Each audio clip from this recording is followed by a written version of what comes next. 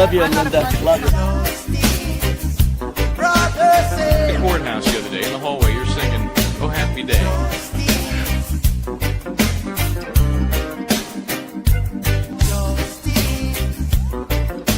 One word prayer. Justice, where are you? And good morning from the capital city. People may forget that Tallahassee is the capital of Florida. How you doing, JSTV? Michel Bryant here. Hello, Linda Kenney, Baden. Good morning, Michael Bryant. You're the Energizer Bunny. You did 6 breakouts after we finished talking last night. I posted 4 of them last night, reposted them. You posted them on our Justice Serve TV YouTube page. And then I wake up this morning, there's 2 more. So I just also posted them on X in case anyone wants to look at them when there's a break in the trial. You're like the Energizer Bunny. Well, I think I need a battery change then. You know, what I think people appreciate is, you know, I just pulled out like the end of day and then I think one other witness, but the recap, that way they don't have to go fishing, you know, through 9 hours of amazing coverage, you know, to get to our wrap up. So I just, you know, took that chunk out and it's a nice little bite, I think, for folks. Yeah, you did. And good morning, everybody. Good morning, KT from Trumbull. New to your commentary. Love your channel. Man, it's Upside Down. Today's going to be a great day. Good morning. Good morning, Grateful Little Forum. Lori, Amy, crew. Good morning, everybody. Sherry Schreiber. Good morning, everybody. I mean, there's so many of you already on. I can't even say hello to you, but I'm saying hello to all of you. But Michael, before we start and talk about what's going to happen today, I do want to talk about one commentary, a note that was left on our channel, because I think it's important. It's from Galaxy Girl 1047, and she said this with much respect. But you know, we call things as we see them. You and I actually took a lot of heat on Karen Reed saying the prosecution didn't prove their case early on when no one else was saying it. That the burden, you know, hadn't proved the burden and all. But she's disappointed in me because I'm not advocating for the DA to receive, but she means for Donna Adelson to receive a fair defense. Actually, I am. And I have said a number of times that she sits there, she is presumed innocent, and that everyone's entitled to a fair trial. And she says, you've repped a lot of unsavory. Well, you know, people consider any defendant an unsavory character. I don't buy that, but she has much respect. But why laugh about Donna Adelson's play with an inept defense team? I don't think I was laughing. I think I was castigating the defense team. As a matter of fact, I did a cross-examination of how I would do it, and I was castigating that she deserves better. She deserves better than for them. And while I think they have great points, the presentation is not looking good. So that's not laughing about them. Whoops! Wait a second. And your strange love for bumps, tickles, and snitches. Well, I love the bumps, tickles, and snitches. Absolutely did. I would never rep cooperative. They would be passed. Everyone deserves a fair trial. Absolutely. That's why Michel Bryant's down there. That's why we're here. But we call it as we see it, okay? We call it as we see it, okay? And just so folks know, I mean, the judge asked everybody to be in a 30 discussion. See if there's any pre-jury issues. I believe is about 14 minutes long. So I don't think they'll have an opportunity to do that. Of the 2 recordings, the substance is the same. Just one has, I guess, the audio has been, the forensic audio engineer in some way modified one of them to make it clear. But the words, nothing has changed as to the substance of what is on the recording. I think that the enhanced one is more clear. I wanted the opportunity to have my client go through it with us. All right. If you wish for me to go to the Nelson inquiry, or not the Nelson, but the Richardson inquiry at this time, I can do so, but you're asking before the item is admitted. I'm not asking for a Richardson inquiry at this point. The state has already given us the option to choose which of the 2 versions would be admitted. So I think they're conceding that issue. So I don't think it's ripe at this point. There is a Richardson issue another Richardson issue that arose this morning. Mr. Newland provided me with a flash drive of photographs from the search warrant of my client's condo that was done on November 14th, 2023. The state had previously advised us that there were no photographs. my understanding is that that is what Miami-Dade Police told the state. That turns out not to be accurate. I've started going through them. I don't know at this point. I know that that was part of our arguments that we were going to be presenting. So that there were no photos, or that the photos would not show anything? Either one, that essentially that there were no photos. Obviously, standard operating procedure is to photograph when executing a search warrant. So I need more time to go through those. I believe that witness is tomorrow. Yes. So my intent would be to go through those in more detail. And tomorrow morning, I'll be able to address any Richardson issues. All right.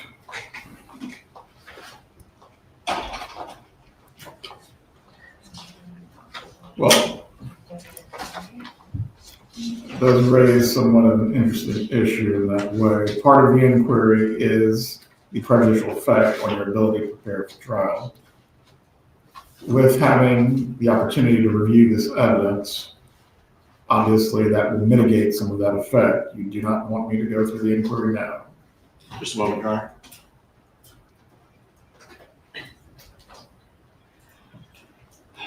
I need to go through them to see if there would be any prejudice. I mean, I can't stand here before the court and say there's not prejudice. It might actually be beneficial. Until I have a chance to go through them, I'm not going to be able to answer that.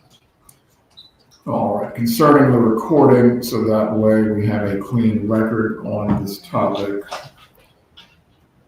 And the basis of having this inquiry at this point would be both based on the appellate precedents of the Florida Supreme Court and the DCA courts.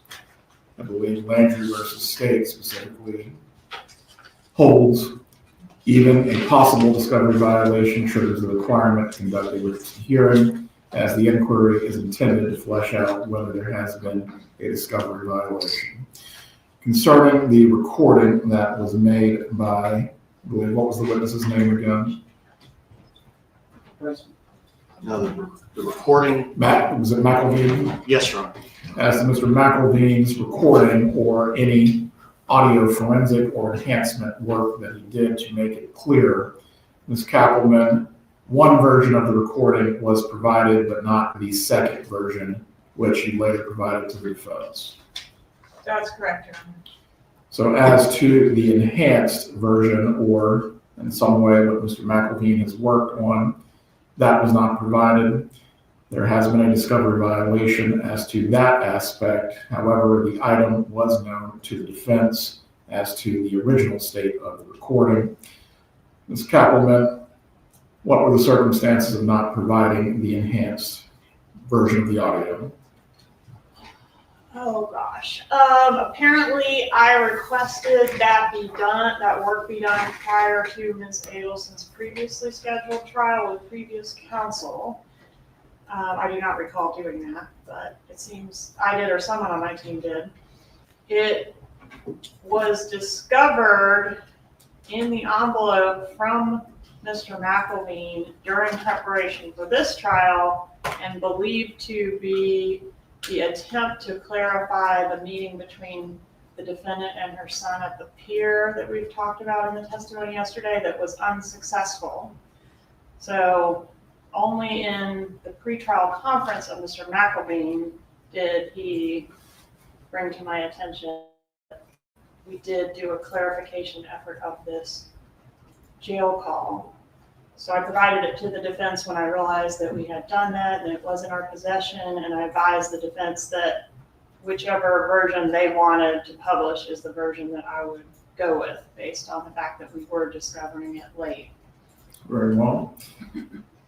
Concerning this, the court will find that it is inadvertent since an original version was provided, although a clarified or enhanced version was not provided until the trial had begun.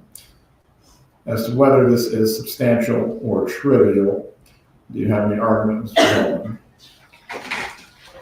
As I indicated, at this point, I cannot make that representation in good faith. I need to listen to it in more detail with my client in order to do so. And lastly, as to whether this has had a prejudicial effect on the aggrieved party ability to prepare for trial, once again, the original recording was provided to the defense. The state also, as well, has agreed with the defense to essentially let them pick how this evidence would be entered, whether it would be the clarified or enhanced version or the original version. So as to a prejudicial effect, the court will find there is not one.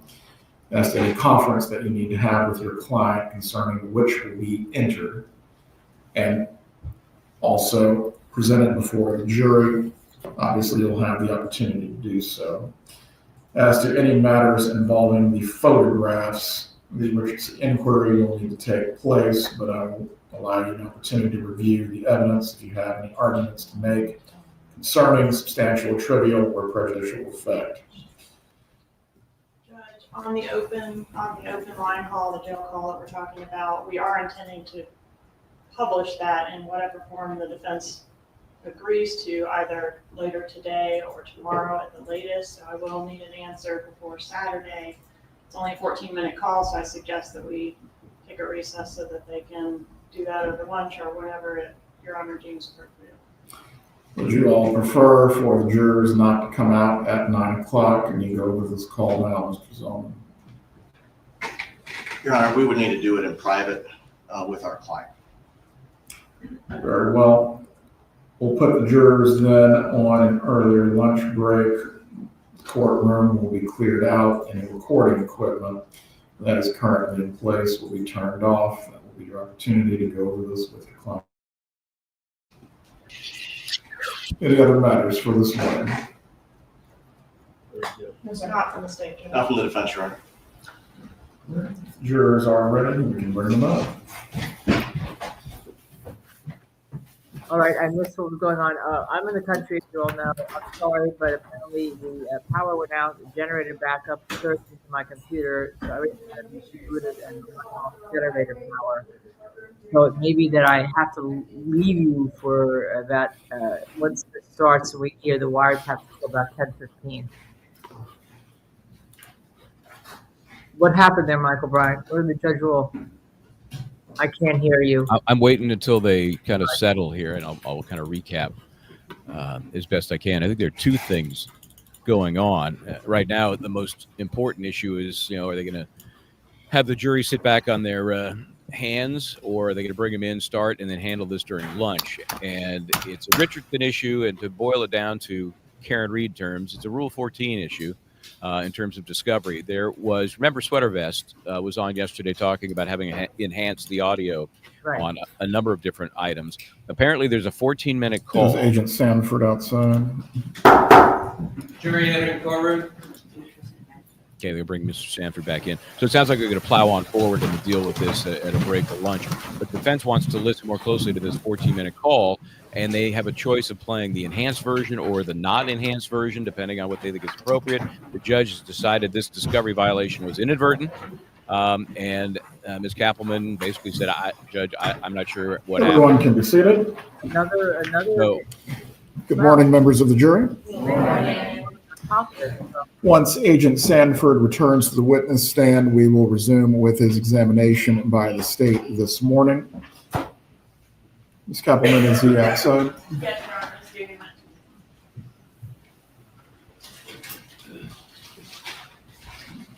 to you. So, this seems to be the most efficient thing to do. Deal with it when the jury is not sitting on their hands. Continue through this testimony. It's going to have to be resolved before tomorrow by Saturday, said Ms. Kappelman, because she... Agent Sanford, you remain under oath, sir. Please speak loudly. You may continue with your examination. Okay, I'm going to hop off, and I know you're going to be absent for a while, but we Sanford, got a lot of when stuff we going on. began your testimony yesterday, we talked about the wire, and one of the things we talked about was that Charlie and his mother, the defendant in this case, would get together to talk about certain things regarding Wendy. Do you remember that? I do.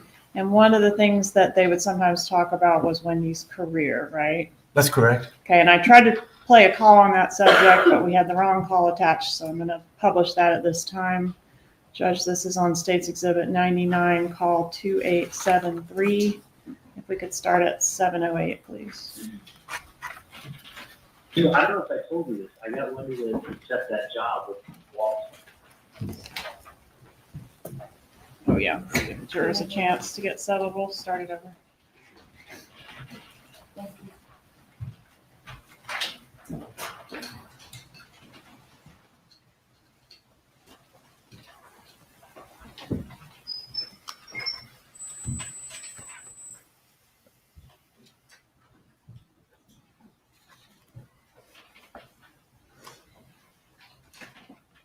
To accept that job with Walt. With who? She told me she was going to accept, like after I got, Going on with, with the judge and other stuff from this firm. Dan, what did you share downstairs? so I don't know if I told you this. I got Wendy to accept that job with Walt. With who? She told me she was going to accept, like after I got done, She remember did? down the walk with her? She said she was going to accept that job. She No, was thinking about not taking it. I think because it's not what she wants, but it's only But about, I said, Wendy, because first of all, there's no time frame on it. And if you change your mind, you change your mind. So, but you'll pick up skills you don't have. right, And that's right. basically, now's not the time to just chill and become a guidance counselor in Miami. Like, you're way But overqualified. she can't get hired anyway, there's like nothing there. No, they offered her a job at UM. The dean called her up at UM. Oh, she didn't tell me that. Yeah, but it would have been basically like as a, Yeah, she's not qualified to be a guidance counselor. not a guidance counselor, an advisor or whatever it was. Oh, Like, she's like, no, it's basically it would have been brainless work for her. no, She said, the way she said it, she said even the dean called her up to ask her to take the job. But the thing is, I'm like, Wendy, you have to get as much skill as you can now. If this is a skill you just got done telling me you don't really know how to do, now's the time to go learn that skill, not later. right. Like, you need to learn it. So at least you can learn it, say you don't like it, you can learn it, you can make a bunch of money. That's the whole thing, is that she can, I'm like, Wendy, and then you might as well do it to see if you even like it. She's like, well, it's not really what I like. But she's never done it. Right, but you've never done it. So you really don't know until it's like dentistry. Until you practice dentistry, you don't really know what it's like. Exactly. So I got her to do that. And then the other thing I was going to tell you is she asked me if Dave could come to the house for Mother's Day. Oh, she asked you. Yeah, if I would mind. And I said, of course I mind. Don't bring him. Yeah, I told her, I said, yeah, bring him. She texted me the other day. Oh, And I said, yeah, bring him, the more the merrier. Why not? It's fun. Yeah, I don't care. Listen, I wouldn't care if you take the kids and her and Dave out on the boat. Her and Ella. Oh, yeah, And I yeah, pay yeah. like a fool, just to help, and that's We do. But yeah, no, I told her, of course, bring him. I mean, I'm sure you'd rather him go spend the day with him than you anyway. That's the best Mother's Day present you could have given me. Could have spent the day with him.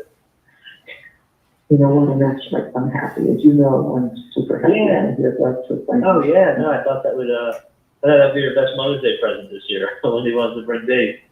Yeah, She's developing a brain. it's developing a brain, that's right.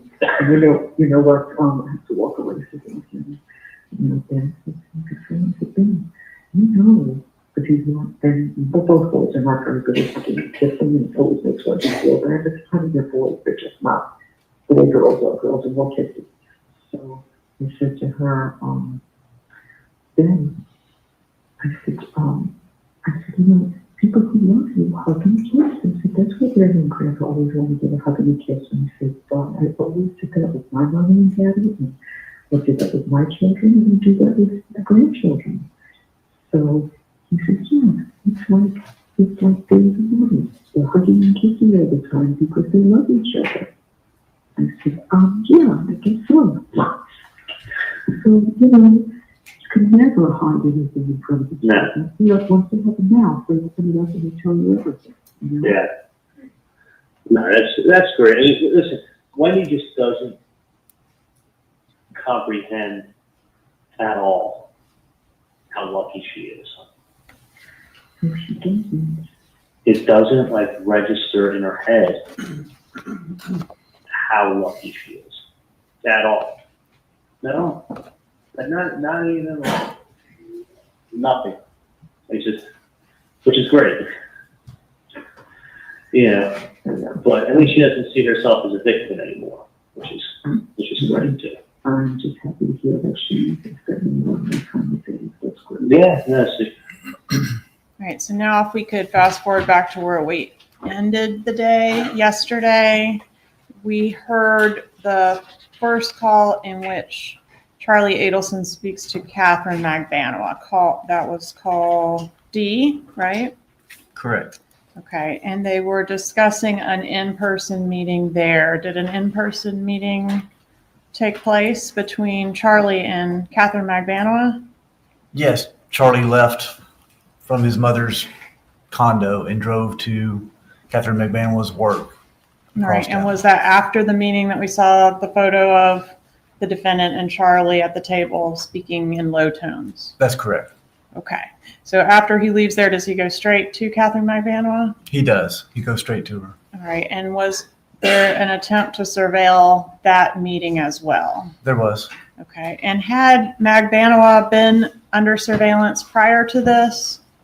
I believe we tried to get somebody over there. Yes. I mean, in general, during the course of the investigation, had she Oh, been yes, correct. surveilled? She, Okay. I'm sorry. Yes, she had been. And as part of the surveillance on her, was law enforcement ever able to capture an image that included Magbanua and the Lexus that she received Yes, during this that's correct. sometime during our time? Right. I'll show you what I've marked as States 54.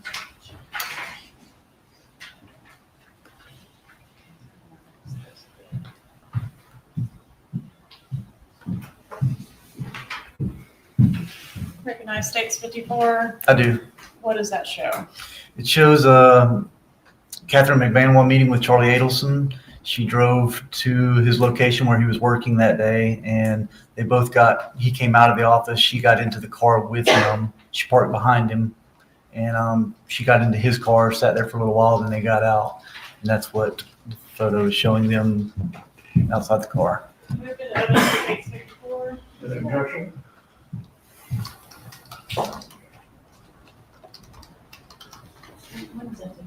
When was this photo taken, if you know? It was prior to the bomb. I don't remember the exact date. Any objection to States 54, Your Honor? Oh, no, I wouldn't be the one objecting in defense. Well, I'm not allowed to talk to them. Only allowed to talk to you. States 54 is admitted. All right, so sometime prior to the bump, we have this image taken, and is the vehicle back here the one that was previously in the name of Harvey Adelson, but transferred over to Magbanua?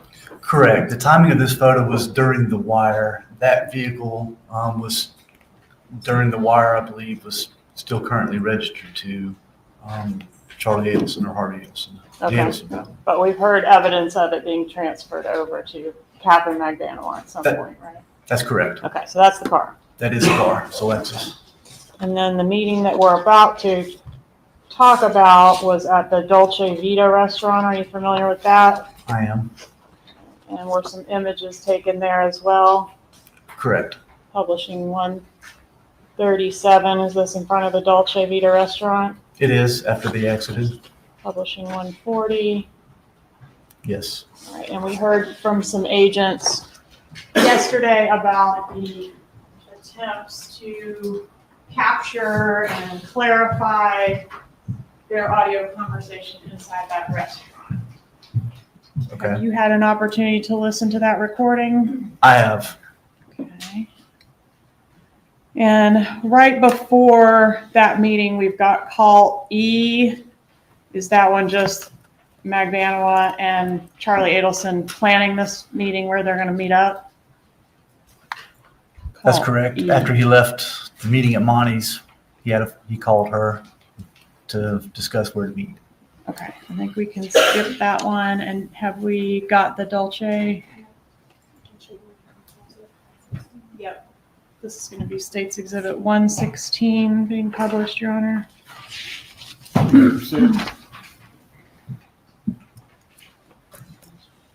Oh, sorry.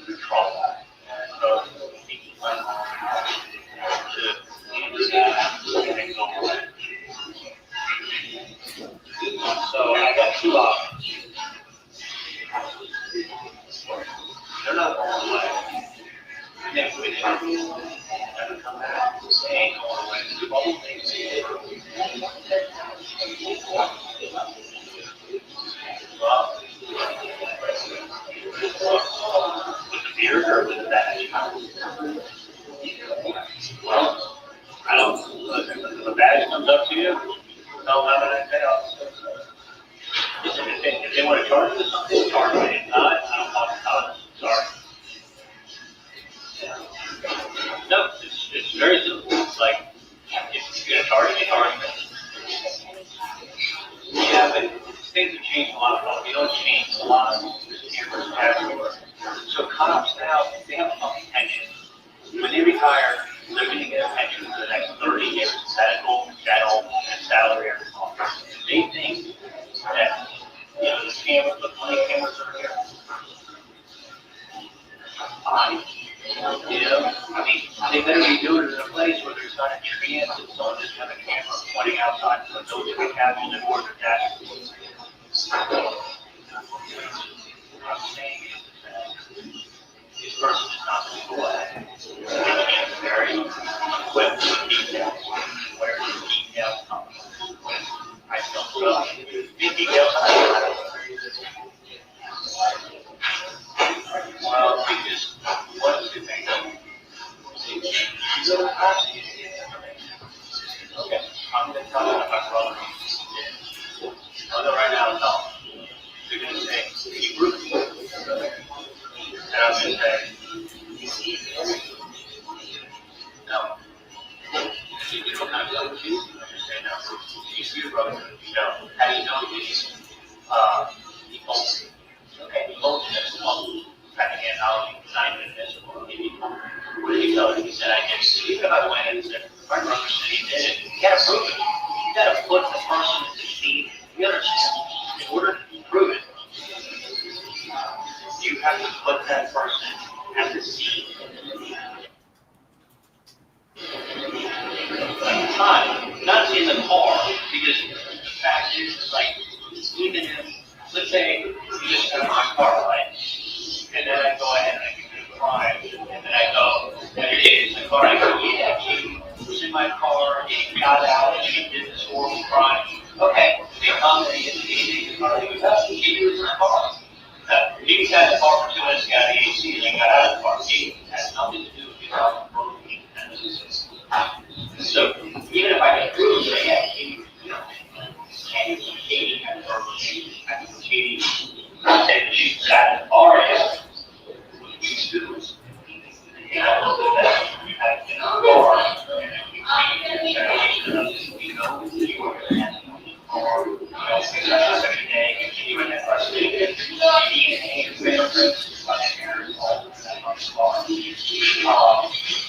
that proves that, rather than we go to the car, so I'm not sitting in the car. And you know what I mean? My mom was sat in the car, it's not fine. Yeah, but in the scene, in the day,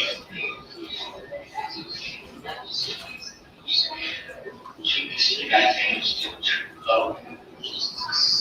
I don't know if this is funny. It's just too low. And it's too low. I know that you can help it out. And, you know, now, while you're talking about creating this restriction, and it's our, I think, so also like this life also tend to be have like really have dog or had soft and shots and everything. He said, no, I see white and he said white, he could have been his next development. Yeah, this is the same you can't stop. I thought you were calling that time or something like yeah. Maria from West Side Story. So he wasn't, you know, wasn't strong. He was very recognizable. With no glasses, I said, no glasses, no hat. You know, well, he said, well dressed.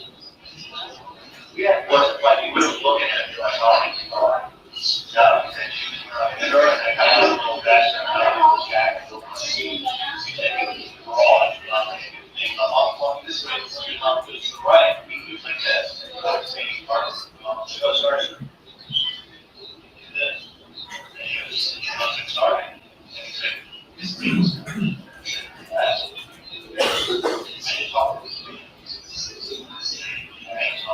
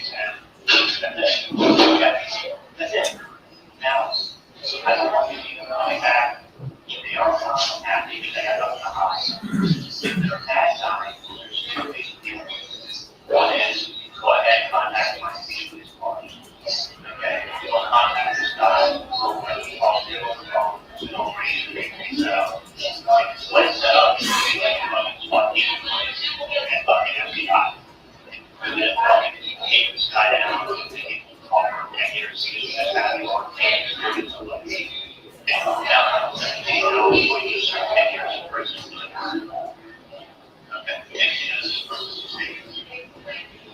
You are from the state. As soon as they have you start crawling your name out. Well, I never have to say, yeah, it's, I got seen and fix that, and do that, sort of what happens. There's just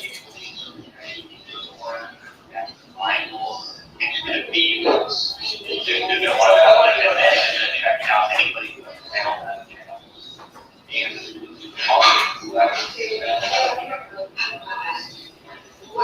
And then it's not people is lying and come on. And that's probably going to take the I want to get the money. I don't want to be to state that. This is why I need money. Make contact. This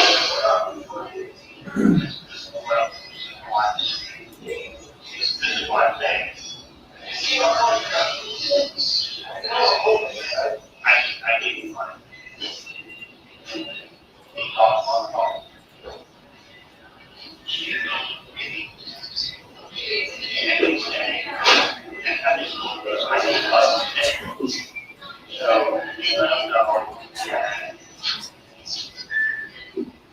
I know whoever this guy is, I don't know who he is.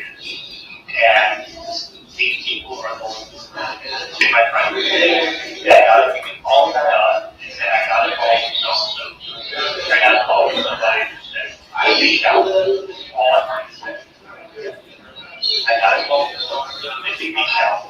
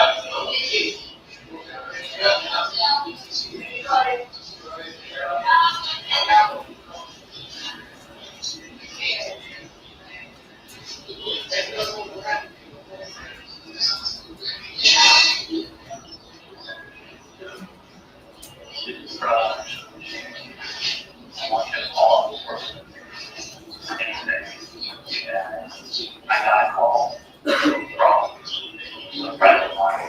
He said that you reached out and you mentioned my name.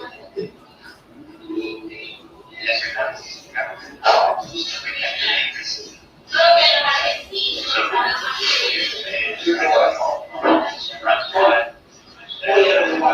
reached out and then you mentioned my name. These people want to go to the police.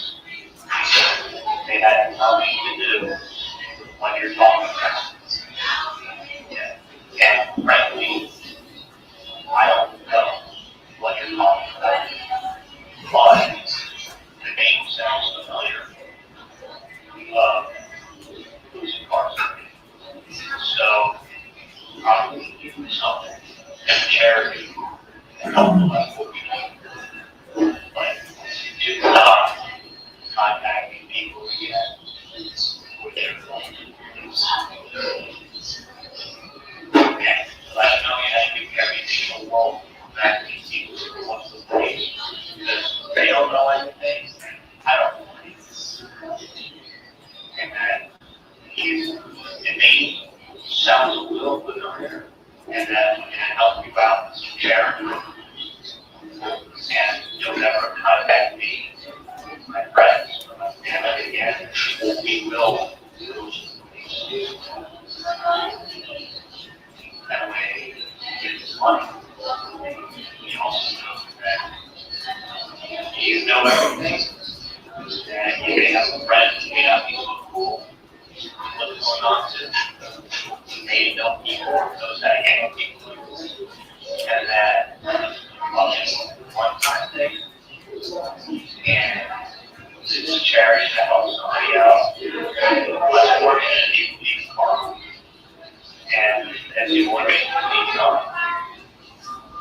you can have to get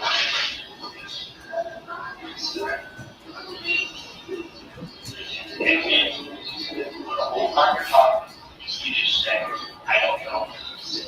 And all that's going on, I was just called, I'm very shaken. I'm scared. And I told them that, like, we're trying to help people. But that's, you don't use anything other than the words help and charity. And then you're going to have that you meet people more when they are going this. That's all I think. I can't take and it's my money coming in and fucked up. It is this guy. Taking it down, he knows. And then now he's coming to his wife. And he's coming to him. And you come to himself. You better show him that it's a big problem. And show him who you are. You can't do it without someone seeing it.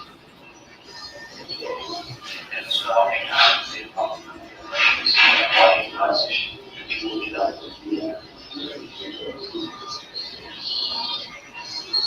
You know what I'm saying? I don't care what I say. It's where that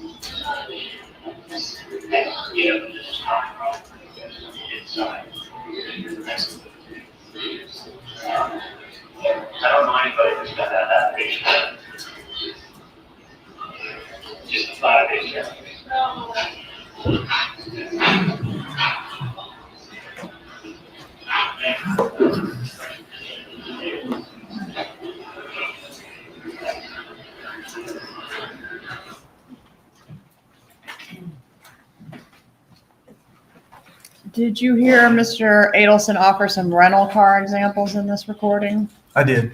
Was it public knowledge that a rental car had been used in this murder at that time? No, it was only released at a green Prius. We were looking for a green Prius. Did you ever hear either of the parties in this recording say Sigfredo Garcia? No, did not. Was he referenced in this recording? Was he referenced? Yeah. Who did they mean? He would be happy I have you on salary. Yes, that's who they were referencing that particular moment. No bad, he doesn't have any bad feelings toward me, does he, with that reference, Garcia? That's correct. Did the surveillance that was being conducted around this time shed any light on the relationship between Catherine McBannel and Sigfredo Garcia at this time? Yes, at this time they were actually back together and they were living together in a house with their children, or condo. Is the word extortion used in this recording? No. Okay, what about blackmail? Yes. All right, tell us about the next call, please. Call F. Call F is as Mr. Adelson is leaving Dolce Vita after meeting with Ms. McMahon, he calls Donna Adelson at 4:56 p.m. All right, publish call F, please. Judge, can we get instruction 2.6 read? One moment.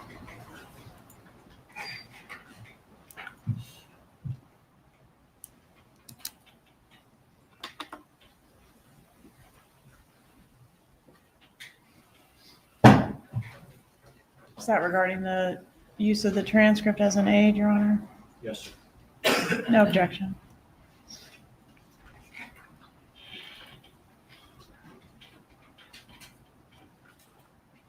Members of the jury, you are about to hear recorded conversations. These recorded conversations are proper evidence, and you may consider them just as any other evidence. You are also being furnished transcripts of the recorded conversations. The recordings are the evidence, and the transcripts are provided to you only as a guide to help you follow as you listen to the recordings. The transcripts are not evidence of what was actually said or who said it. If you notice any difference between what you hear on the recordings and what you read in the transcripts, you must rely on what you hear and not what you read. You may continue. Thank you, Judge. Back to State's Exhibit 99, call F.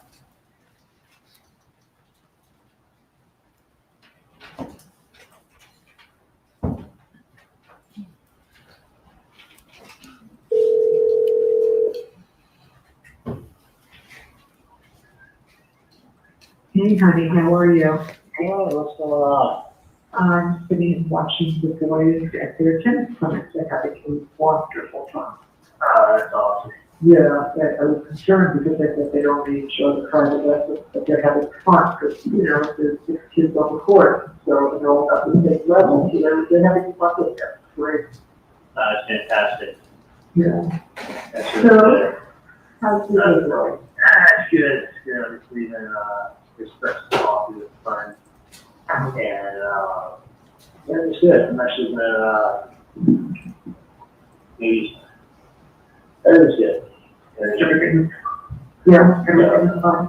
Yeah, and they just fucking around with relationship advice. So Oh, okay. yeah, she may come by and see me tomorrow. Actually, too. She had to go back to work, so I think she's gonna come. Maybe to my office tomorrow or another office I can talk to. I gave her some good advice. Yeah. And she's just sleeping on it. Okay. Okay. So, Yeah. relationships are not easy.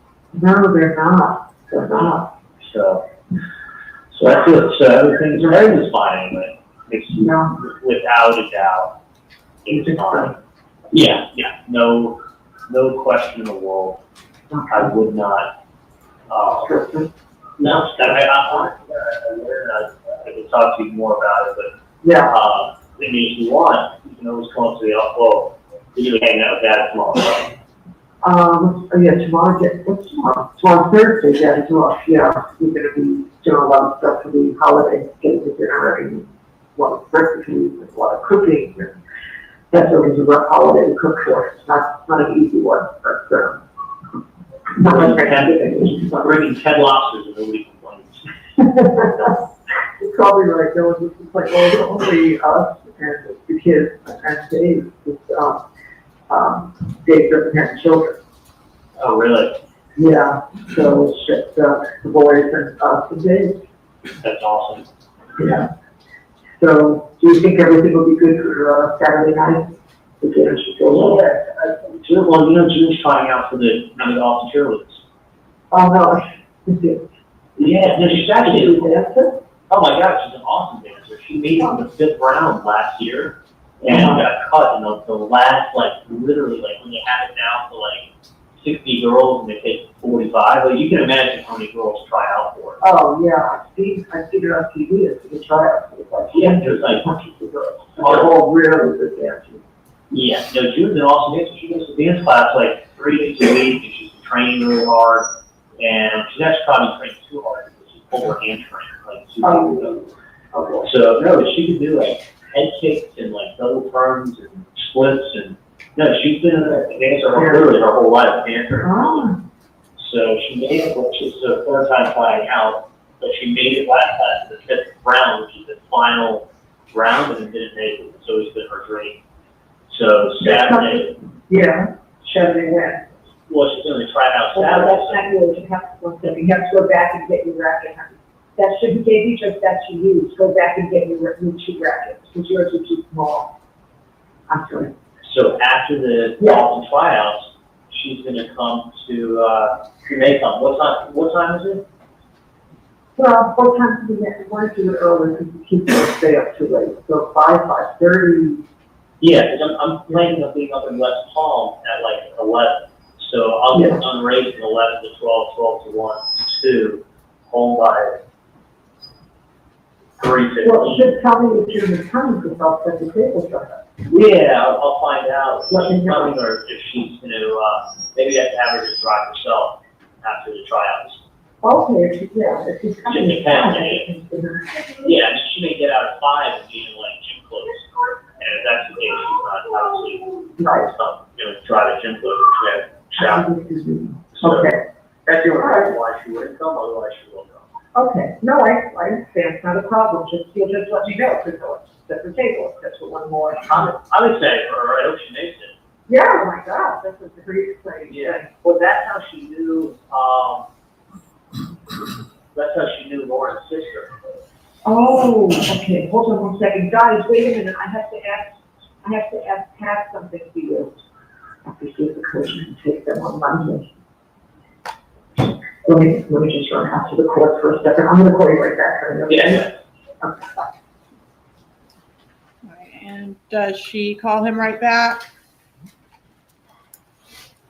Yes, she does. Publish call G, please.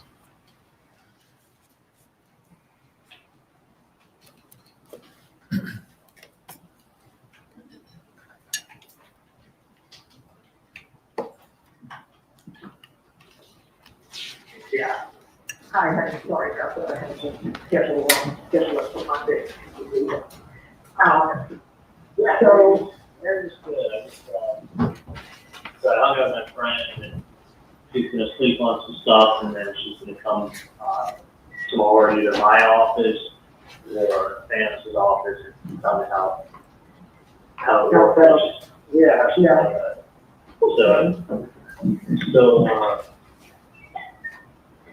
So I'll talk to her tomorrow. I wish her the best of luck.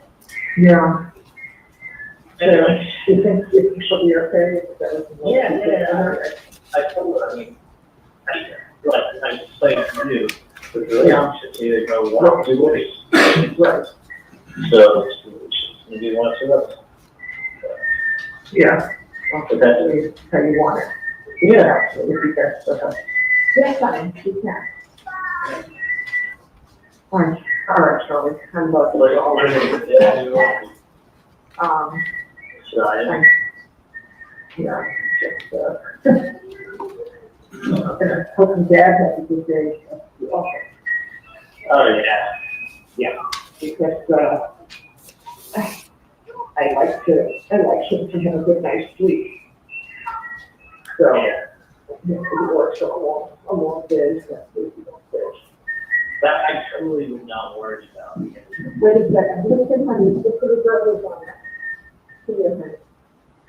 Wait till she finishes and then you'll go on. You don't think so? Yeah, no, without a doubt.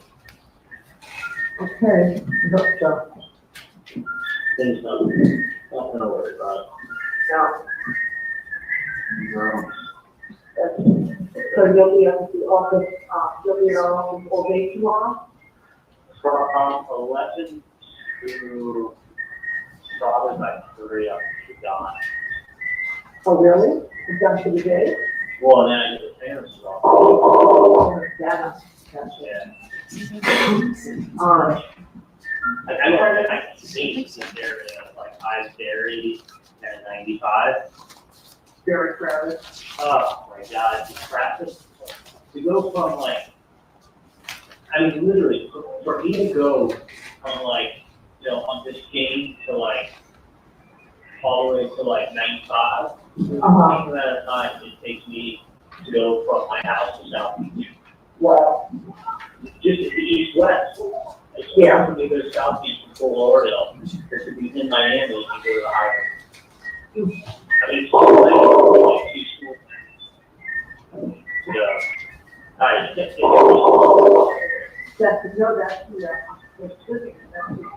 I'm pushing your tire to happen. That's just the squeak of these, of the swing. So not pushing that much. The old grandma. Oh my, I love you. I was worried about absolutely nothing. Really? Yeah, I'm telling you. It's not. Well, if you're a serious threat, you don't know that. Well, listen, I mean, if you have to realize something, it does them no good. Yeah. At the end of the day, there's nothing, they're not going to gain anything, just going to get in the same situation. It's not like, listen, it's not like you've ever threatened anybody or hurt anybody, so. No. Really, the thing is this, is that they're not hiding who they are. Right, not at all.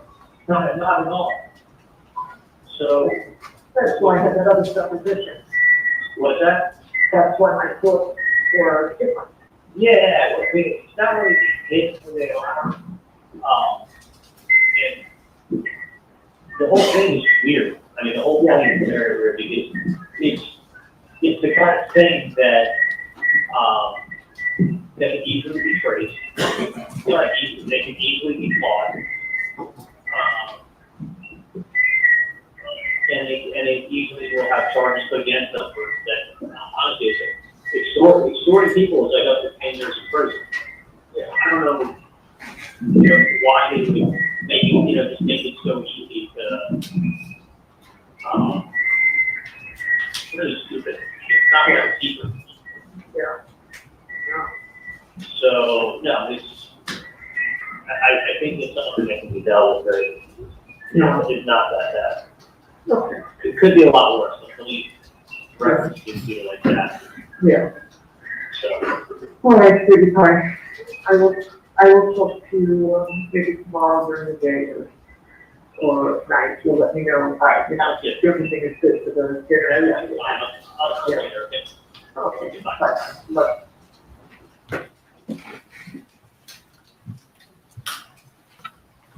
All right, let's go to the next day, please. April 21st, 2016. Are there any calls on that date? Yes, there are. Okay, tell us about call H. Call H is between Catherine McVanwa and Sigfredo Garcia. It's at 8:17 in the morning. Publish call H, please.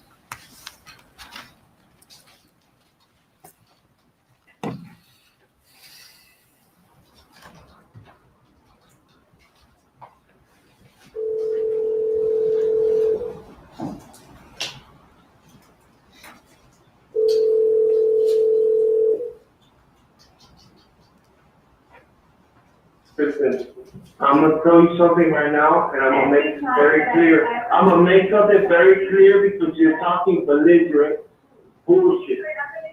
I'm gonna make something very clear, okay?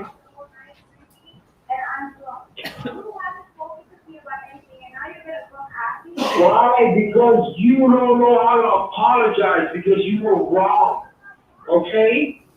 This is the same thing that happened last time. Listen, I have a more pressing matter that I have to attend to, okay? Because you take care of everybody else. Where's my security people? What are you gonna settle for me? What is that gonna happen? Because I feel like everybody else gets the special attention, and they say, you go figure it out. You go figure it out. You figure out the thing. You figure out life. You figure out your life. Katie, you're doing this again. This is the same shit. I've been here. I've never felt happier. We were so happy. We were so happy. Oh my God, Katie. All right, man. All right. Then fine. Then go. Whatever. Fine, go. If that's what you need to do to make yourself happy, then I'm not gonna hold you back. Everything you went through. Why does it have to go back to square one? Do you know how bad I feel? It's like, again, I feel like Listen. it's always, no. I swear to God. It's just like, I should just go somewhere because it's like you're basically Do that. over. Do that. Take me over. You're gonna tell me I'm gonna make a phone call. I'm not making that fucking phone call. Just look, Katie, yeah. I'm on edge, and I'm gonna be on work contract here today. You don't think that the meeting I'm pretty sure somebody will come by to who you know make you feel better. Just Katie, listen. Listen. I just want you to fucking have a pussy between your legs and act like you have. If you wanna fucking do what you wanna do it. I'm gonna take care of this fucking problem. I'm gonna take care of this fucking problem. And then you're not even listening. does it let you know the better of the man? Man, just stop talking on the phone, man. Bye. Bye.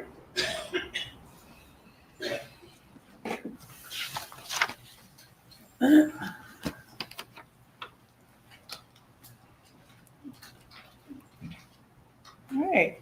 Is there another call between Magbano and Garcia that day? There's one Just a couple minutes later. a couple minutes later, almost immediately following them hanging up. It was at 8:36. Okay. Published call I.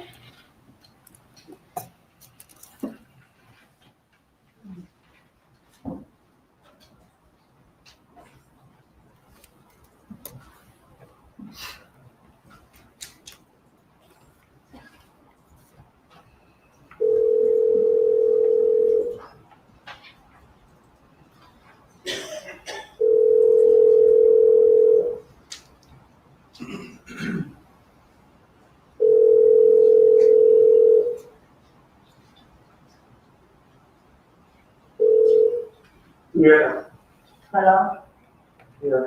I don't remember if it was, I think just in case, I think like you have to pay first and for the balance is $65.70.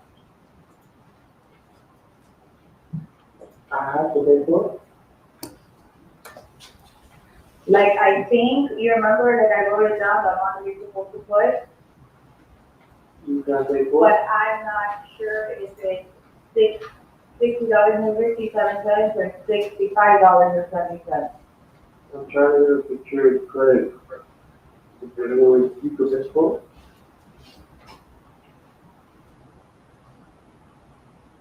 I'm just telling you, I don't remember if it's either one of those numbers. Well, you're picking them up today, so. Huh? Yeah. The what? You're picking them up with it, so you'll find out when you get there. The amount that I gave you on a piece of paper, I don't know if it's $60.57 or $65.70. Got it. Okay? So there's no credit cards that I can use in your school. So it makes no sense. Got it? Understood. All right, so $65.70. Is that a reference to the phone number on the piece of paper that was handed to Donna Adelson? It is. The undercover's last 4 digits is 6570 on his cell phone. And that number was handed on a piece of paper to the defendant. Correct. And that number was given on the Dolce Vita recording from Charlie to Katie. Correct. Okay, and now Katie to Garcia. That's correct. Okay.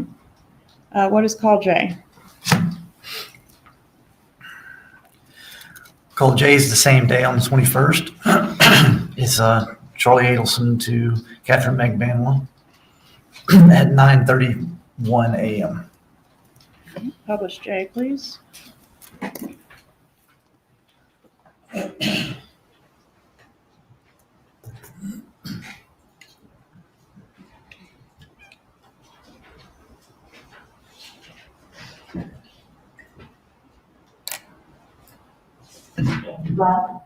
Hey, what's up? Right. That, Good morning. fine. I found a tree. What's that? You did? I found a tree, a little bonsai tree. I want one. You want to come But on? like we did a real one, girl. I've Good got luck. a prune. I'll work on it. I'm gonna go to my office. Or whatever, me and Ginger's office. I have to pay rent. Yeah, I'm picking up a corner. A quarter. Yeah. You should get the whole block. I know. I need to get a corner of the office. Send here, probably if you want a minute. Just, hold on, give me 1 second. Just give me okay, whatever. Let me try to the rest of the email. So, So see if you want to come by, I'd like to give it to you. yeah, what time though? That's 2 o'clock. So what time are you there? I'll be at my office from 11 to probably like 3 o'clock. I gotta start heading up to Weston. Oh, sure. That's not very popular. Then here, a lot of the day. My office or Weston? Huh? My office or Weston? I'm saying, yeah, it's gonna be impossible. Because I have Either one. to pick today. What time do you pick the kids up? Like around before 6. Before 6? Yeah. You don't have, He did it till 6, but I usually don't have to go until 5:30, you have 35. there's no way to come up and see me before 6 o'clock today. Most of the time here. I'm like electrical engineering, and I have to sleep on the room. Are you at work? Yeah, of course. They're doing. What did I do in my life? Unfortunately, money doesn't follow true.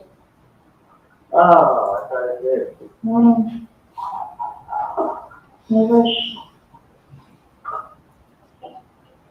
You got it. Yeah. Anyways, I don't think that's the best idea, regardless. You're talking to me or someone else? Yeah, right now.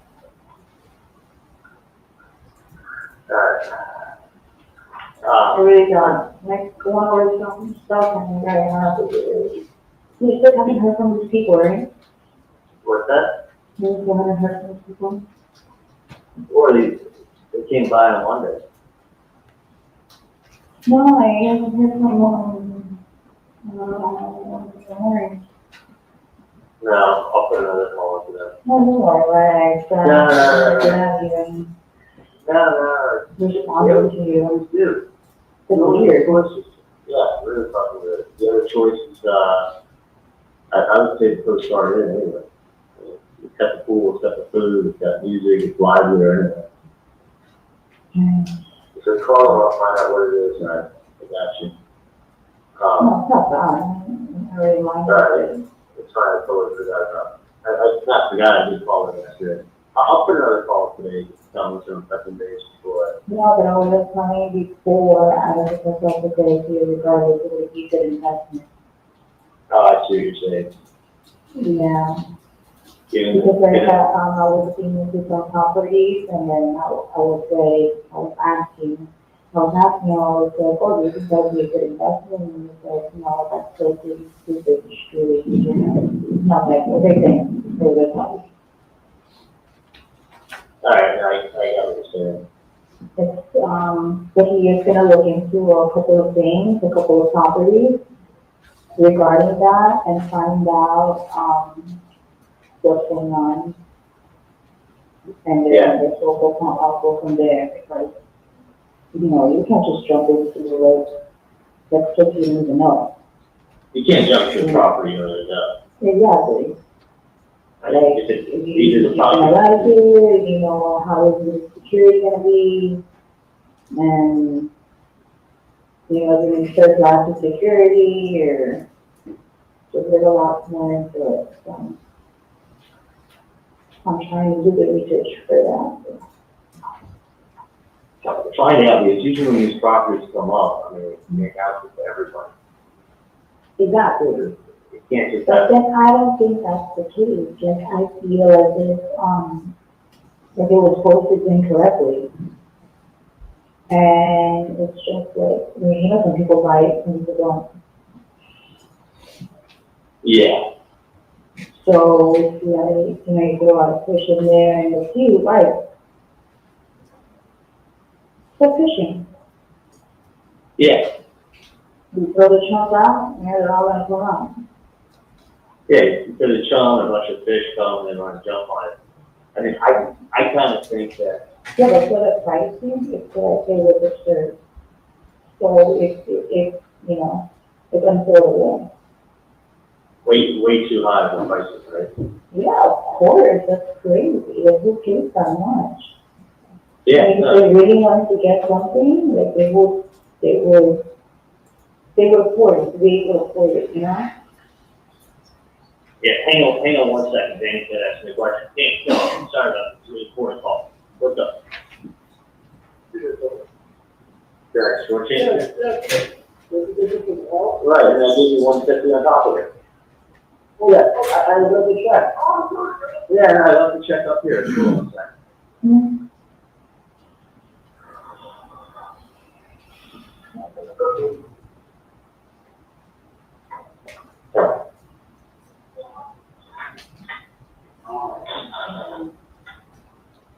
No shows dropped yet, Danny. Alright. This one? And this one. Which is better? I do know the 500, 109 versus 89? But it's the same shit, you're gonna replace it in 2 years anyway, right? So get the one for 89. You don't know. Yeah, I think I need 5 for the house. 5 of the, yeah. Plus. No.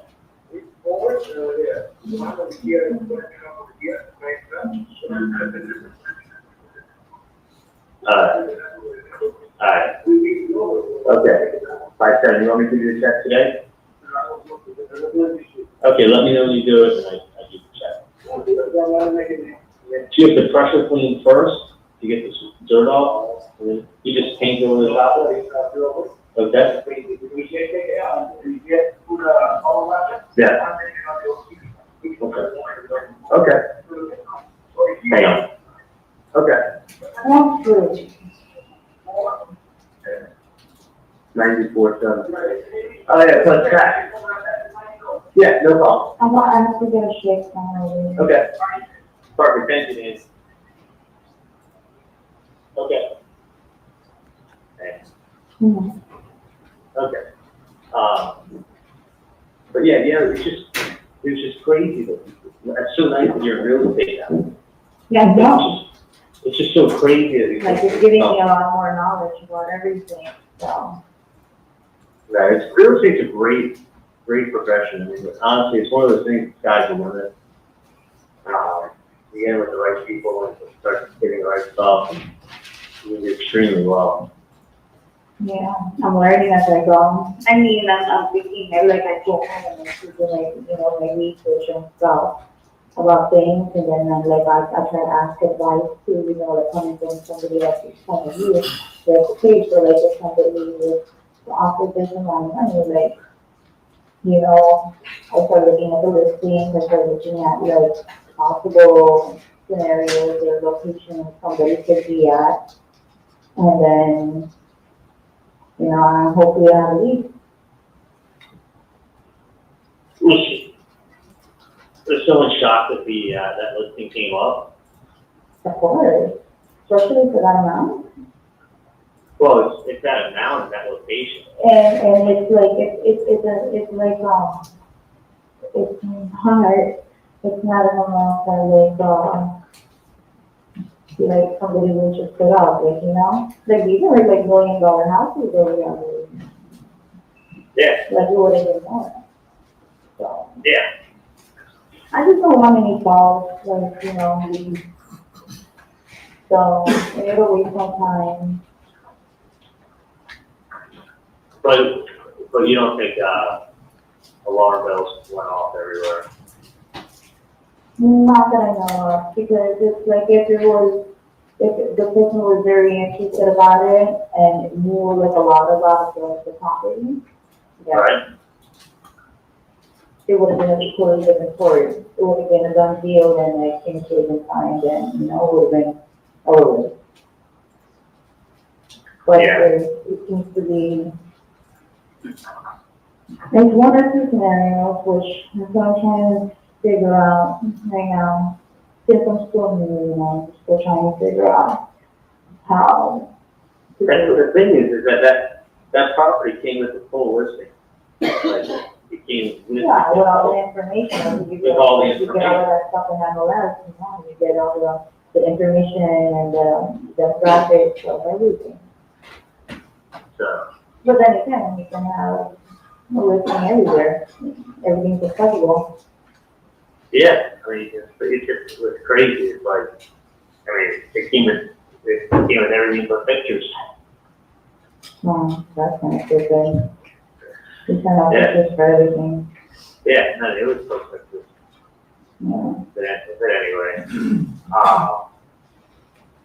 So let me find out first, regarding the property, and then we'll go from there. to be very honest with you, I'm not very interested in buying a property. I think to buy a property like that, this is the thing. You buy a property like that duplex that you're talking about, Mm-hmm. it just becomes a headache for life. Because Yeah, but then it's like, but you don't want to get stuck either in a situation where it's like, it's a false advertisement. Oh, yeah.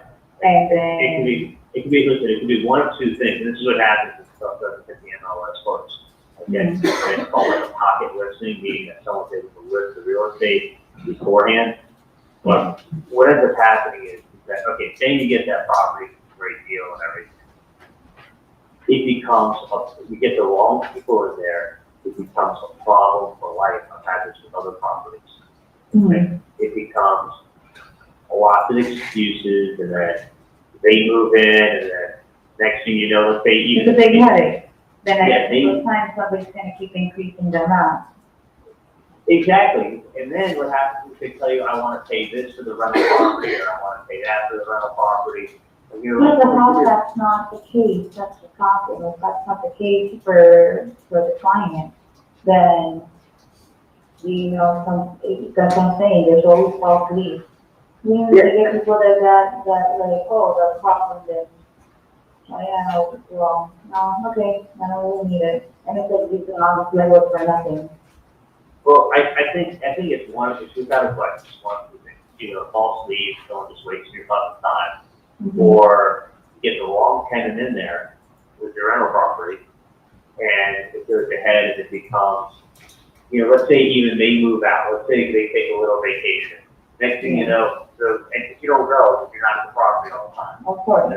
And their little cousin, while they're on vacation, is like, it moved in, it's like, hey, guess who I am? You da da da da, and then next thing you know, his friend shows up and says, hey, guess who I am? I need this. And they're constantly breaking things, and they're constantly knocking your door to fix things. And it becomes they will never, ever, it'll be like a leech that never leaves you. Well, hopefully that's not the case. That's why I need to get everything clarified first. That's why I do all the background checks and everything, make sure like a person really does not it before I even go forward with, you know, trying to look at property for them. Or else I'm going around and around for nothing. I mean, that's why these things also are done with contracts. You gotta have a contract attorney look over them, and then you buy them. And then after the property is bought, the property is bought. You know, there is no like, oh, by the way, I know I agreed to pay you X, but I'm gonna come to the closing and I'll give you half. No, if you say you're gonna do something, you fucking do it. Yeah. You know, if you say you're gonna pay rent, pay rent. If you say I'm gonna buy this building for $50,000 or whatever, or $1 million. Let's say you're gonna buy a building for $10 million. Okay, if you're buying a building for $10 million, you don't show up at closing and go, hey, I decided I'm gonna give you $1 million. Yeah. And that's it. Like, it's just, you know, you just get don't I mean, want to make a feel. couple of phone calls right, to find out if this was a disease, and then I'll find out more. Because like I said, I don't want anybody to take advantage of me, especially on the working it. So. Or you gotta look at the pocketbook and just do it here in real estate. But just be careful, because I'm telling you, if you buy the wrong rental property, like the one that I had in Fairmont, these people are such a fucking pain in the ass. They got nothing but excuses. They fuck you over every chance they get. By the way, did I tell you I had to take everybody out of the Fairmont property? Everybody but that guy Leonard. Oh, he's the one who said? That Fairmont property? Yeah. The one that I had to pay because of the headache? Yeah. Oh, I think they're all, one fucking lady didn't take me for 9 months and filed with the court. She wants an extension to live there. Yeah, but you can do that. It's too bad, and they fucking told her to get fucked. She has to without her mom. Yeah. It all depends on who, you know, housing. It's really just close between me. I can't find her stuff. So now I have it as a halfway house. Oh. So I have someone I know, my Russian partner. They basically like just pay me a flat rate. It's like fucking 6 people in each apartment, the halfway house. So Oh, you have it as a halfway house now. basically, well, Leonard plus the halfway house. Because people were such a fucking, each one destroyed the place, not paying rent. I was getting 0 rent there except for the $400 of Leonard up until a month ago. Yeah. No, that was a mission. I was trying to collect still for the property and it was always like the runaround. No, I know. That's why I went there once, and I'm like, it's not gonna be. I don't want you wasting your time. You're better off doing other stuff. Yeah. So, but I think, you know, honestly, you need to take a real estate license. You know, I think that would be good. I'm actually pretty good at this. I'm just listening. It's just taking time to me now. Like right now, I have all these sites that I have to work on, and it's basically a lot of footwork. But yeah, hopefully in the long run, you know, I know it works. Maybe they're going to a higher school. No, I think getting the real estate license is smart. Yeah, but the competition out there is. Competition's fierce. I mean, there's a lot. I mean, you're hot, which helps. You're also bilingual, which helps. But you gotta hustle. But it's also you make the right connections, know the right people. Exactly. That's where you come in. Bang. That's true. I do. I have to make phone calls, especially people that I know that like would, you know, would need help. Somebody always needs a property, especially somebody, like I have one of these expired and I swear I'm looking at some of the stuff and it's like, this can even be a good thing for me to purchase something. Because these people are desperate. Well, look around. Like I said, I mean, if you need someone to lend you money to help you out, I don't mind helping you out. Oh no, it's just, Yeah, I there's a limit, but whatever can help you out. But I want to see you at some point. I just slammed today, but I can get you that good luck bonsai tree if you want. oh, okay. That'd be good luck for my office. Your little bet. Yeah, I do need some cover in the office. I'm at that office on Federal and Commercial, not Rob, but that other lady that you've been for. All day tomorrow if you want to run up. In fact, I saw the shop. You have to do something. Oh, okay. Okay. Oh, by the way, like I got this, the other one too, like I guess you went to the one that's, closest to my house. And we gave them like a reasonable price, which is good. Okay. Then suppliers and everything else to do with the tune up, because it was just messing up. Really bad. Okay, so it wasn't the training? No, not for mine. Mine, for sure, is the training. I told them the last time I heard it, you need to test that. If that thing breaks down on me, I'm screwed. Yeah. Well, what does it involve? I mean, the thing is this, that it's a nice big car. It's fucking nice on the inside. I say outside. I mean, hopefully after the training's done, you'll be good for another couple of years. Okay. And then No, I think it's a lot of people even drive it. pretty much. I mean, your worst case scenario, you put a motor in it. Like, a lot on that fucking car to do. Like, I mean, I know my parents put like $5,000 or $6,000 into the seller's place. Yeah. But my parents put $5,000 into it. Yeah, so it's like 1.7. There's tons. So, all right. So you think you can come by and see me tomorrow, or? Yeah, but today I'm just super fun. I have. Yeah, that's cool. Print out more for this, the multi-unit family properties that I want to look at. And if it's just a pocket listing, I don't know, investigate it, but don't print out any pictures or anything. I'm not that excited. I just need to make sure that we're dealing with good people. And I think a lot of times we're gonna end up with a fucking another beer bar property. Yeah, which is a big headache. But, okay, I'll look at. Roger that. All right, look up stuff, print it out. Have a great day at work. Okay. Your price range? Poor white man like me, ain't got nobody. We talk about this. Well, I'll look at some stuff. You want some stuff around the Miami area or? People in Miami are so friendly. How do I say no to Miami? I know. And you know what? Right in Miami. And I can practice in my Spanish. There you go. I can Alright. say hola. I can say shalom, motherfucker. Shalom is not Spanish. I know, but it's universal. Why is it not letting me? Okay, I got it. I'll see you tomorrow.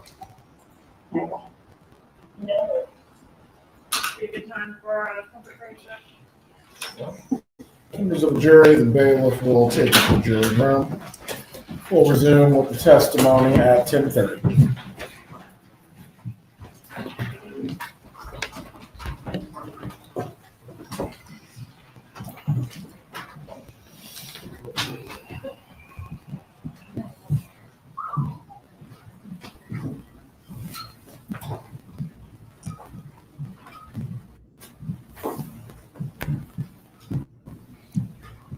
So there you see Donna Adelson. She has two different sets of headphones on. The ones that are for the wire, where she can hear the wire transcripts, and then she also had her other Everyone can be headphones. seated. If you need to use the restroom or stretch your legs, please do so at this time. Bailiff, if you please, can take Mrs. Adelson to the restroom if she needs it. Okay, so we're going to have a 7-minute break, and he's pretty good on his breaks. He's not much late. He just built to see. He really doesn't waste any time. This judge, I kind of like it. His mid-morning break is just to go to the bathroom and back. He's not sending juries down someplace for coffee and all, just to stretch, let the defendant, this Mrs. Adelson, stretch. All right, so you know that I was gone for about 50 minutes. I want to know what's important to you that I think I missed. I mean, I can tell you before I left, I thought the Dolce Vita tape was very interesting. He called her. He's talking about his mother, and he's talking about the UCO. He doesn't know it was a UCO undercover operative. He called her to discuss, right? And he's talking about Donna. Okay, that's the first thing I noticed. So that Charlie, to me now here, is a lot more active, not as a passive mama's boy, but a lot more active when I listen to these tapes. That's the impression I get. And that, you saw at the very end that he says he's been practicing his Spanish. He can say hola, he can say shalom, and then he can say MF. All right. Nice, and all, and how she listens to him. And then the prosecution obviously highlighted what they thought was all the code talk about the price of a condo and selling property and looking at property. And when you buy property, you pay one price and you don't expect to go to the closing and have another price. So the prosecution was a lot more talked. I think they highlighted that to show that was in code. I did screenshot that. I was going to post them on X, but I think hearing them, if you're just reading them, it doesn't make any sense. You have to understand the context. The other thing I'll tell you that I thought was very interesting was initially when Charlie is talking to his mother, when they opened up today with the transcript, with Charlie still talking to his mother about Wendy. Again, it seems like they're talking about her in the third person. They want her to stay with Dave, which is very interesting. Charlie wants her to stay with Dave. And the reason why I say that is because Dave is in Tallahassee, right? Not Miami Beach. Cut it. Splice the wire. Hold on a second. Nothing? That was just a glitch.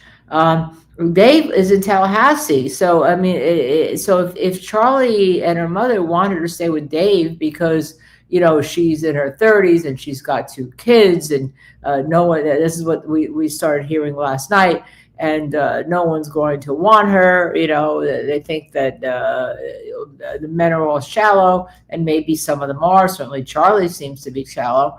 But that means that the relocation may have ended with regard to a motive, and the motive then becomes, in my mind, goes simply back to the motions that were filed to really sever the grandparents' rights for the alienation of affections. All right, so I thought that was kind of interesting.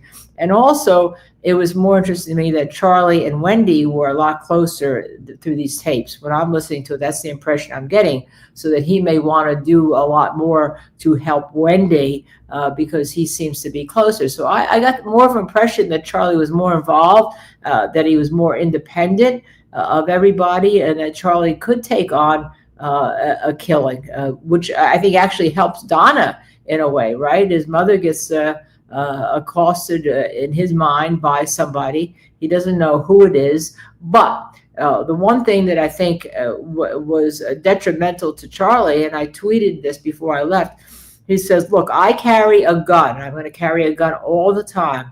And so if they want to come to my house, what if they come to my house?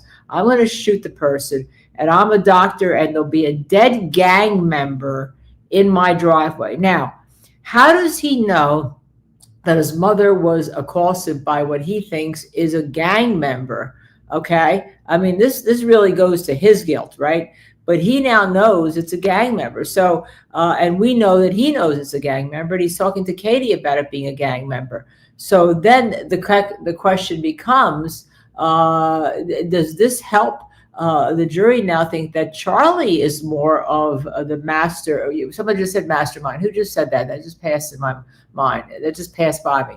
That Charlie is more of the mastermind, close to Wendy, wanting to help her, wanting to take control, and is now upset that his mother is accosted by what he believes is a Latin king, because that's exactly what the issue is here, right? Or is his mother also involved? I mean, has that nexus actually been made, or has that nexus by this tape been? Mara's the one who said it. Hi, Mara. Thank you.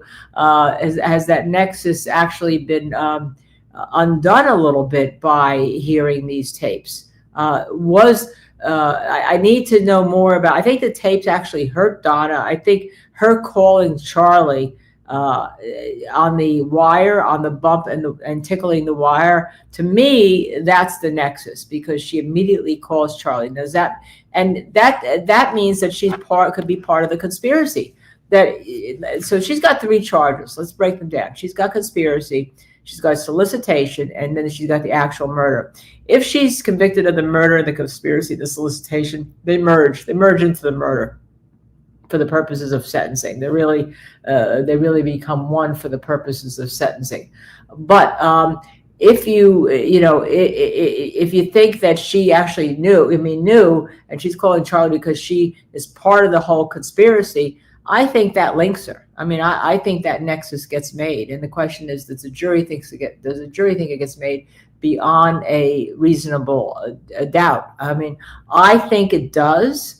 I think that, and I was separating out for Galaxy, who last night criticized me being giddy about the bump of the wire. Yeah, I am, because I think it's hysterical, quite frankly, that the FBI auditions undercover operatives to do a bump. I think it's hysterical. Who knew that you had almost Broadway auditions to be a UCO to do a bump, so that the bump would cause the wire, tickling the wire, and that's what they call it. I mean, Michel Bryant and I are talking about naming, because we want to do a couple of other things with our media company here with you on the page. We were talking about one of them is going to be Justice Served TV, The Hunt. That's going to be the unsolved crimes.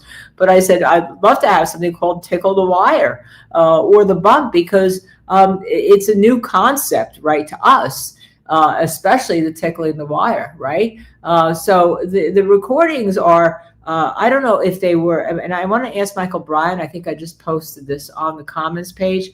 I'm having, and I even have an IFB in my ear, which makes sound really clear for me. I'm having a hard time understanding them. Now, maybe if I'm sitting in the courtroom, maybe it's better, maybe it's transmission. I wonder if the tapes being played in the courtroom are clear, or whether they're harder to hear, because I find it very easily more interesting. Actually, I full screen and I follow the transcript. And when I follow the transcript, I'm like a juror. I can hear it by following the transcript. When I'm reading it, I can hear it. But when I'm not following the transcript, I can't hear it. But I don't know if that's just because in the transmission, the double transmission, when you have it played in court and then it's transmitted over for us over the courtroom camera, the feed, if it becomes a little bit more muddled, and I'm not sure about that. So we'll ask Michel Bryant when he comes out for our lunch break, when we do our question and answer with him. Okay, so let's see. Oasis Cat, by the way, points out the bump was before anyone was arrested. You can hear Katie and Sigfredo talking about the bump. All right, somebody asked me this morning, and I have actually forgotten the answer to this, and I know you all have it, okay? How did they get to indicting, and then they decided to try? How did they get to Katie initially? Remember, Katie had 2 offers early on. So clearly the FBI and Tallahassee wanted her to be the person they were going to give the immunity to, the transactional immunity, because they believe she set this up. How did they get to her, okay? How did they get to her early on? Does anyone remember that, how that all happened? And if you could put it in the chat, that would be great, okay? Technically Generic says the FBI was the most courteous, well-mannered Latin king he'd ever heard. Yes, and wasn't that interesting when Mike Easter, a retired FBI, did a whole show explaining this to us, that they do auditions for the person. They tell them they have to be polite because they don't want, if they're too harsh, it could endanger the agent. For instance, you just heard Charlie say he carries a gun, he'll shoot the person. So they got to make sure the agent is not endangered in any way. And they don't want to commit a crime, either entrapment or, intimidation when they do the bump. So they have to be very careful when they do that bump. And the whole purpose of the bump is to then tickle the wire, because they have the wiretaps and they want some type of confession, some type of something. And they knew, by the way, here, because of all the calls they had analyzed, that Donna would call Charlie. And that's exactly what happened, that Donna would call Charlie. So we have we have an answer. Okay. Zoe B says, Luis Rivera gave up Katie after he was arrested. How did they get to Luis Rivera, Zoe B? How did they find him? He was arrested, but how did they find him since he was the getaway driver? Is that because he rented the car? But I thought the car was in Sigfredo Garcia's name, right? So tell me, Zoe, how they got to him. Because Luis clearly gave up everybody. And remember, we heard about his proffer. But before I get into that, let me just do something personal. I pointed in, Ginga Snaps was at the nail salon trying to imitate my manicure. So I pointed her to my Insta page, Kenney Baden, same name, which has a post of my manicure. But how did he get to her? How did Luis, by the way, the jury's coming in. Remember, the proffer was three things. One, the car had been shot up, the Prius. That was the car used on the first hit. That they did the first attempted hit. The FBI didn't know about the first attempted hit. So that was two things that they didn't know about, and they didn't know about that the hit had to be done on that specific day, July 18th, because on July 19th, Dan Markel was leaving town to go away. He was going to New Jersey for a conference, and that had to be done then before the motion had to be heard. And that's the motion that encompassed the grandma motion, as they call it, the grandparents motion. It's really a motion to sever relationships because of alienation of affections. That's what it was seeking to do. And so that gives motive. So Oasis Cat, Luis rented the Prius in his name, Sifrego rented the vehicle, and the June attempted. Okay, so that's how they got it, but they didn't know about the Prius, Oasis. They didn't know about the first attempt. Remember, Luis gave them the Prius after he was arrested. That was part of his proffer. And by the way, just as you want to know what proffers are called when you bring a client in for a day to give a proffer and you get a good deal from the FBI, they're called queen for a day. Okay, now maybe in Luis's case, they called them king for a day, but normally they're called a queen for a day. You have one day, here's what we're going to give you. We're going to give you X, Y, and Z. We'll take away a life sentence. We'll give you X, Y, and Z in jail if the information you give us is good. And it's all agreed. It's a whole written document. It's very long. It's 20-some pages long. And then your client gets to come in. Nothing the client says can be used against them. And if the FBI evaluates the information and finds it's valid, then they accept you as basically as their snitch. They give you a deal and you testify, as Luis Rivera has done here. But they didn't know, the FBI didn't know about the Prius, that first attempt. They knew about the second attempt, obviously, but so that's what I'm wondering. And I just don't remember, Oasis, how that all happened. It's been a lot of trials. By the way, somebody posted today in X that Sarah Dugan has applied for a judgeship. So this may be the last trial that she's involved with regard to the Adelsons. Now, is that a hint that it's the last trial that she could be involved with regard to trying this case as co-lead here, or a second chair, I guess I should say, because Georgia Kappelman's first chair? Or does that mean this is the last case that the prosecution may be going after the Adelsons for?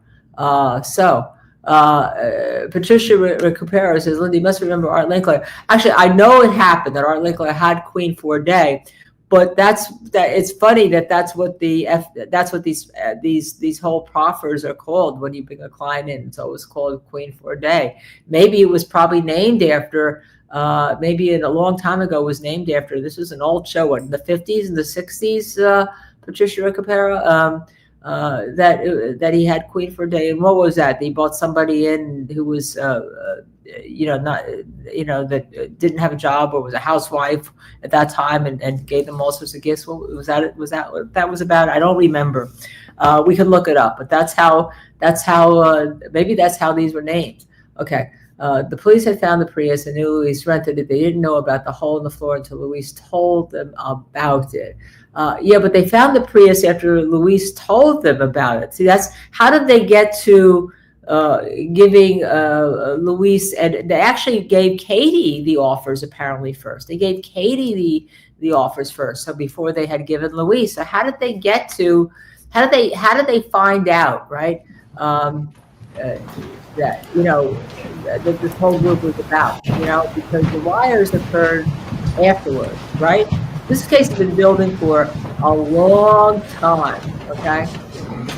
By the way, I love the phone numbers, code in there, the phone number with code in those transcripts. But again, I ask you, have we connected? We may continue with the She's sitting examination. here right now. She's considered innocent. So we just heard a lengthy call between Charlie and Katie with a lot of property and tenant talk. Does Charlie Adelson then talk to Donna Adelson? He does. About how long after the call with? Close to an hour after the last call, he calls Donna Adelson. All right, publish call K, please.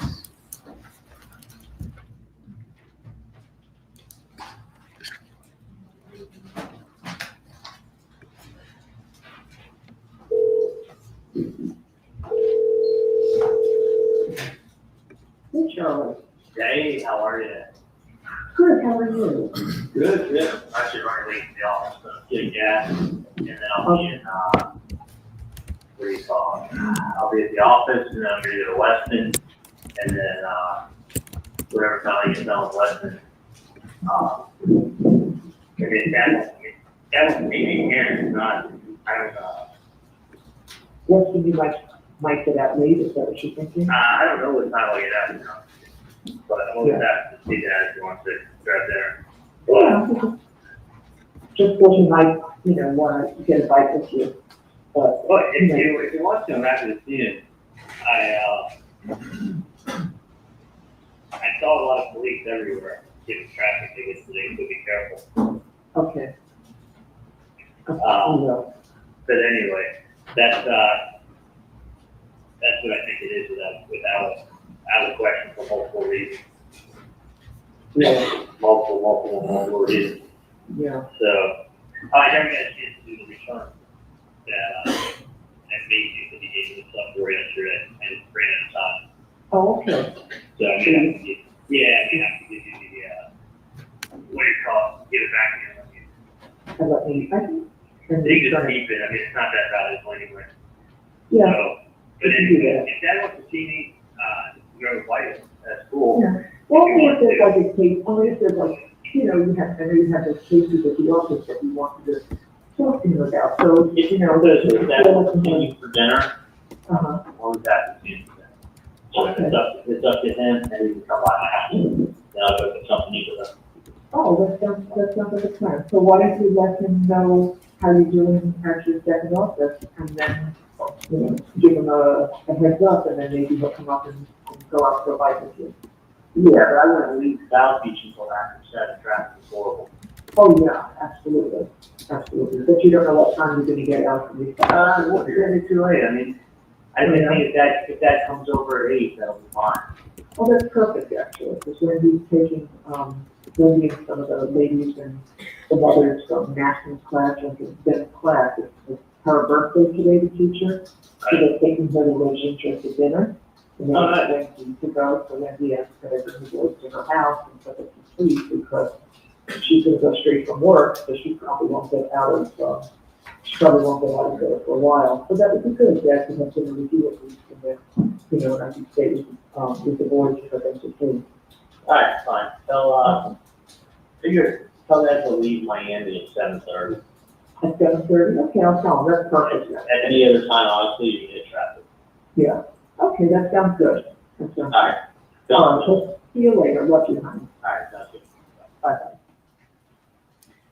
Is there a call later that evening between Charlie and Harvey setting up this dinner? There is. Okay, did the dinner occur? It did. Where did it occur? It occurred at a restaurant called Matsuri.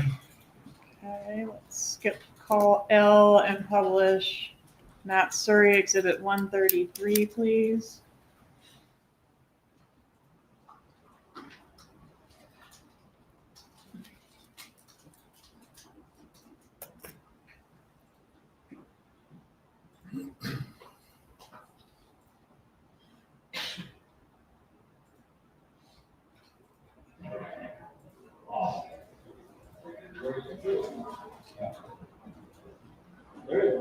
Yeah. You can say it all day long. You can tell me, you know, see.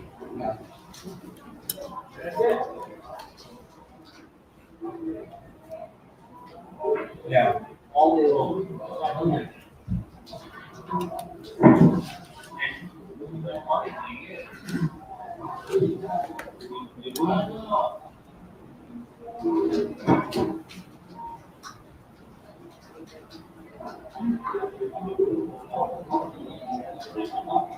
No, I know that we talked about. I was surprised.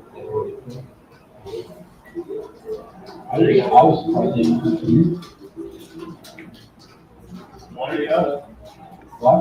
One or the other. One of you is making choice. Yeah.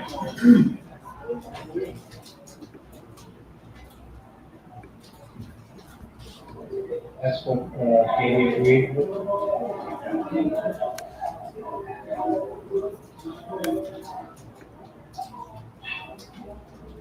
Yeah.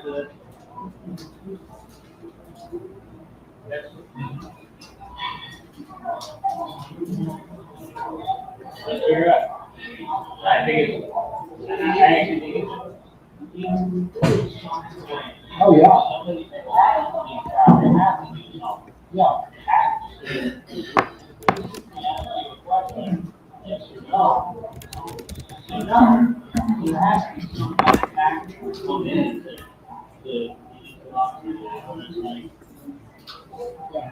It makes sense, it really does. I didn't think they were that smart.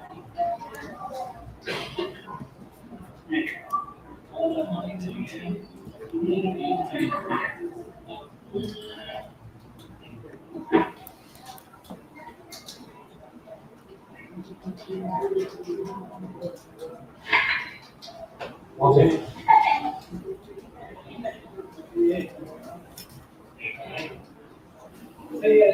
50% of people want to cooperate, a lot of them not. Yeah. It's the attitude of crowd. Yeah.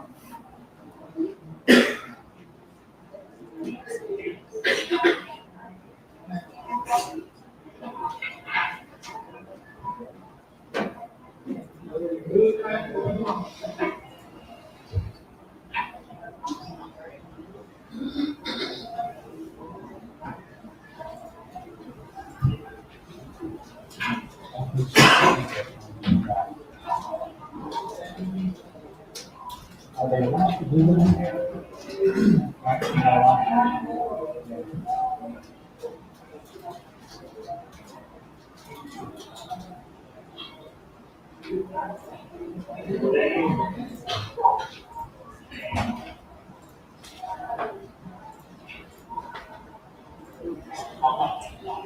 Yeah.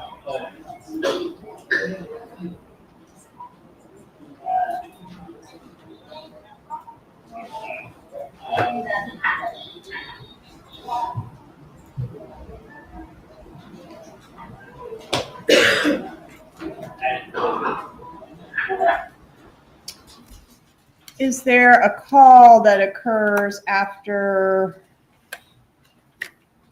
this dinner meeting? Yes, ma'am, there is. Okay, is that the one we've labeled L.1? It is L.1, 1695. Okay. And what time of day was that call made? It was made at 8:26 p.m. on the 22nd. Publish L.1, please.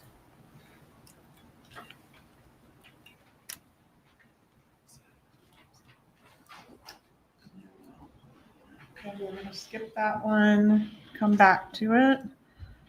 Next, I think we have a bump letter. What is the bump letter? It was a letter that we had mailed to the Adelson residents at the Icon, purportedly from the undercover agent. Your Honor, we can't hear, especially if you You can speak up, sir, please. Sorry. It was a letter to the Adelsons that we sent to the Icon, purportedly from the undercover agent. I can show you what's been marked as States 84. Recognize States 84. I do. How do you recognize it? This is the letter that we had sent along with the envelope to the Adelson residents. Move into evidence, States 84. Zero objection. No objection. States 84 is admitted. You may.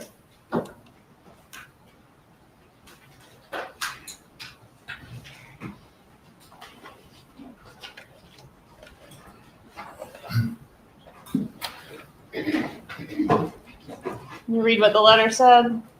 Yes. It says, my phone is not ringing, so you don't care about Tato and what he did for you. He knows he is fucked, and soon so will you. All right, so this point in time where we are in the wire, that's when the letter was mailed, or that's when the letter was received? It was mailed, I believe, on the 23rd.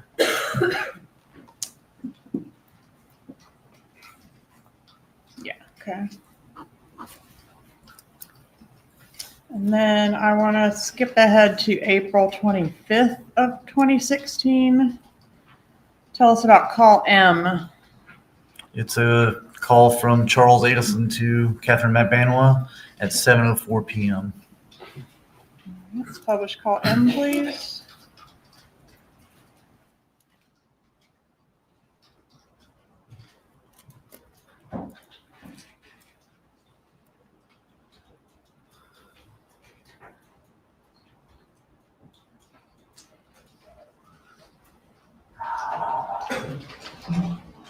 Yeah. Hey, you on your way? Yeah. Okay, cool. I'm gonna be at the Icon, which is when you come over 395. It's right there in the, the building the Icon is, right? That's all the way across beach, right? Like, Yeah. When you come over, like you said, I'm not there. You can go a little bit more north, and then go north anyway. I will. I'm standing outside talking to my parents. Huh? I was talking to my parents about my day. I'm standing up. No, I was talking to my parents about my day. Oh, okay. Well, So that, I have to just like that out of my house, like, I know. you know, like worry about me every second, so. Of course, but I'd rather, where are you now? I'm on the game. All right, just do me this one favor, just come down here. Okay, is everything okay? Yeah, I just want you to come down here so I can see it. You're already in the car. It's on the Icon is on the corner of Fifth and Alton. It's that big building where you, as soon as you're on Alton and you cross over Fifth on your right hand side. Okay, can it be anywhere else besides that? I can get my car and start trying to find you, but then we gotta drive the car. I'd rather you just come over here. I know that is like a part of Palm Beach, like, it's stupid for me to won't call me on there. You're up, okay. I'll get my car in 5. I'll give you 5 minutes. I'll start heading this way and I'll get my car and then I'll meet you somewhere in like 15 minutes. I still need to talk to my parents for another 5 minutes and then I'm gonna leave them and then I'm gonna come find you, come to wherever you are. But just still keep heading south. What's your cross street? In second area. All right, 82nd? Yeah, I get,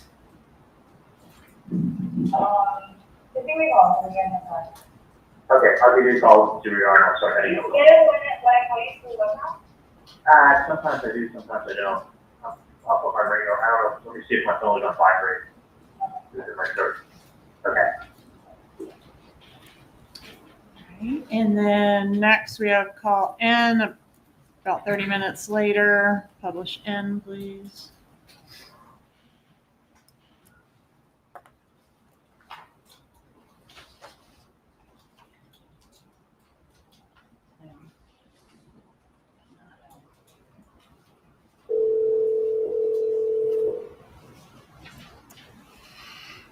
Okay. Hello? Okay. Hey. It's like, do I like walk and formal? I don't even know what. Where are you I right went to the visitors, I don't even know what that was, but, now? Monty's? no, like I went all the way down, like, the second group was like, Negro Arena. I think it passed a little while ago. Oh, do you see them walking? Is someone wearing the red shirt? Yeah, like it's a little group one. Do you want me to go to Monday?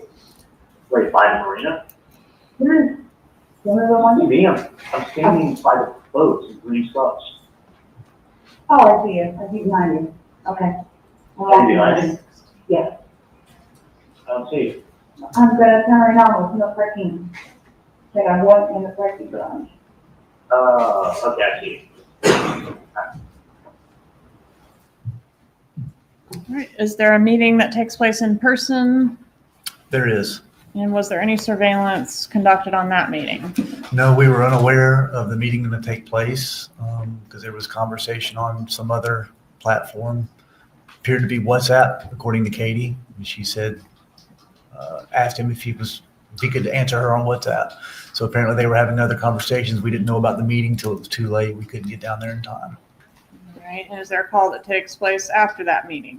There it is. Is that N.1? It is. Tell us about that exhibit.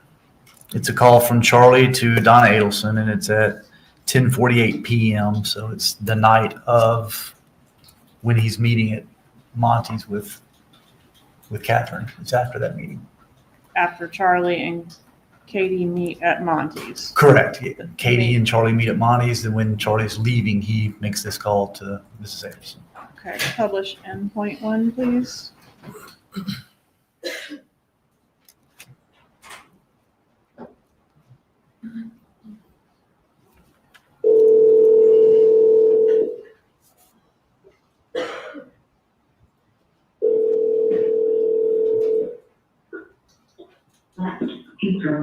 Hey, how are you? Good, Good, sorry, I just went for a walk. Up here, walked around, so I'm just getting my car Oh, okay. now. Are you still at Lenny's place?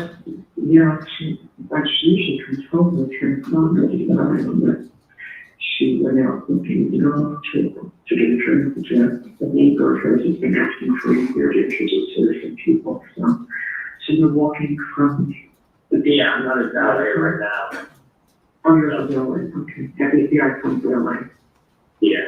Okay. Can you talk, or? Yeah, if you want to drive by Lenny's place, or want to come down? Yeah, drive by Libby's place and Dad will go downstairs. And, we'll meet him at the gate. Hold on a second. Okay. 2604. I should have looked one. So yeah, no, that's it. Yeah, I can go. Will we pass by the gate downstairs, the entry gate, or do you want to actually come in? No. Just, he'll go downstairs now, and we'll wait by the gate. By the gate out front. Yeah, so instead of pulling into the gate, make a U-turn. So you're going up, so you can just come out of the corner on the side street there, yeah, we'll wait right there. I noticed you're not by the side gate, right? Not the main gate, but the side that faces like right in. Oh, you make that door, you mean that? Yeah. Has it there? Yeah, The door, it has an awning over it. Yeah, the metal gate on the side. So, what, we go there? Okay. So, Okay. So when he comes home, everything's leaving. Tell me the mirror, just consider, just come down to get love. Okay. Okay. Yeah, so what you'll meet me by our car. You just call me and tell me that you're coming down before he comes along. Oh yeah, tell me, you want to show me to drive me back? Okay. No, it doesn't matter. You don't No, we drove. I'll let him drive me as well. I'll go to there, he's not going to beat you up. We need the car keys. We take the horse, we'll drive back. And, I'm going to down there. That's going to Okay, I'm done. down the side, and then we'll walk her back to the other house, okay? So I'm gonna go downstairs now. Okay, sounds good. I'll head down, I'll be there in a minute. Okay, bye. All right, and shortly after this call, we have one involving June Mchinda, is that right? That's correct. Okay. Publish in point 2, please.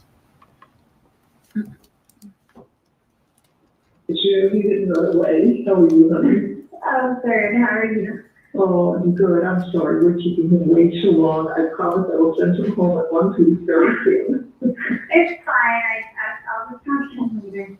Okay, hold on 1 second. I'm sorry, I tried calling you like 10 minutes ago. No, it's fine, I'll talk to you later, you know? I really am gonna call you again in 10 minutes. It's okay, you know? I got a bunch of things with the office going on. I'm trying to sort out. This became a bigger deal than I thought it would. Keep your phone with you there, okay? Just call me when you can later, okay?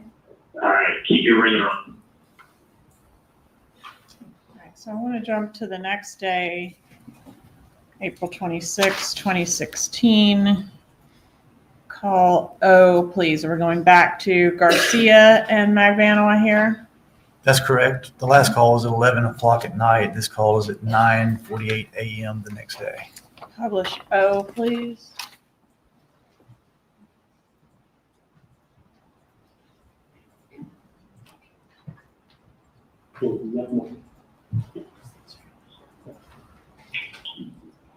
Hello? What's going on? I didn't talk to you. I wanted to go did you want me to give you an extra money or something for explosion? Of course, just don't worry about them, they're fine. You got more than you got everything you need. Alright, Okay? I just need to talk to you. Okay? That sounds personal, I know what you need to talk to me about.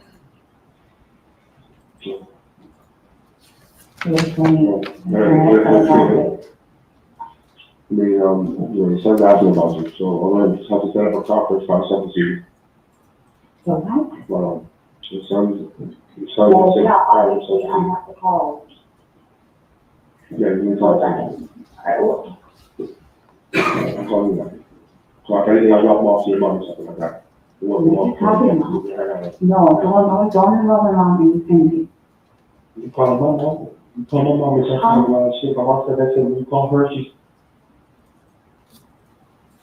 All right, when you're up on a wiretap, are you able to see text messages? Yes, we are. And are you able to see the content of text messages in real time? Text messages that go through the system, correct? Okay, and so chronologically, we get to what we're calling P. Is that a text message? It is. Tell us about that text message, please. It's a text message from Catherine Magbanua to Sigfredo Garcia. And it's at 9:52 a.m.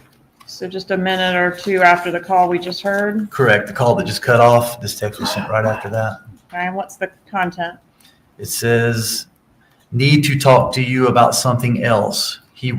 Sorry, that was it. All right, need to talk to you about something else. And does Garcia reply?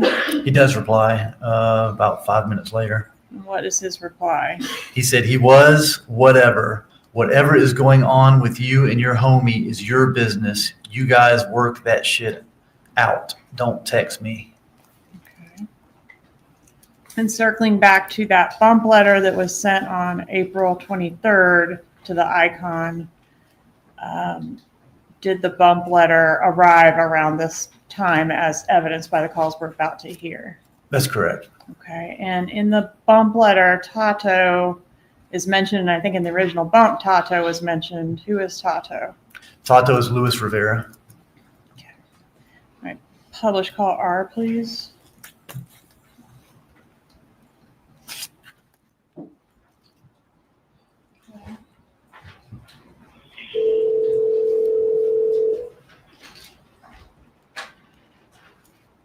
Good morning. Hey, how are you? Good, how are you?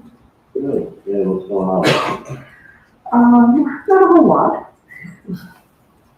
Tricking up some things in the house. I was, Vicki sent me the hours, so I'm working on everybody's salaries for tomorrow. Other than that, everything is good. How about you?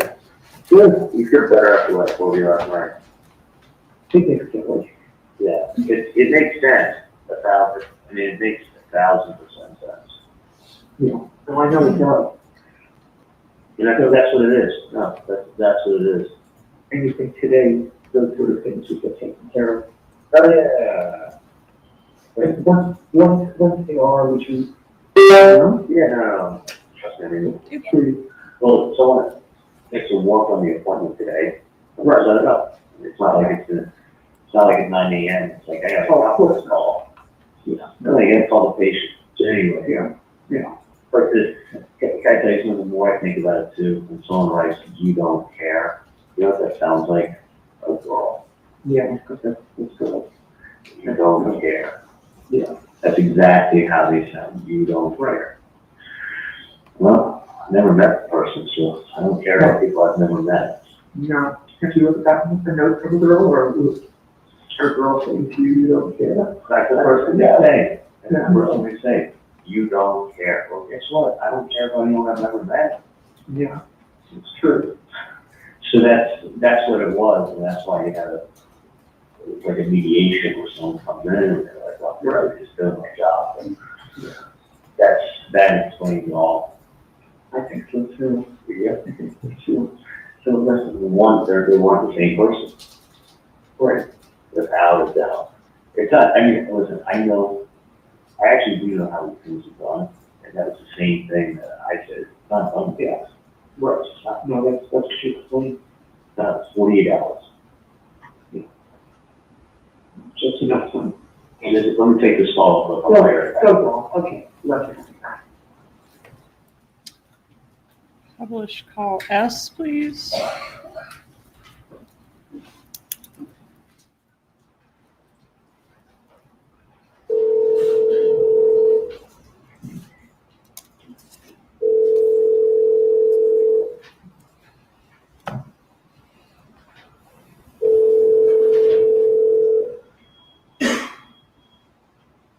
Okay, honey. Hey, yeah, I just sent you the picture. And who is that lady? I'm going to show you. Probably show. Charlie? Yeah. It's Emma.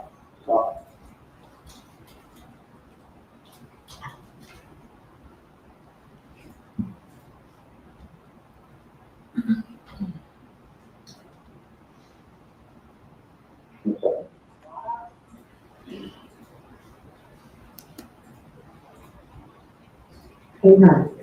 Hey. Hi. Quick question. Did you ever check that phone number I gave you last night? Yeah, everything's fine. It's just after the day off. Dad did not feel well, actually. He didn't go to bed until 5:30 in the morning. So instead at 5:30, I got up actually at 6:30, and he said, "Well, look at me instead." I said, "No problem." And I told the girl that he didn't feel well.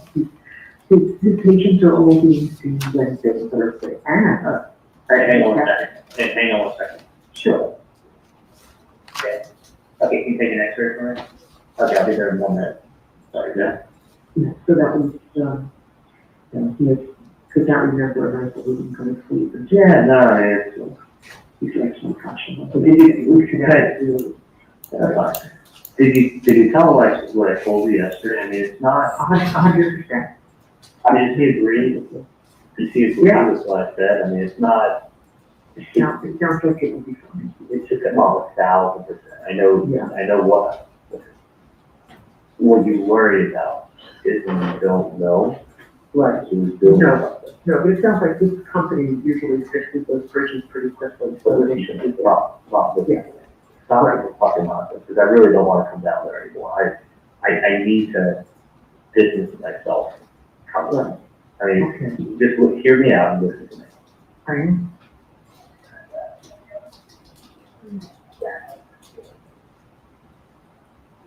Just hear me out. I am. If you don't know who the person is, it's a much bigger problem. If you know who it is, it's very, very easy. Okay. Right. And you always, I mean, you guys are notorious for always getting worked up over everything throughout. As long as I've known you, it's always been, it's always been everything's a big deal. That would get worked up about everything. Everything is a huge deal. And I'm just saying, like, this is no different, but I'm just telling you, like, stop, because it's not anything more than nonsense. Okay. You know, I mean, it's just saying, like, you can worry about everything. You didn't do anything wrong. You didn't do anything to anybody. Somebody is fishing. Let them fish. They know too that you don't have nothing to do with anything. So it's not like, it's like me going to my next door neighbor and saying, hey, I know you're, whatever. Like, okay, they look at me like I have 3 heads. I mean, that's pretty much the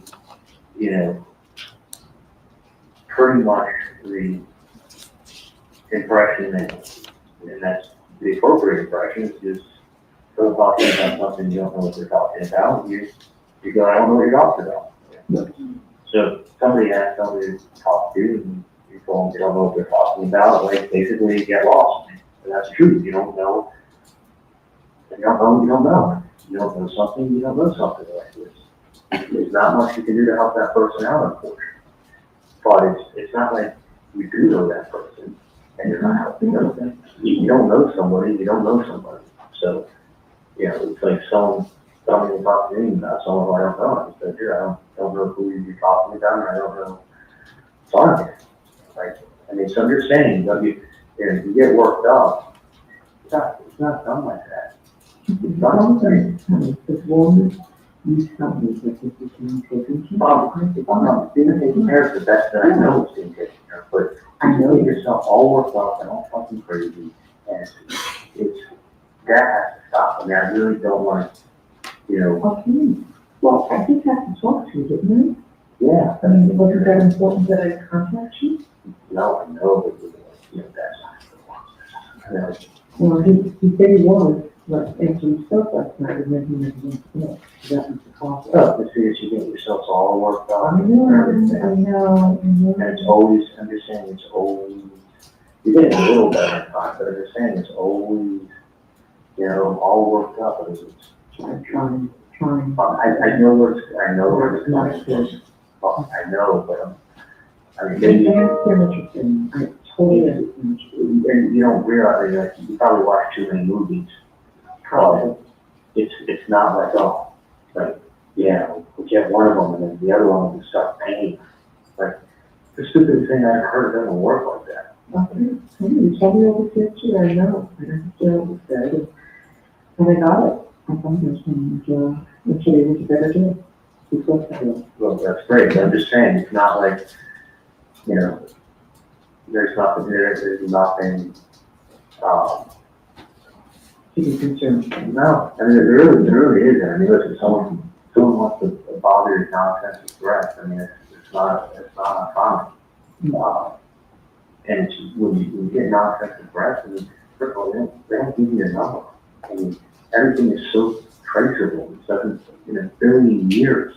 I mean, especially any electronics is extremely traceable. The other thing is this, is that I'll let you know, people if someone doesn't want you to know what they look like, they wear a hat, they wear glasses, they put on a beard, well, they could look for $5 at the costume store, you can buy an Abraham Lincoln beard. You put that on. Yeah. And you wear glasses and a hat like everybody else on South Beach because it's really funny outside. So someone would come over wearing a hat and glasses and talk to you. So you can't see 3/4 of their face. And they walk around with a big fluffy hat and glasses and come by. Like, no. Like, that's not that. That is not helpful.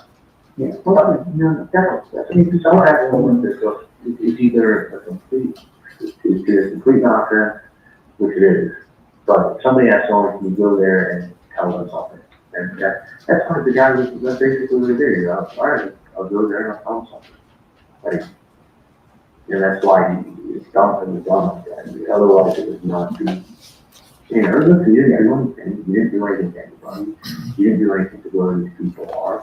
They're not going to go through the amount of planning and stress and logistics and risk because something can always happen. I mean, like even the best laid plan, even the best laid plan, you could have, you know, there could be an off-duty officer taking his dog for a walk. Just happen to come around the corner, just happen, something happens to happen. You know, or somebody goes to do something and adds you to the firm, they tear their knee. You know, they're laying on the floor with a torn ACL.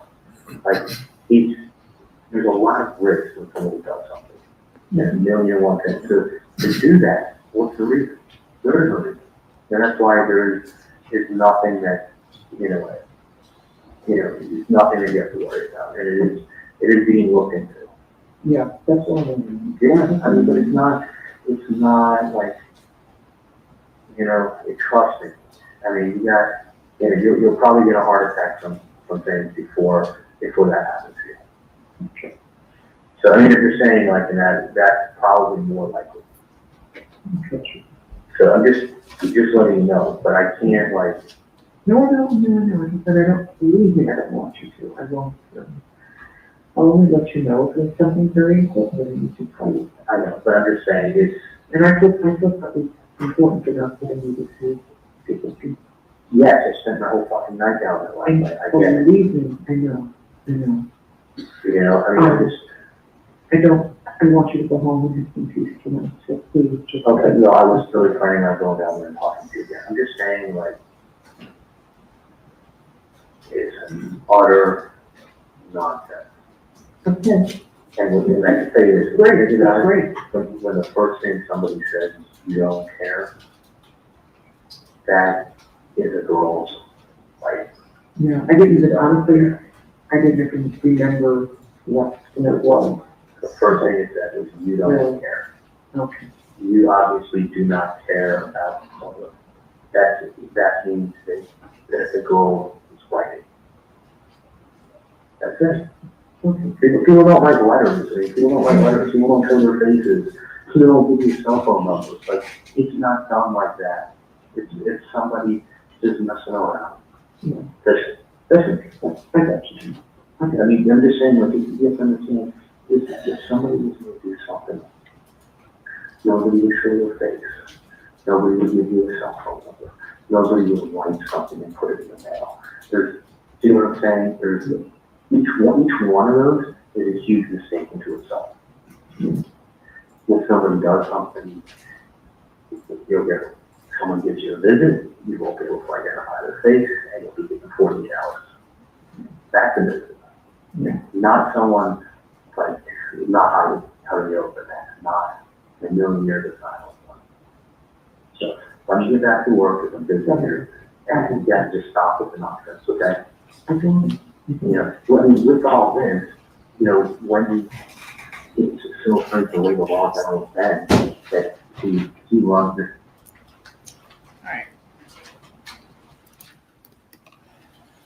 What is call T? We're still on, tell us the date to refresh us. Yeah, it's still 4/26, the day after the meetings took place down at Monty's and at Wendy's house. So it's the day after, still 4/26. This call is from Catherine McManus to Charles Adelson at 4:33. So it's about maybe 15 minutes after the call we just heard. Play call T, please.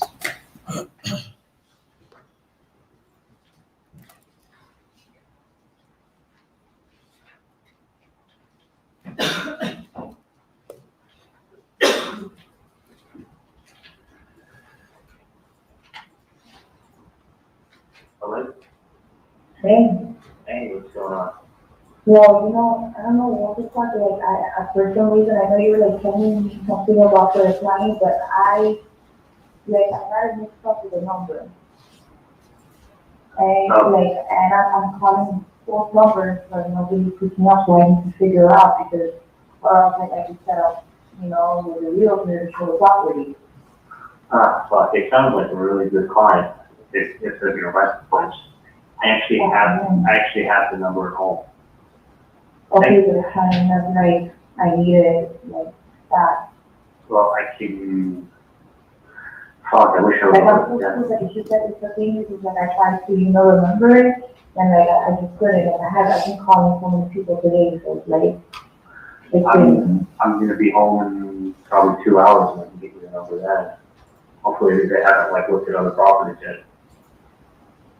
yeah. Yeah, There's no way now you can get another one let me, before I get out of work. well, let me do this. Let me see if I can get the number. I got the number at home in my desk. Okay. But let me see if the number may be some other place, okay? Okay. All right, I'll call you right back.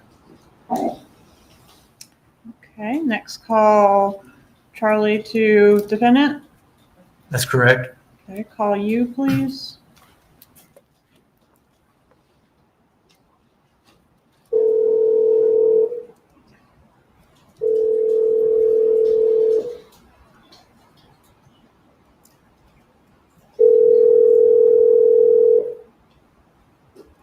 Hey, Charlie.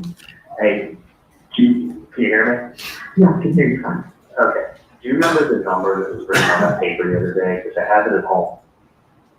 I don't. Okay. The gentleman just called me asking for it because they thought they remembered it, but evidently they remembered it wrong. So I'm gonna have to get, okay, I got the paper at my house, so don't worry about it, but you didn't write the number down anywhere. No, I gave you, I was sure not to know. I know that, I thought you maybe wrote the number down. I didn't. It's All right, because they're calling me now for the number, and I have the paperwork at my house. Okay. All right, I'll get it done with your house. Okay. Yeah, bye. Yeah.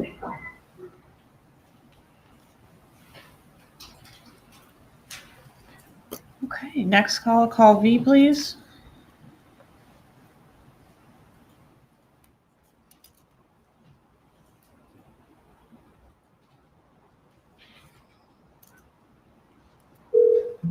Hello? Hey, okay, I just called Dave. They don't have the number either. It's Apple, and I'm not gonna be able to do it until I get home. So we just animation to next channel, okay, but we're thinking to try to get the agent for showing, that's why. I know, that's why I was like, take it, write the number down. I know, but it's like, I'm so good at like memorizing shit, like I do this all day. Like I have like 1,000 numbers on my phone now, and then now when somebody calls me back, I don't remember who it is, so I'm gonna see every person's number. I know. I don't have a landline in my job, I have to use my cell phone. That's why you gotta put in your contact list, you don't lose contact. No, I can't do that, there's so many record people calling my phone, you're like, some clients that don't even wanna like, do it one day they want to see property, another day, oh no, it's okay, so they want to do somebody else. I'm in Miami Lakes right now. So I'm not gonna see what's on here. Hang on 1 second. And then you can remember? Hey, come on. At my age, I'm up there never having breakfast. The only reason I remember is because it's the same thing every day. Hang on 1 second. Hey, do you know what time the last station is? That Undercover? I'm done? What did someone tell me? Wait, that guy that came from the other office? It's all done. Okay, beautiful. Thank you. We'll get out here before traffic hits. All right. Yeah. I can get the number in 30 minutes. Okay, thank you. And then do we have another call about an hour later between Garcia and Magbanoa? We do 5:35 5:35 p.m. p.m. Correct. All right, call W, please.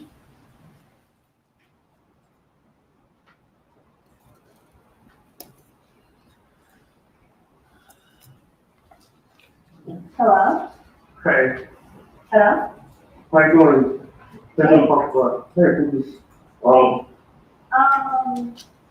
I think I remember that you remember one of the reasons that I had to call you? One of the properties? Yeah. What was, I don't know, the thing is, they call you, because I have to tell it. Yeah, and I tried to be convincing that each time. Okay, it's, I believe it's a 305, Okay, 712, okay. 5570. The 6570? Mm-hmm. Because I also, I have like two numbers. I know, you gotta address that. I get it. So the listing for the places, It's a 305, 712, 5570. 5570. No. Here, it's a fusion, it's a 305, Mm-hmm. 712, Mm-hmm. 6570. I believe that was one of the ones that I tried. Well, I'll reach out to you again. Alright, even if you wanted me to call you, hi. Alright, so on. Well, Hey, can you call back later? yeah, absolutely. Yeah. Okay, so the number that was just reiterated, is that the right number? That is the right number, finally. Okay, there's been a lot of discussion about different people calling the number so far. Has anyone called the number yet? No one. Okay. All right, I want to put a pin in that and go back to the Matt Surrey restaurant conversation between Charlie and Harvey Adelson. Do you remember that exhibit? Yes. 133. I want to revisit that. There's actually a couple additional portions I want to publish. So I'll ask to do that at this time.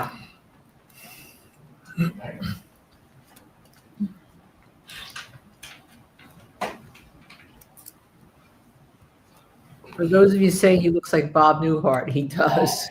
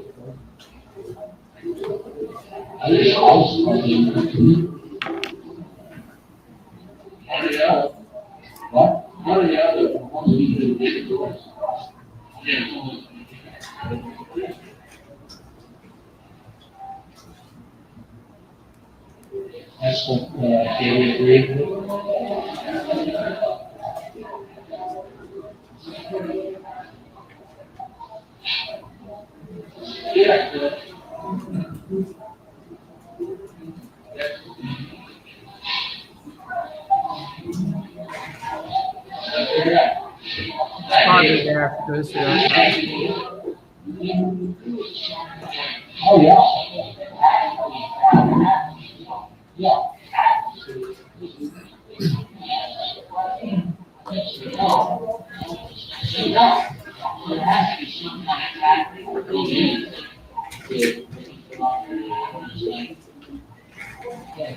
It makes sense, it really does. I didn't think they were that smart.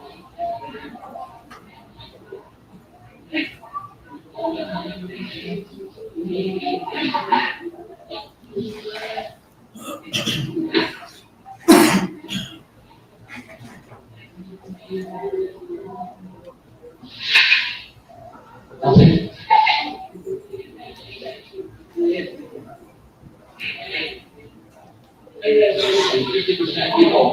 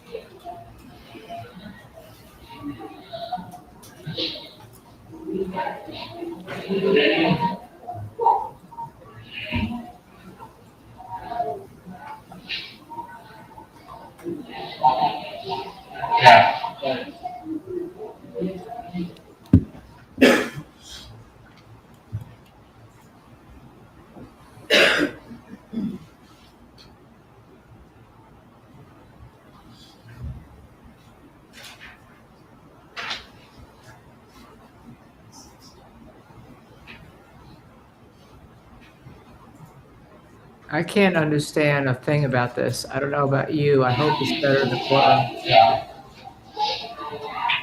You know, it's phenomenally interesting what you told me.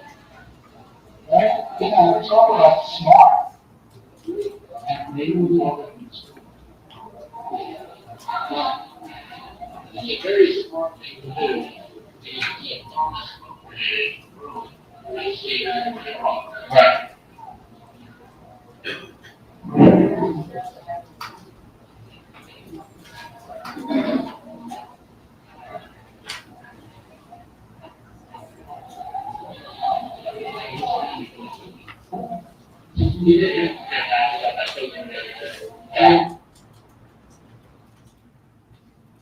Oh, that was informative.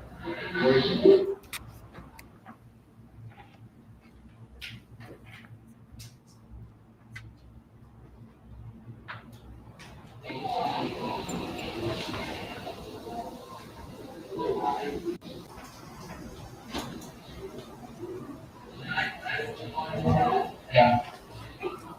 Yeah.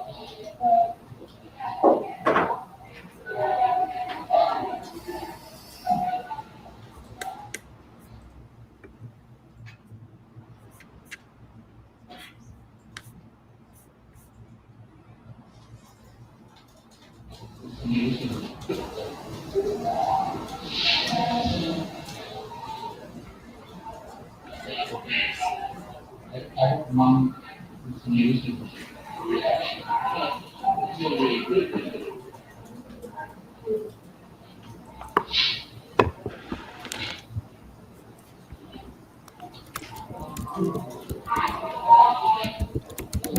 She told you how happy.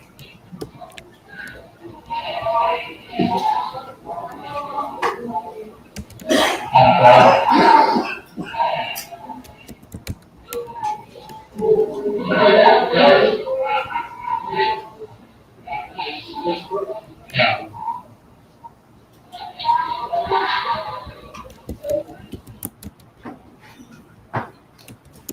And then there was a call that occurred right after that restaurant conversation that we had a technical difficulty with. L.1, I want to publish that at this time.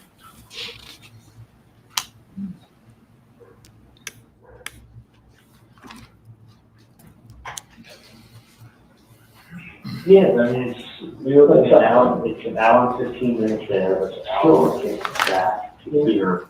And it'll probably be there for 2.5 hours.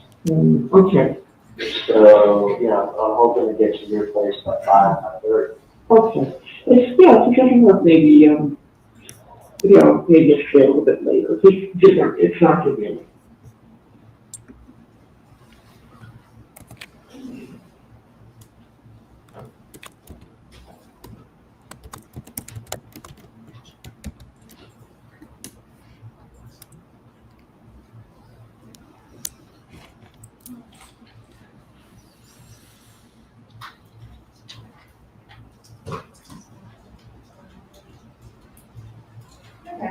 Well, maybe we're just gonna have 2 strikes on that one. We'll try again later. Okay, so let's take back up where we were. I want to go to April 27th, 2016. Call X. Could you tell us about that call? Yeah, it's a call from Catherine McBanwa to Charles Adelson at 10:42 a.m. Okay, publish X, please.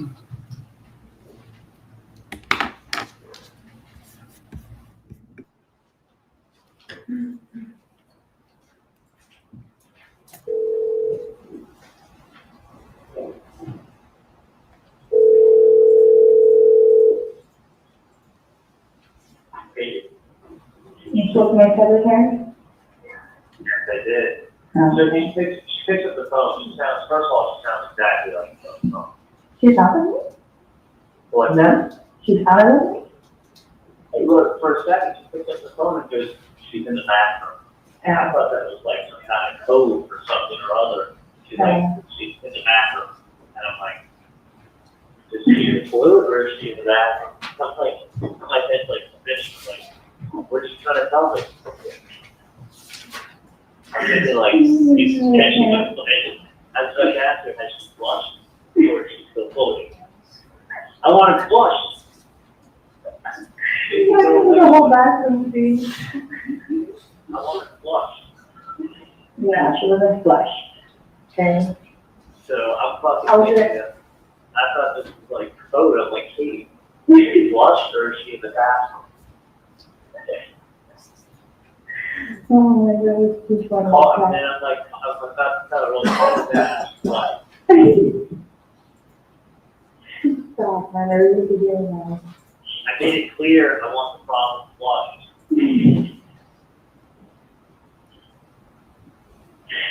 Oh, Alright.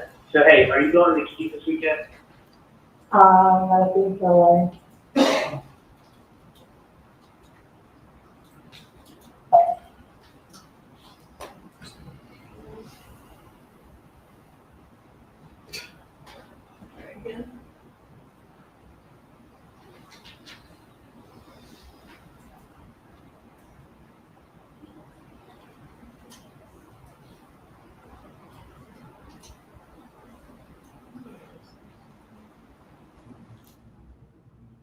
I couldn't hear a thing with the Harvey tape. The only thing that got to me yesterday that took Harvey out of the courtroom was that he may be more involved. He may have known Hey, more. are you going to Key this weekend?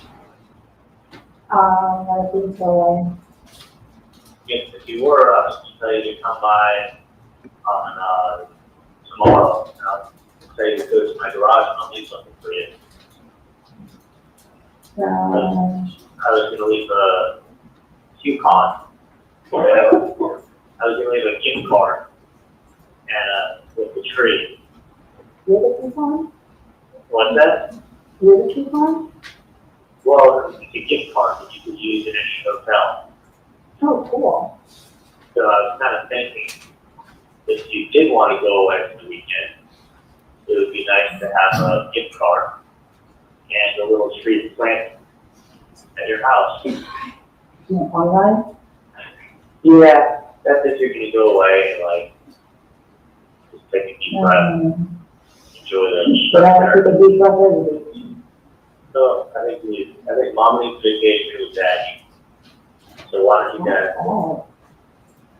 go on vacation, leave the fucking kids at home, smoke a big fat fucking joint, and have a cocktail, call it a day.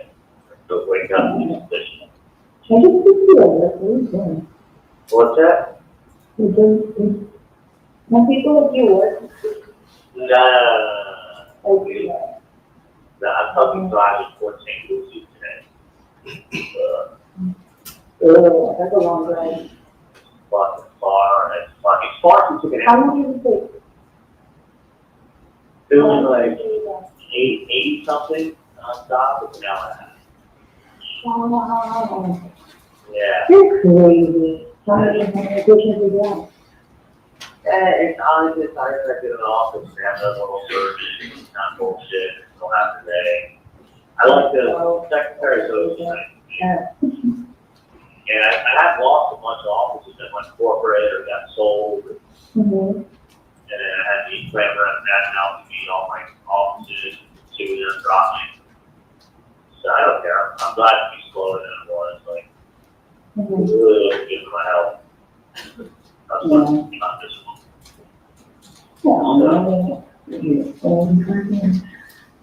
So, but anyway, let me know if you're planning to do a little fix. How long? I don't even know.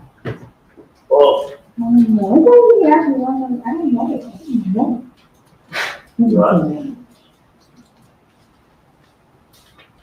I don't know. I'm a person with plan. She's going figure your shit out. And if I were you, I would go to some kitchens, smoke a joint, and have a cocktail. Because that fixes everything. yeah, with all this and everything. Hallelujah. And you find Jesus. Look, you find Jesus and then you find him, you tell me to show him. I'm looking for it. I got so excited the other day because then it was 8 weeks. She's like, she's doing. Dude, I'm your third favorite. Hey, am I your third favorite shoe still? You are my third favorite too. Number one, you are. Hello is number one, Jesus, and then it's Drake, Great. and then, And then Charles. yeah. You're always here, number three. I'm always behind Great. Good thing T.I. is not. It's a good thing T.I. is not doing that. Number 4. No, but he knows how much I'm in love with him. I know. He had a baby with him. Yeah, it's reality show now. Dude, are you serious? Yeah. He's been had that show for years. I What's wrong with you? just saw You're white. You don't want to watch BBC over there. You know BBC still? I don't know, it. man. You know, watch something. You need Jesus. I look for him. Right there with that. And oh, lemonade. Google it. Beyonce, lemonade. Google, now. Yeah, okay, yeah, I saw it. Oh, I got hot sauce. I got hot sauce in my bag. you got hot sauce in your bag? Yep.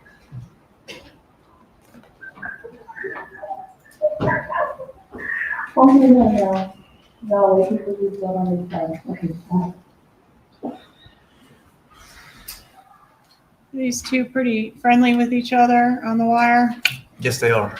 In this particular call, does Charlie offer a gift to Magbanua and Garcia? He does. Okay, and is that the only instance of that on the wire? No, there were several. I'll play call Y, please.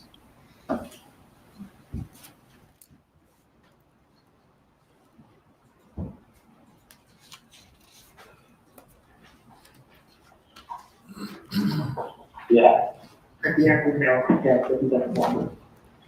You know what? No. Yeah. All right, so thank you for the offer. That was very sweet. Let's see if it was a good part.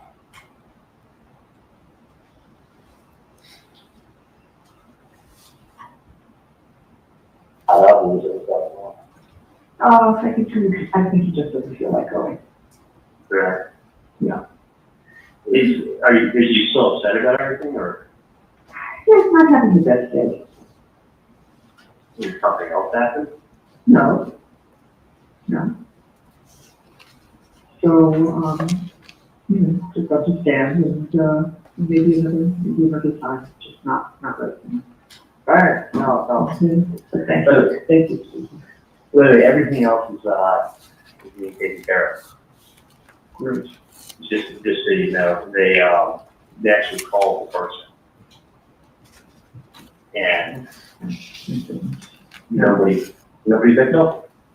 Really? Yeah. Yeah, I really have to know those songs. Well, that doesn't matter. I mean, it's really nothing, so unfortunate. But no one picked up, they got to call us. I wouldn't worry at let me tell you something, I would not worry at all. I worry about other things. Okay. That's, you gotta find something new to worry about. No, I don't want to believe me. I don't No, know. you gotta- No, I do Yeah, not fine. have to worry. Don't need Yes. to say it. You have to find something new to worry about. Yeah, thank you. I know you can do it with your free time, Yeah. but, All my free time. no. You never, let me just tell you something. You never let yourself have free time. No, that's true. Always be like, oh, I gotta do this, oh, and then I gotta do that, and I got this. I got laundry, and I got laundry to do, and then I gotta go to Publix. Actually, I had a run this morning because it's administrative professionals day, which I didn't realize until the last minute. I had to go run out and buy a cake for Erica, so.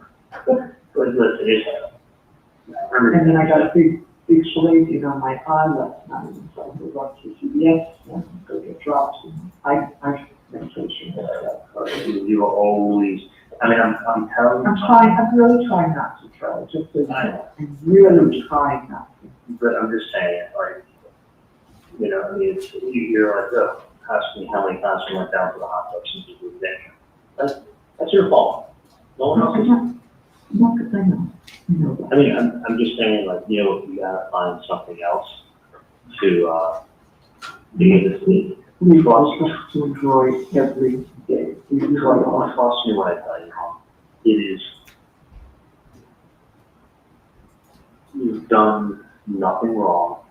And it's because of that, you have nothing, literally nothing to worry about. Someone's fishing and someone wants to try to make some money because they're struggling.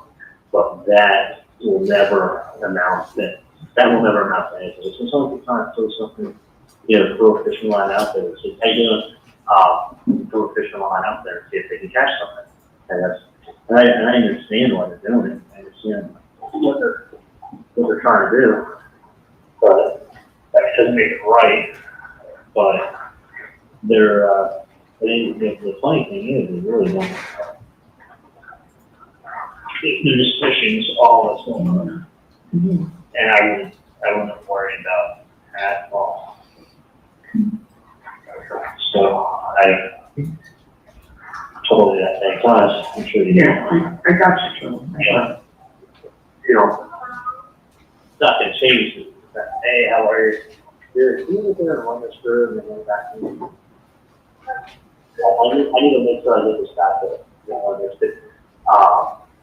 but yeah, I would not.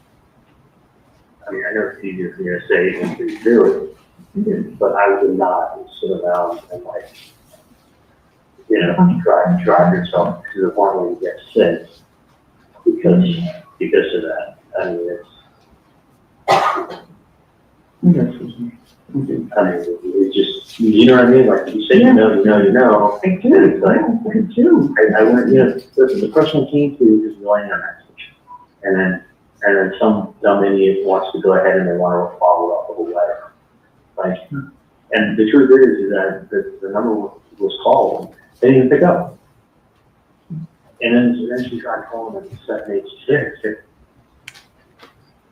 So here he's saying she called the number. She being Catherine Magbanua. Did Magbanua call the number? No, she didn't. And they're saying, well, the number was called, but nobody picked up. Would the FBI have seen if that was the case? We would have. And that didn't happen. It did not happen. So Garcia said he called the number. Katie's saying she called the number. Charlie's telling Donna that Katie called the number, but nobody called the number. That's correct.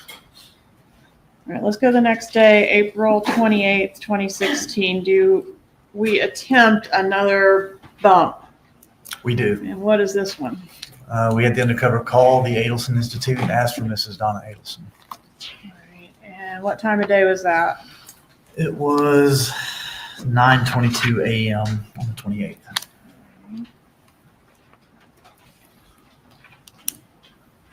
Publish that call at this time, Judge. It states Exhibit 117. Please proceed. This should be the first call on that exhibit.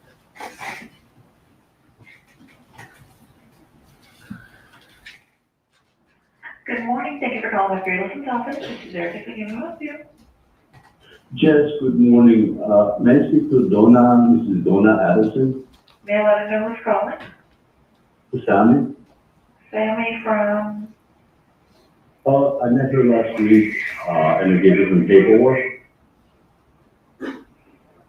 you met her last week and you gave her some paperwork regarding, She knows what it's about. It's important paperwork. oh, okay.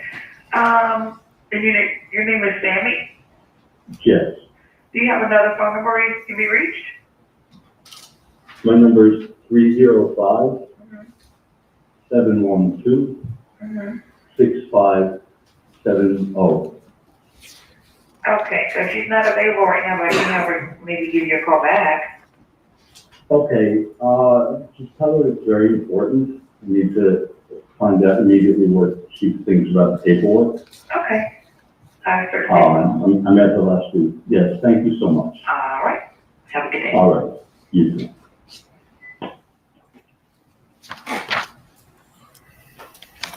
A moment to confer, Judge.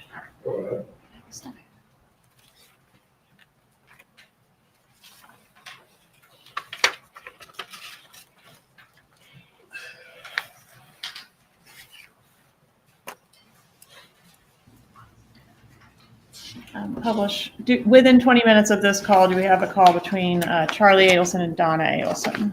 Yes, we do. Publish call Z, please.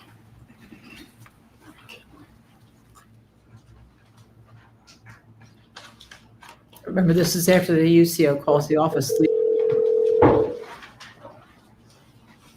again. Morning, Charlie. Hey, how are you? Hey, are you in an office or home or room? No, I'm driving to the office now. What's up? Well, Erica called me this morning, and this guy is on the road to the office. So Erica called me and she said, I didn't normally bother you with this. She said, I don't know if it's a bad call or what, but somebody called this morning. He said his name was Sammy, and he gave you some very important papers last week and he hasn't heard from you.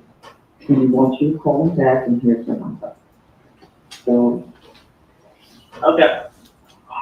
I want to verify the number was the correct number that I told you about.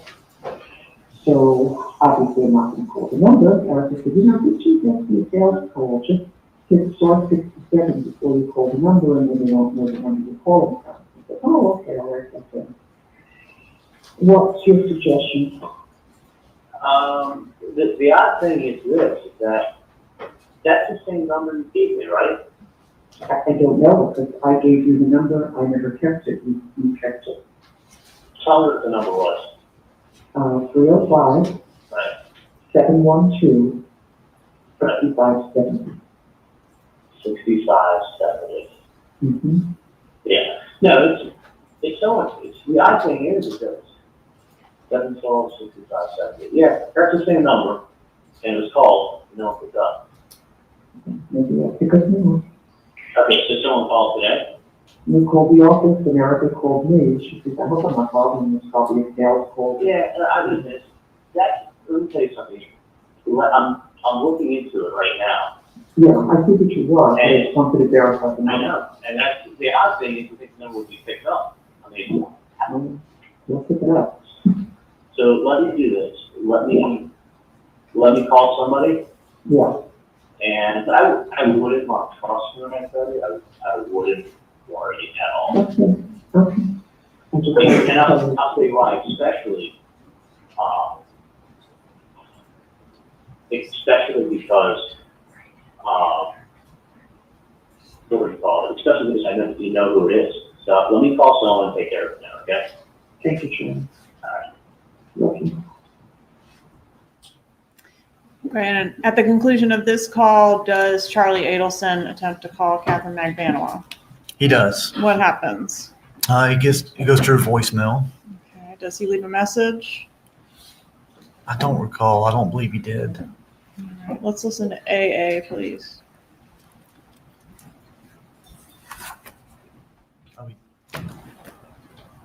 Sorry.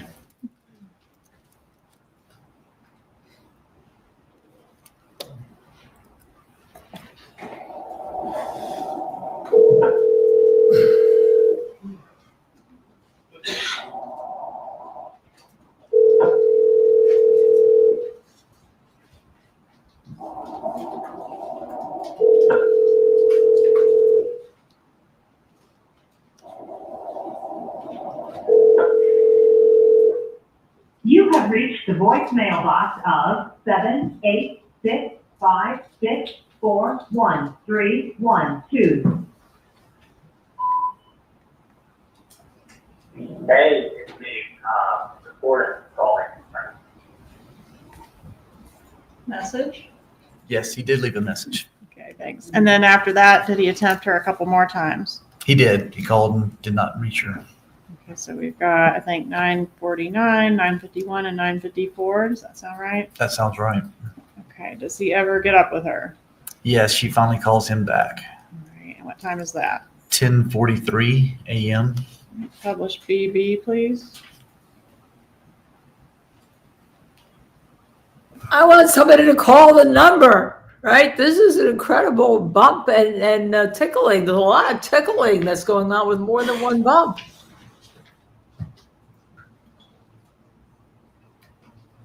Pause it for a minute. What happened? Judge, this call is 7 minutes in duration. Would you like to break for lunch after the playing of this particular call? I'm sure the jurors will agree. Very sure they would as well. After you finish this. All right, let's play BB then.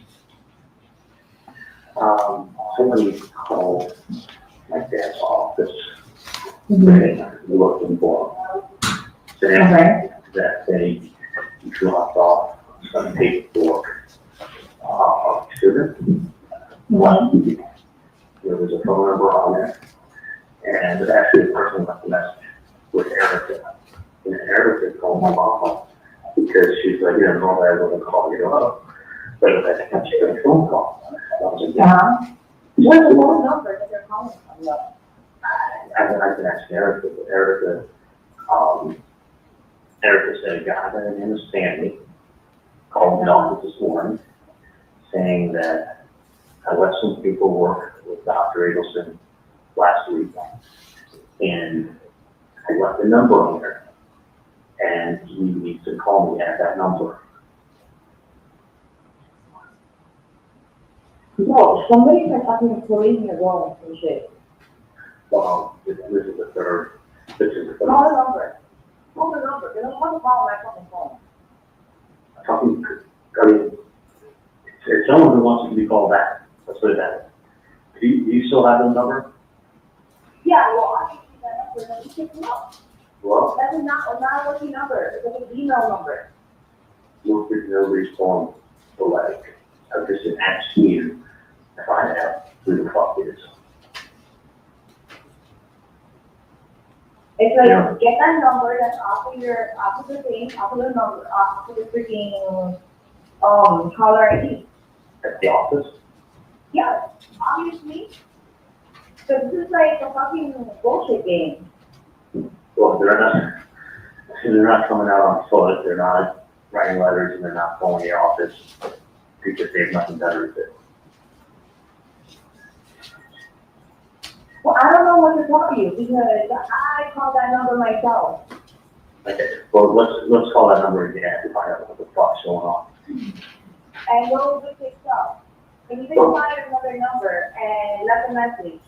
Okay, well, I'm trying to get whoever's threatening your family and helping you guys out. And trying to help you guys out, but it's like if they don't pick up, like what the fuck? I It's like a understand. fucking joke. I understand that they fucking called this morning and they're waiting for the phone call. That's what I'm telling you.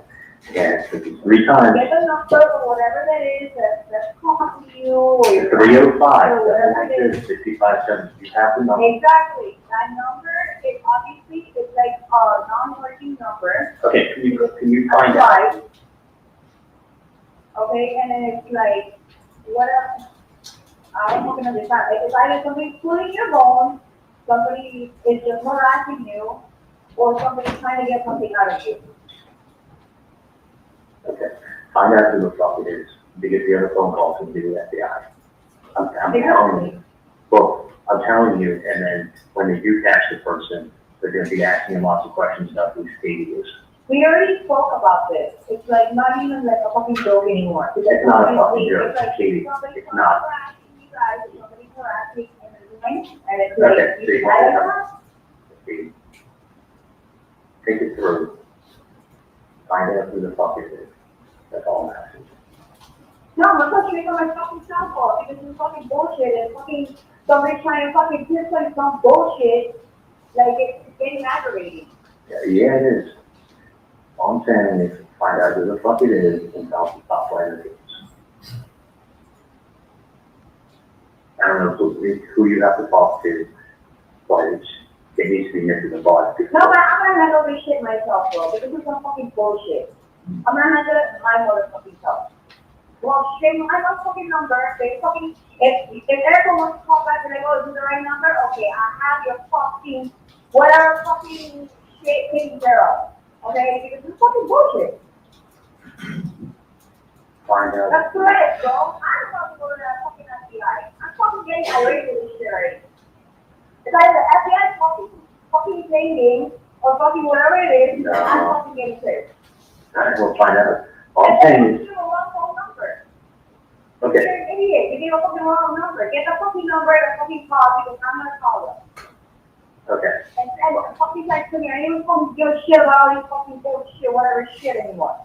Okay, I'm pissed the fuck off. Like, I'm gonna fucking go to the cops right now. okay, well, either you go to the cops or we go to the cops, or we'll find out, We're both gonna fucking go to the cops because this is fucking bullshit. we'll find out who the fuck this is. Because this person evidently knows you and knows your family. Exactly. They don't like that. And you So, don't think that fucking scared the shit out of me? Like somebody fucking saying my name out loud Well, or whatever? if someone's messing with you, they're messing with me. Someone's messing with me, messing with you. It's the game. Exactly.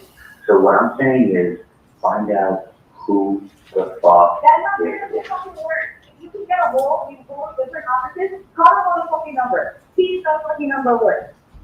Bottom line. Just, I'll try myself, and that shit does not work. Hey, call them, find out who the fuck it is now. Trust me on this. Find out who the fuck it is.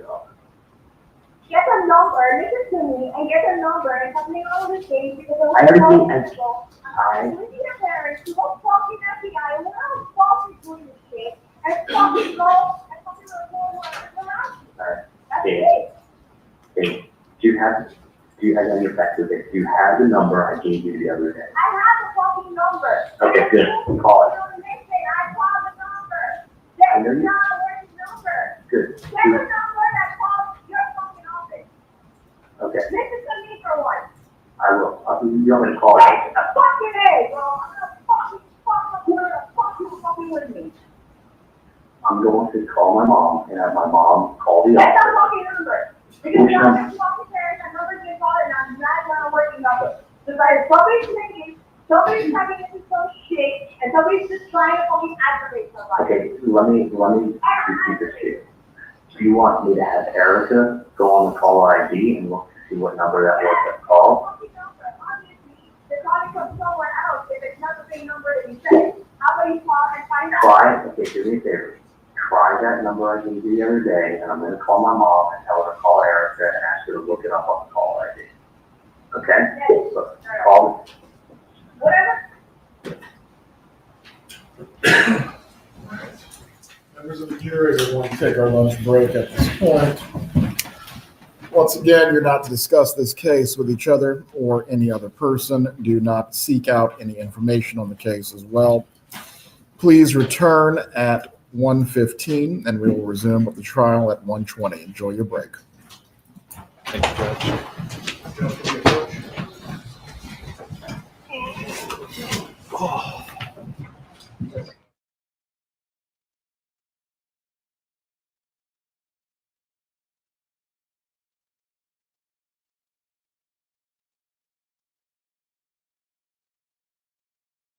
All right. I was waiting to see whether Judge Everett does anything from the courtroom, but the sound has been cut. Looks like everyone really is going to lunch. Things are getting a little heated. There's a lot of F-bombs going on with Katie. The Charlie, no one wants to call the effing number. All right. No one's calling the number. All right. Everyone's calling the number. Charlie wants you to call the number. Take care of it, or else I'm going to get the FBI down. And does that say that maybe he's innocent? No, it doesn't say that to me. It just says, he doesn't want to call. No one wants to call the number. Why wouldn't Charlie want to call the number? Why wouldn't anyone want to call the number? Why wouldn't you want to go to the police? That's my real question, Adelson family. Take the piece of paper, which obviously Charlie put in his desk drawer because there wasn't a copy of it anywhere. He got it from mom, put it in his desk drawer when he met it, and take it to the police. The reason why is they can't take it to the police, right? Because if somebody is threatening you, oh my goodness gracious. Okay, I have to lower my sound. You know why I have to? Because I'm getting heated, just like Katie, right? Getting heated just like Katie, because now, Charlie wants her to fix this and she doesn't want to call the FBI. So he's getting, right, Zoe B, you're right. The irony of using the FBI as a threat against Katie to call Sammy, because Sammy, when he called with the second bump, right, the office call by the undercover operative, the OCO, was really a second bump to get things going. Right. It was, and boy, do the wires get going. The wires get going. But, I want to talk to Michel Bryant because the only person that doesn't get called is Wendy. Isn't that interesting?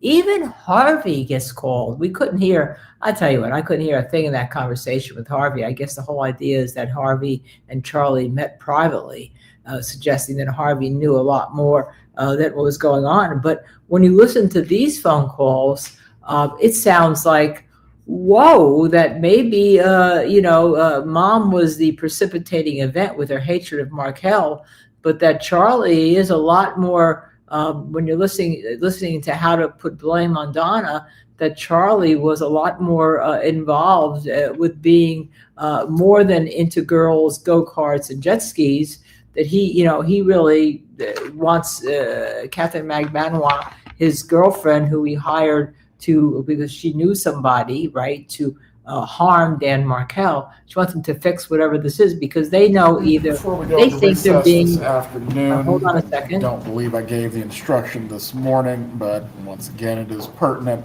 as it relates to the evidence and making any facial expressions or making any gestures that you either agree with or disapprove of what you are hearing or seeing. Please do not do that. We cannot have any improper influences on the jurors who are deciding the matter. We will be in recess until 1:15. Okay, somebody in the gallery is making facial expressions, and the judge is not having it. So that was just a little bit of a warning. I know it's not Michel Bryant. He's already heading out to his local studio to talk. But Oasis Cat, by the way, when you gave us the information about how they found the probable cause affidavit, indicates this is how they found it. The Prius was involved, But what happened is because they knew that Dan Markel had gone to the gym, based on their initial investigation, they tracked the gym footage down, which had that sad footage of him leaving the gym, right? And then you have the cars following him, and the one was the Prius, right? That's the one that Rivera had, as you indicated. So they did get through it through Rivera, but they got to Rivera through the gym tape. And I guess that's what I was looking for, is how they initially found how they could get to Rivera, and it was through the gym tape, the suspect vehicle. The PCA says this investigation has revealed that Markel left his home the morning of July 18th, 2014, drove his two children to the daycare facility. Whoops, sorry. And then he went to Premier Health and Fitness Center, okay? At approximately 9:12 a.m., Markel arrived at Premier, where surveillance video shows a silver or light green Toyota Prius entered the parking lot after Markel parked his car. After Markel went to the health club, the video captured the Prius in the parking lot where the driver moved the vehicle to a different parking location, blah, blah, blah, blah, blah. And then when Markel leaves at 10:38, the video shows the Prius exiting the parking lot and following the direction of Markel. So they were able to, through the video, capture the Prius, and they couldn't get the license plate numbers. But after analyzing all the surveillance videos, they believed it was a silver pine mica paint, which appears light green or silver.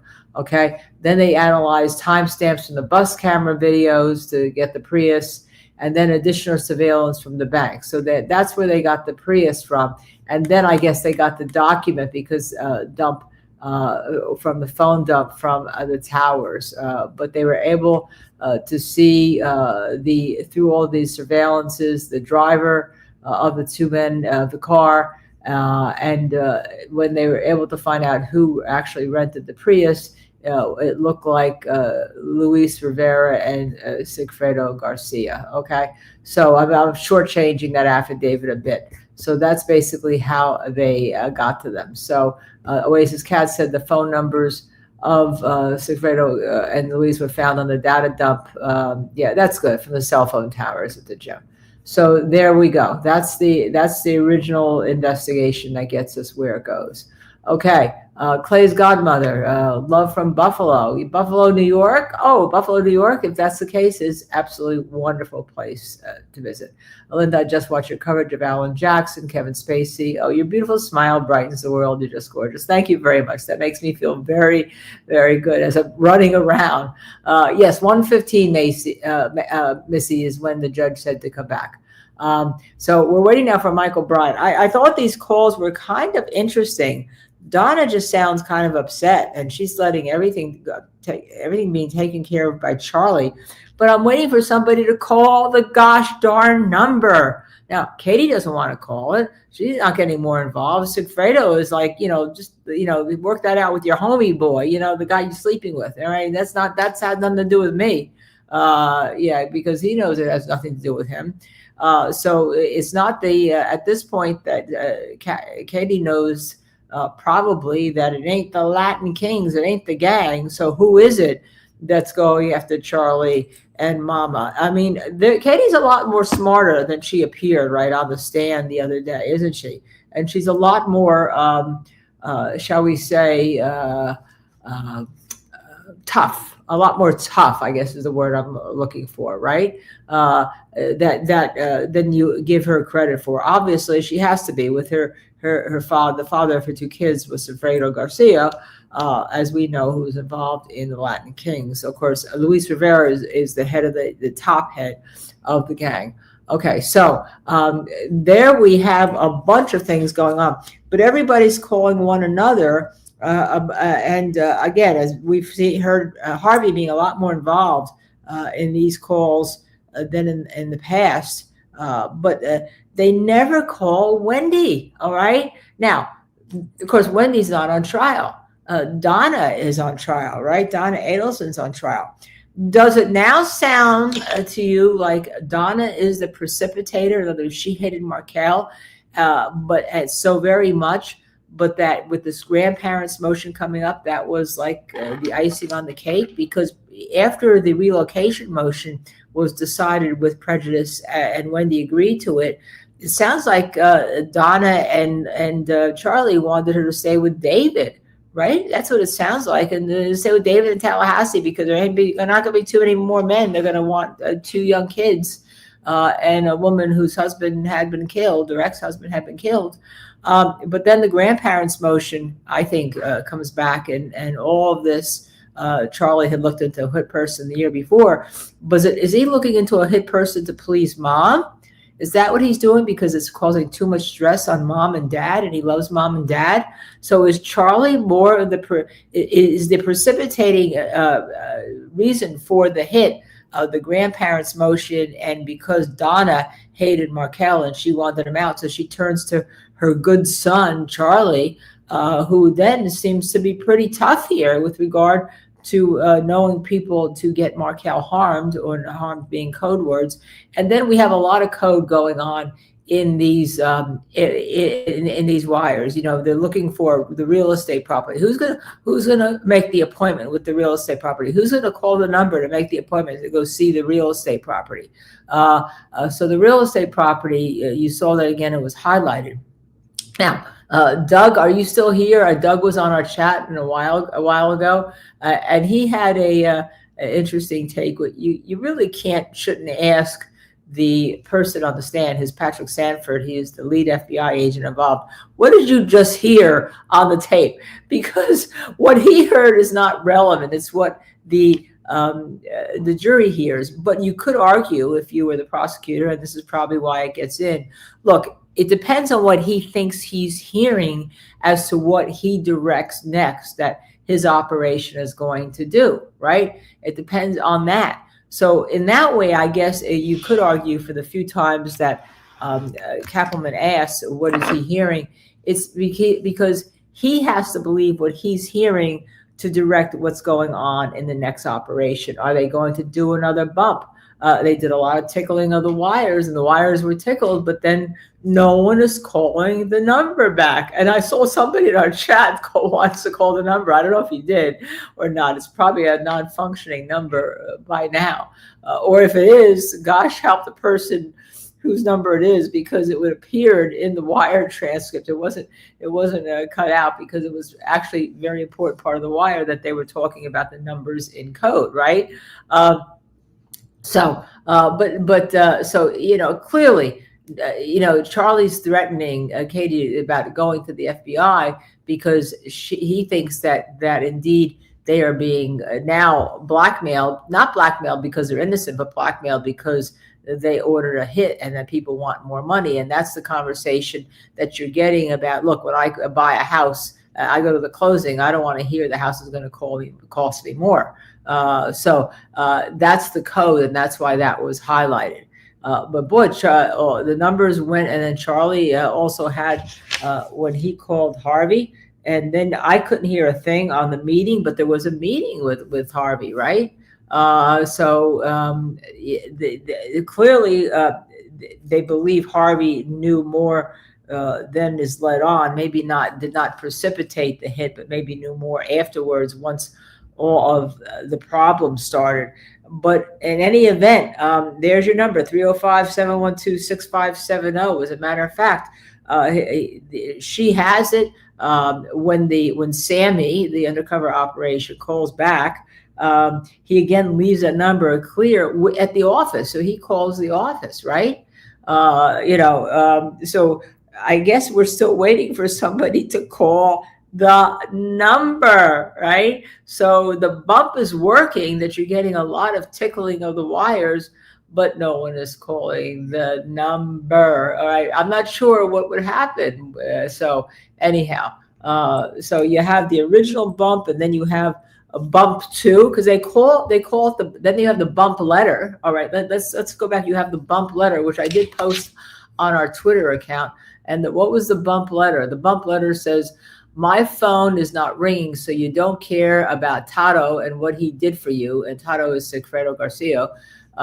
He knows he is effed up, and soon so will you. Okay, that's the bump letter. So they first do the bump with Donna Adelson. They get a lot of tickling of the wire, but no one calls the number. Then they, but they want the phone calls, right? They want the chatter. The FBI wants to chat. They want a confession on the chat. And then, so nothing happened. They decide to send the letter by mail, by regular post office mail with the stamp on it, right? The phone is not ringing, so you don't care about Tato and what he did for you. He knows he is effed, and soon so will you. So that becomes more of a threatening letter and all. But that again, there's a lot of tickling of the wire there. And then when the letter doesn't work, Sammy, the undercover officer, has to do what is a third bump, and that's a bump phone call, and that's to the office, leaving. And I did post the transcript of it. Let me see if I can find it real quickly here. I'm posting so many transcripts. Okay, hold on a second. Let's see. I don't think I could quickly find the transcript that I've posted it up there. I posted it on our X account of the transcript of the call, but asking Adelson to call him back. They didn't call him back, and we'll have that. I'll find that when Michel Bryant gets on. So you really have three bumps going on: bump in person, bump by letter, bump by phone call, and all of these do tickle Tato, Tato was Sigfredo Garcia, or is it Tudu? Tudu and Tato. I know we've gotten them confused a number of times. Okay, but what Tato did for you, but I thought it was Sigfredo Garcia who was the hit person, and I thought he was Tudo is Sigfredo Garcia. Tato is Luis Rivera. Okay, I stand corrected. Thanks, Oasis.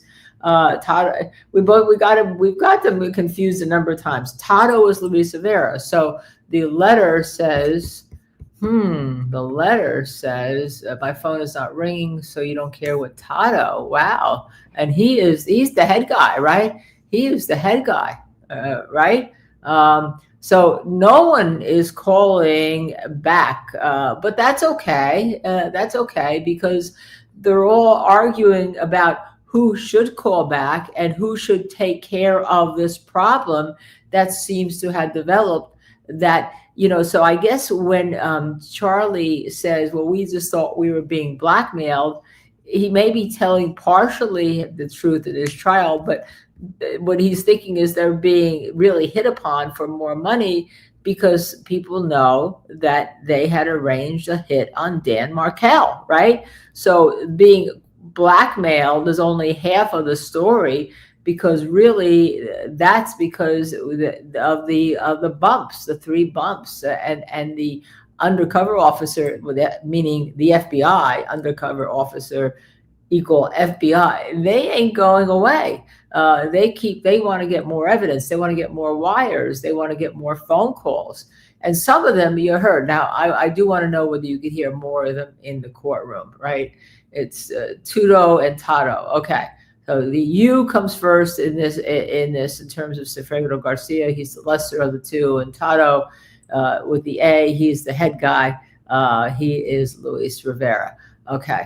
All right, so this gives reason more obviously reason more for Harvey to go with Donna, except for the fact that their monetary practice is the dental practice, which of course with Charlie in jail by the time they go into Vietnam, Charlie's in jail. So really, who is running the dental practice? Oasis Cat, I know you're going to do a song on the bump, and the bump, right? The bump, and I know you did one song we will play maybe when we take a break after Michel Bryant talks a little bit when he gets set up, and he'll be on soon. And then, matter of fact, let me text him because sometimes, as you know, he does a little bit. He finds people to interview on his way out. So let me text him, and you can hear it. What is your ETA for the lunchtime discussion? Okay. All right. So let me see if he texts me back. Okay. So anyhow, Zoe B, you guys are clever. Tato, Tudo, and their little dog Toto. Okay, you're very, very clever. Okay, so, but with all this going on, and as interesting as it is, and as incredible as it is to get an insight into an FBI undercover operation, because you're really getting that insight, right, into an FBI undercover operation. Has Donna been connected in these phone calls? I think by her calling Charlie shows that she wants this problem taken care of, and she knows, but she sounds awfully more like a grandma and mild-mannered and scared in those phone calls than Charlie, who sounds now like he's taking over, that maybe there's Don, there's the Don, but the Don has assigned to Charlie one of the Don's mafioso operatives to go take care of the problem that he apparently knows the people who were responsible for. And so that's what you have. So because this is Donna's trial and all. So I want to know if you feel that the connection has been made to one, the conspiracy, which I do. I think the connection has been made to conspiracy. Second, to the solicitation, and third, to the actual murder. All right. 3 separate charges. All right. She can be convicted of the conspiracy. conspiracy to do the murder without necessarily being convicted of the murder, by the way, just so you know. But if she's convicted of conspiracy and the murder, for the legal purposes, the conspiracy and the murder and the solicitation all merge into one sentence, which you can't get more than life. So there you go. Really, I just think the whole thing is fascinating. And yes, he does look like Bob Newhart when he puts his glasses on, the late, great Bob Newhart. That is, Patrick Sanford, and this is his operation. He picked the Undercover. He's listening to all the wires. He's telling people when we need another bump. He is approving the language of everything that is going. The case in terms of the undercover wire operation, the taps and all, rest and fall on his shoulders. I think he's doing a great presentation. I think he's letting the evidence presenting itself and kind of staying out of the way of it. Georgia Kappelman's facilitating that. They have the calls pretty much done, and the calls back and forth, going back and forth, and the wire and the bump going back and forth. And all I can tell you is that after listening to this, I have something in my ear, so I think he's here. I really do think Katie was really stupid not to take this deal. All right, there he is. We could see you in court. Matter of fact, I X'd out, posted out, tweeted out, whatever we want to call it. I call it X Twitter. A photograph of you writing furiously of your notes. Yeah, you were writing. I've been saying I'm hoping that the sound was better in court, because there were some things, including the Harvey meeting, we couldn't understand a word of it. Just okay, no, that answers that. And I will tell you, the jurors have headphones, and like Donna. Yes, and Harvey did not have his headphones on after I posted that. Hey, he's got headphones. I want headphones. But then soon after that, he had no headphones. I'm not quite sure why. Because you posted that he has headphones and maybe he wasn't supposed to. Excuse me, sir, no private headphones. Snitch you. The jury, it's miserable. You can imagine, they're taking their job seriously. They want to hear this. They want to see, what the prosecution's argument is and will be. And so, when you're fishing for the important parts of these conversations, it's overwhelming. It's just, you don't know what's coming, what you might miss. Luckily, they'll have a chance to listen to all of this stuff again if they want when it's in the jury room. But some of them would take off their headphones. When Charlie had some of his calls especially to Donna, you could hear him very well. And they would take off their headphones and then, begrudgingly, it seemed, put them back on. Donna was speaking very quietly. Very, very quiet, very hush, hush. And then, of course, at the end, Michael, very grandmotherly. Yes, I'm just a frail woman in a rocker with a blanket on my lap. But hey, just promise me, there you go, that you won't yell and cuss at me like Catherine McBenoit. Oh my God! Toward the end, people in the gallery were, it was a bit of comic relief, and it was just so funny how Charlie is saying, call the effing number. No, you call the effing number. This is BS. This, back and forth. Clearly, Charlie's so wimpy, he wouldn't call the number. Right, I wanted somebody to call the number. But somebody, please call the freaking number. We know that eventually he did. And I think that's because if Catherine McBenoit is yelling at me to call the number, and she was a little mad. You could just tell she was freaking out. Right, those F-bombs were flying. She knows hitmen. She knows hitmen. So if she's telling me and cursing at me to call the number, I'm probably going to call the number at some point. Yeah, no, that's what I got. And when Harvey was meeting, they had a screen up there, and somebody has named it here the Swiss cheese video, because you can't. It was like an artist's rendition. It was kind of interesting. It was a bag cam. Just like the bag cam they used at Dolce Vita, except the difference was the Dolce Vita bag cam had like an opening for the lens. This was more like just inside a bag that had kind of a meshy material in front of it. Okay, so, that's what that was. All right. That's what that was. And so you could, if the holes lined up just perfectly, you might see part of a face or something. But but otherwise it was just confusing, visually. Yeah. No, Okay. so- What a I mean, we knew this stuff is important. It's unfortunate that the nature of this evidence can be so frustrating to try to listen to and pull something from. But the jury's, they're in. They're.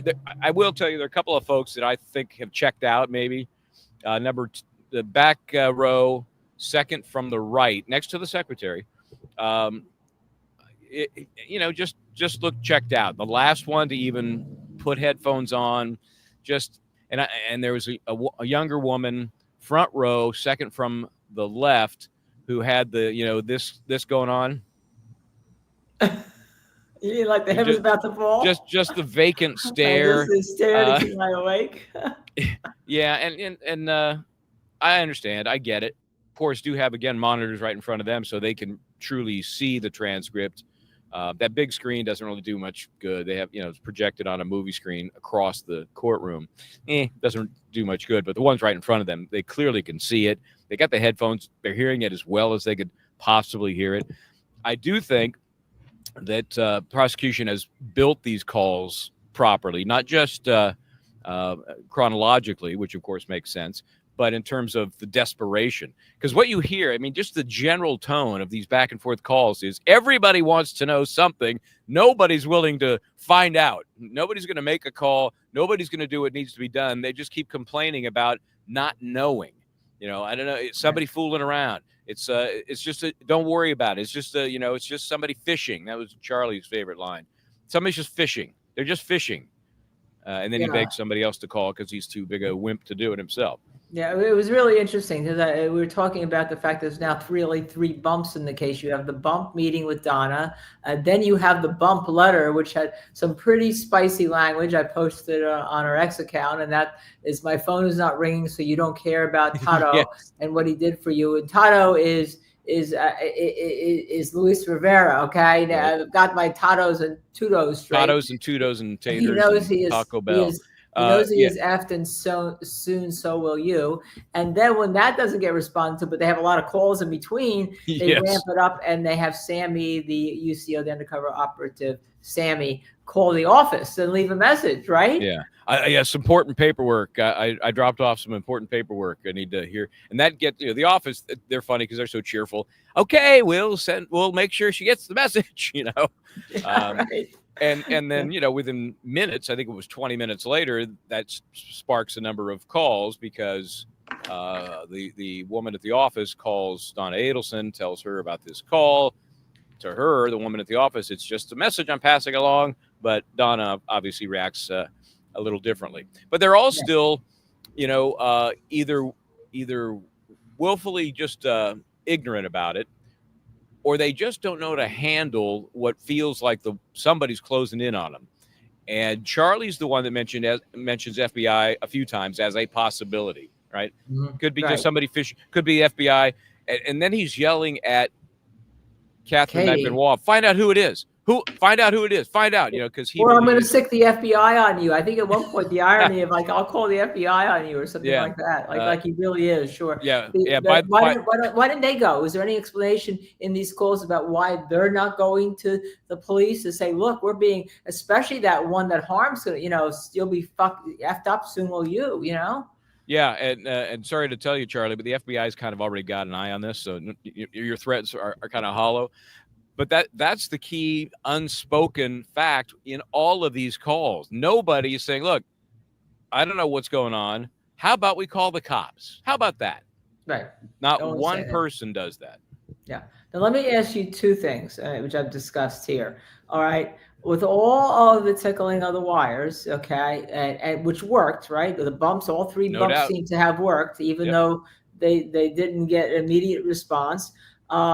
There is no call to Wendy. As a matter of fact, they opened the day with saying, you know, Wendy should keep her job and this new job, and they're right in Tallahassee. And remember, yesterday she should stay with Dave, indicating, and there's no Right. calls to Wendy. That's the first thing that we were discussing. That it seems that with the precipitating motion then is this grandmother motion, because it may have been the relocation was like forgotten, right? That was okay. Wendy's gonna keep her job, stay with Dave here. So there's no, but grandma hasn't forgotten. So the other thing that we're discussing, or at least I was discussing, is, you know, I've been saying that nothing is done in this family without the Donna, right? She hated Markel, she hated this and all, but she sounds more frail in this, like she's giving it to her capo. You know, she may be the Don giving it to her capo, Charlie, and now he becomes a real precipitating event here. He does, and he does have the closest connection to Katie, who of course is the one who knows the killers. So I don't know if Donna does that purposefully, like I'm just going to defer to Charlie on this, or she just feels helpless about it in general, just helpless, not sure what to do, and just gives it all to Charlie to hopefully do something about it. I don't know if that's by design or just she just has no clue how to handle it. Now, your theory would be she does it by design, because she is, after all, the matriarch of this mob family.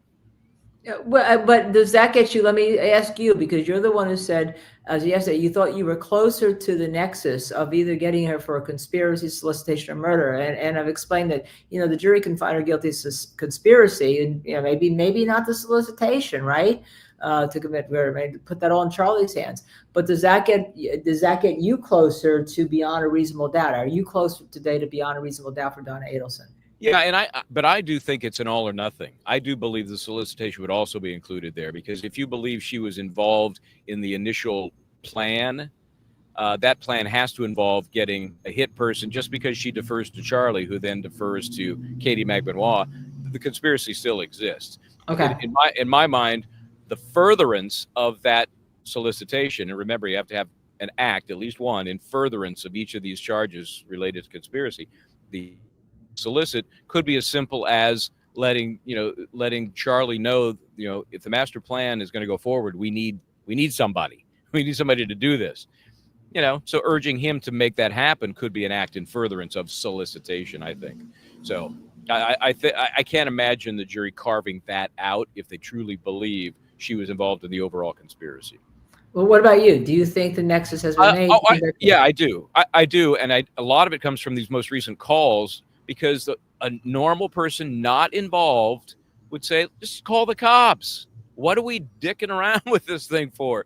Call the cops. Turn it over to them. Give them the letter that we got. Maybe they can get some fingerprints off of that, or some DNA, or, you know, why are you hiding it? You're hiding it from the cops. Right. As a matter of fact, the letter goes in Charlie's drawer, or the first bump letter, where apparently there's no he doesn't make a copy of it, right? He gets it from mom and puts it in his drawer in his office.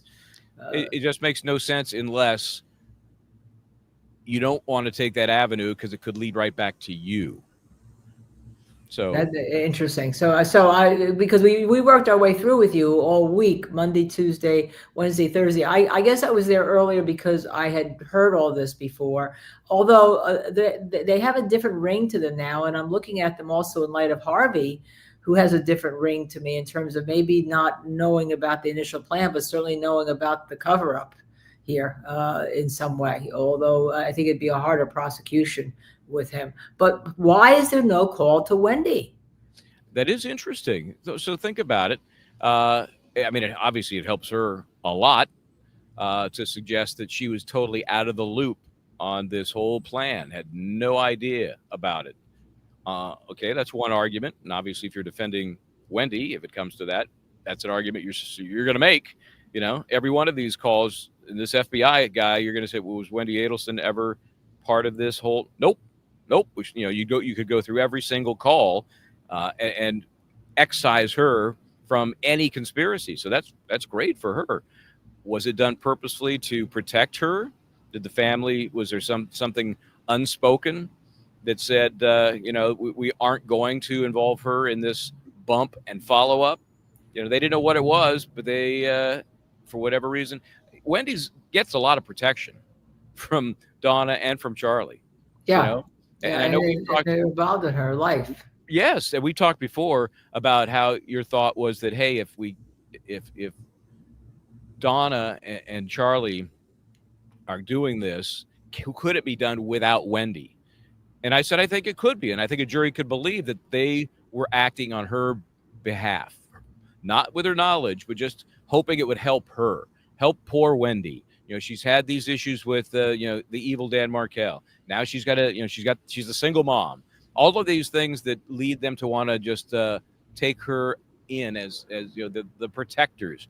So I think you could have a case in which she is not part of the overall scheme, but these things, even though she was ultimately one of the beneficiaries, you notice I didn't say the chief beneficiary, so I still think Donna is the chief beneficiary. She's the one. Remember, some of the stuff we learned in this case so far and highlighted in this trial, Wendy hid from her mom the fact that the motion to relocate was not just ordered by the court, it was stipulated to by the parties. Yeah. It's just and she did not tell Donna that because she did not want her mom to know that she was willing to stay in Tallahassee. That is not what Donna wants to hear.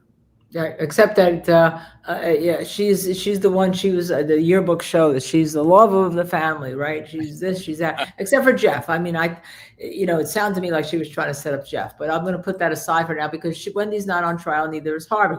The issue is Donna. And to me, these phone calls do it because of the back and forth.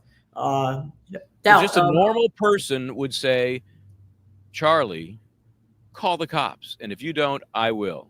Donna should have called them first herself because she was the subject of this encounter on the street. A normal person is going to call the cops, period. How about the letter? You get a letter in the mail that basically says you're soon to be effed up, right? Yeah. I mean, okay, I touched the letter. Oh my God, what about DNA? Look at the cops. Look at this. Same thing. Same exact thing. And then, what's Charlie's attitude? He's such a badass, except that he's not. And he's saying, the letter says, I don't think you care, right? I don't think you care. And he's, what do I care about somebody I don't know? Well, I don't care about anybody I don't know. I thought the interesting thing was how they began with Charlie, because it's clearly, this is clearly why Charlie gets convicted too. When you're looking back at Charlie, he says, I'm carrying a gun, right? If somebody comes to my house, I don't know, I'm shooting them. But then I'll call the cops. There'll be the doctor standing over the body of a Latin king. Okay. Did he say Latin king? I thought he said, gang member? I don't know if he said gang member. Hold on a second. Well, remember how critical that the reference to Latin kings was? I'm not saying it didn't slip through in the recording. I just don't personally remember. Hold on, let me see. I wrote it down. Charlie. But the point is made. You're right. A gang member. Yeah. Identified or not. At least a gang member, whether it was a Latin king or I wrote it down. Now I can't find it in my notes. Okay. All right. So I can't find it in my notes, but he definitely said gang member. Yes. And we'll have to go back. I always says cat, Dizzy. Can you go back to that to see what he said initially? Dizzy said gang member. I see that note from Diz. She says gang member. Just gang member. Okay. So, and I did post the transcript of it in our X account so that we could go look at it. And by the way, in our WhatsApp, so that you and I have assets about it. Yeah. But the fact that he knew that there'd be a gang member, that goes to show you that they thought that there was the gang member, gangs were coming after them, right? And the only reason they'd be coming after them is because they had hired them to do the hit. Yeah, of course. I see Oasis Cat references the taps for Charlie and Katie's phones, but that means all the calls, so they waded through all the calls. So if Charlie, obviously Katie is not calling Wendy, but Charlie would have called Wendy, and they went through all of these calls. I think they said there were 10,000 of them or something like that, unless there was a call related to any sort of police activity or they're concerned about this bump. They just left it alone. So I'm sure there were a ton of Charlie to Wendy phone calls, right? But nothing incriminating. Nothing that was incriminating because they said they went through. I think it was 100,000 or something, right? I thought it was closer to 10, but probably felt like 100,000. Can you imagine? That's the unsung hero part of the job. Oh my God! Yeah, sifting through. That's just police work, and it's drudgery. But that's how you solve cases, because this is really, of course, the whole idea of boots on the ground, shoe leather, as they right? say. Shoe leather, right? Yeah. And then there was one call where Charlie calls his mom and says, "You guys are notorious for getting worked up over everything, right?" Yeah. Mr. Adelson, you don't know who the person is, if you don't know who the person is, it's a much bigger problem. If you know who it is, it's very, very, very easy. Okay, Mrs. Adelson, right. Mrs. Adelson, and you always, I mean, you guys are notorious for always getting worked up over everything, right? Well, if you know who it is, but then call the number, because obviously Charlie thought it was a gang member. That's why, I mean, clearly that's why he said to be a dead gang member in his driveway with a doctor standing over him with a gun. Yeah, there's no doubt that was a Freudian slip. But again, he didn't think he was being recorded, so what did he care?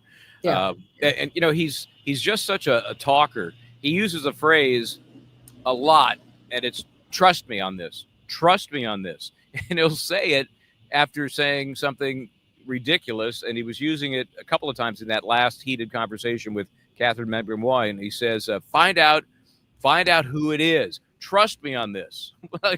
What? Do this for me because I'm a wimp. Trust me on this. Okay? Trust me. Yeah. She won that day, obviously, since he made the call. And after lunch, we'll hear that call. Okay, so let me ask you how Mrs. Adelson is looking. We see her. Little frazzled today, right? Little frazzled, I thought. Me too. I was wondering whether in court, because to me, I thought she looked a little bit more frazzled and a little more. Yeah, and she didn't go. I think the ponytail is practically a very good way to go, just because the hair is then not just like, it's humid here, and so and she hasn't had conditioner, and she doesn't have her normal accoutrement of hair care. So yeah, the ponytail really helps. And I think just to have that stack of hair all frayed out there just looks like she's a little rough around the edges, more so than it has Except been. maybe you can hide some of her expressions. I'm so glad you're just worried about women's attire on this trial and women's very hair. important. Very, very important. Joanne, we noticed that you are wearing a tie and a jacket, which you said you weren't going to wear in court. It's travel day. It's like back in the days with sports teams. Now they wear anything they want, but back in the day, you used to travel. You put your tie on, and coaches, especially coaches, were required to be on the court with sports coats and all.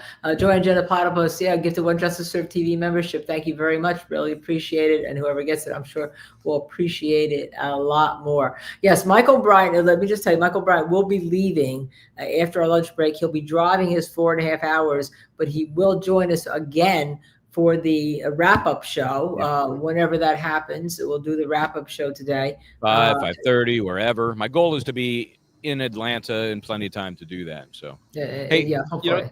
I wrote this note down. It's funny. I'm looking at Zoe B's note. Charlie showing he's getting more nervous and more paranoid. The repeated "trust me" statements are as much trying to hype, trying to boost his own confidence. And I wrote that down. Parade of paranoia.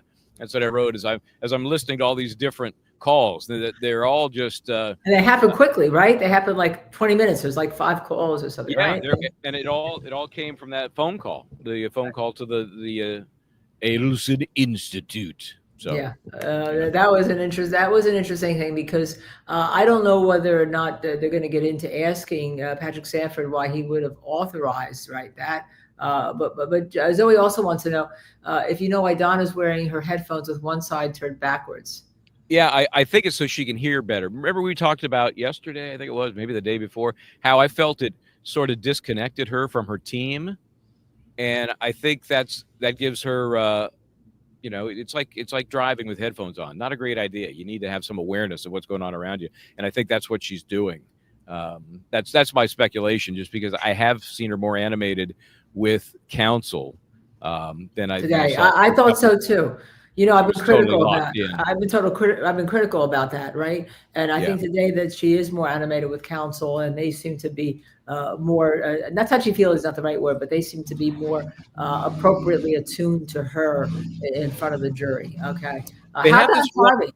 Hold on just a second on that point. They have this woman who I think has been identified as a paralegal. She sits right next to her. She has the glasses on. She's much more like a handler, it seems. So the attorneys kind of are doing their own thing. So that's been pretty consistent. And when they get up and move around or whatever, she's the one that's making sure that Donna Adelson is attended to. Right. Harvey, boy, what about Harvey? We acknowledged one another again as usual. I gave him a card. At some point, who knows, jailhouse interview, whatever. He wanders out and he wanders around the atrium. I mentioned every floor is open in the top to the bottom. You could look down and see the lobby. It's a circle, and then it has like spokes of a wheel, not unlike a conspiracy. And they all fan out from this center atrium. And he takes that walk on the opposite side of the courthouse. We're in 3G. On the opposite side of the courthouse is the DA's office. And so part of the reason it takes longer to get out of the courthouse during a break is they make all of us in the gallery stay where we are until the parties leave. Okay. And so there's always, gathering their crap, putting everything together. And the DA's office, the prosecutors, sometimes will come out the main door. Sometimes they go out a side door that spits them into the hallway closer to where the DA's office is, which allows them to avoid kind of the not just the bodies bumping into one another, because everybody makes a rush for the elevators. I take the stairs. It's the third floor, people. Come on. And so it allows them to miss all of that and head down to their office down the hallway. And Harvey's just kind of makes that a path and a track. And who knows what thoughts are going through his head.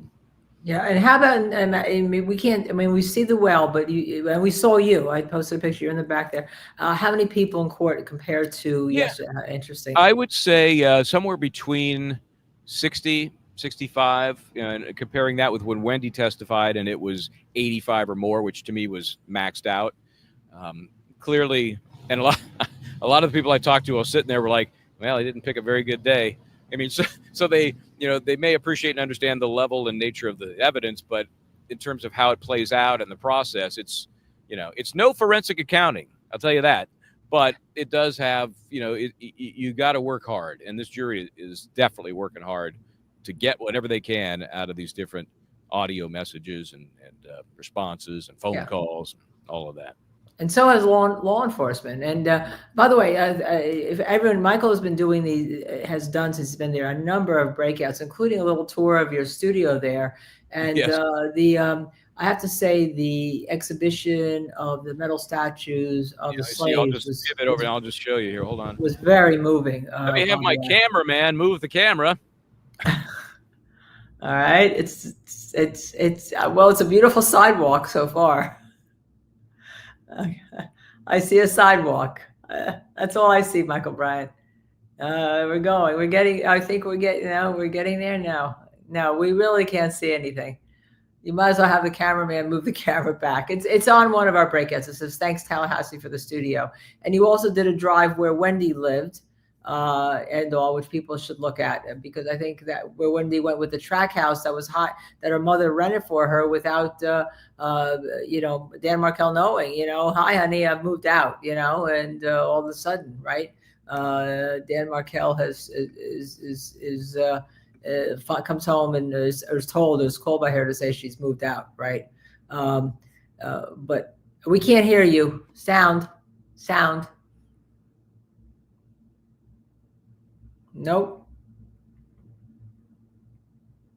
I think I unplugged myself. There you go. I was turning everything around.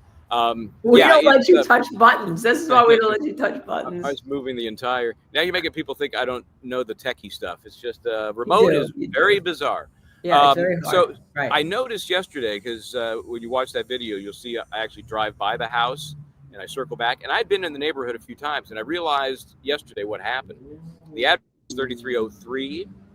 The fourth digit is flipped upside down or sideways, looks almost like a 5. And I don't know that wasn't purposeful. If it's still a rental property, maybe not purposeful, because renters, sorry, I've been a landlord many places around the world. Tenants don't care that much about little things like, is my address, my number's on? If you're the homeowner, you would. But it makes it harder to tell that that's 3303. So you had trouble, right, finding it, and then I did the first time. I really did, and then it became obvious as I saw, because it doesn't take a rocket scientist. Here's 3301. Here's 3305. Wonder where 3303 could possibly be. But it took a couple of whacks at it. With the scuttlebutt, I want everyone to go look at it. By the way, Madeira Beach Caregiver raised a really good point for people to know. Please hit the subscribe, like, share, notify, especially subscribe, because you can't get one of these free memberships that people are donating to you unless you are a subscriber. So, you know, if you know that, I mean, it doesn't cost you anything to subscribe, and you may end up getting a membership where Michael posts a lot of extra things in there. And I say Michael because I have to give him he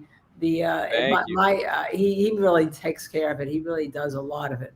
And we're going to do more. We are. In fact, we have not planned this yet, but it's definitely on the chart for year 2, which starts in a few weeks, to have actual like special member broadcasts. Right. You know, right. just let's take this for example. We might do something after the normal end of day wrap up show ends, just for members. So where we can have more interaction with the members and provide some nuggets that you might not get elsewhere. And there you go. Our Madeira Beach caregiver, who, as you all know, is a hospice nurse, one of my favorite people, gifted 20 Justice Serve TV memberships. So if you're a subscriber, you're just going to, Dizzy points out how to get them. That tells you how they get given out. I mean, we don't pick them Madeira Beach, it's thank you so much. And you know, for people that that's a big contribution to Justice Serve TV and for all of you, because for a lot of people, $2.99 a month is very expensive, right? It's hard these days. You know, you can't get a gallon of gas for $2.99. So holy moly, thank you very much. That's right. Yeah, thank you. So I didn't have my glasses on. I didn't see it was 20. Yeah, we appreciate even one, so 20 is crazy. Thank you. Okay, just incredible, and so much. So that's how they get given out. And it's a good question because most people don't know. So if you're watching right now, please hit that subscribe button right now, and then you maybe get eligibility for it. But please hit the subscribe button. Callalang, I was kindly gifted. Wait, it went past me. I was going to say, here it goes. I was kindly gifted a membership. I cannot wait to get caught up in any members only videos, especially the trip down Trescott. Okay, I think that trip right now is out there in our regular. It's already been, you know, what we tend to do is Michael puts them usually in members only, then it gets converted to the regular video. So that trip down Trescott right now is on our Justice Serve TV page. That you can get it, and those trips are incredible. The one down Trescott, the one to see where Wendy lived, and just incredible. Especially the Trescott trip, Michael. That was eye-opening. But I'm not sure it was eye-opening for as much for what we believe about Wendy, as opposed to the linkage of Donna to the plot. Yeah, you're probably right. And any time we hit the road to one of these places, to me, it's so important to find those places that we've talked about. And maybe we've seen still pictures, like when Mr. Geiger testified, you see those 2 photos. You know, it doesn't really put it in perspective for you. And even, you know, admittedly, seeing it in 2D as the video is, it's better. Obviously, come on down. You know, it's a lot more eye-opening when you're physically there. So I do the best I can to at least bring that little bit of an element to what's going on. And there were a couple. Tell us more. Tell us some more about what the locations down there. Number 1, number 2. Tell us more about your thoughts about court today, and number 3, what's coming. Okay, let me start with that in reverse because I was talking to a couple of folks in the gallery there about, you know, where do you think you are? Does the prosecution have much more to prove? And you know, we've been speculating that obviously. My new friend, special agent, soon to be retired. I hit him up again today. When you're retired, here's the card. You know, give us a call. I know it's going to happen. And this, of course, is for the guy that's been on the stand all day today. He was on the stand.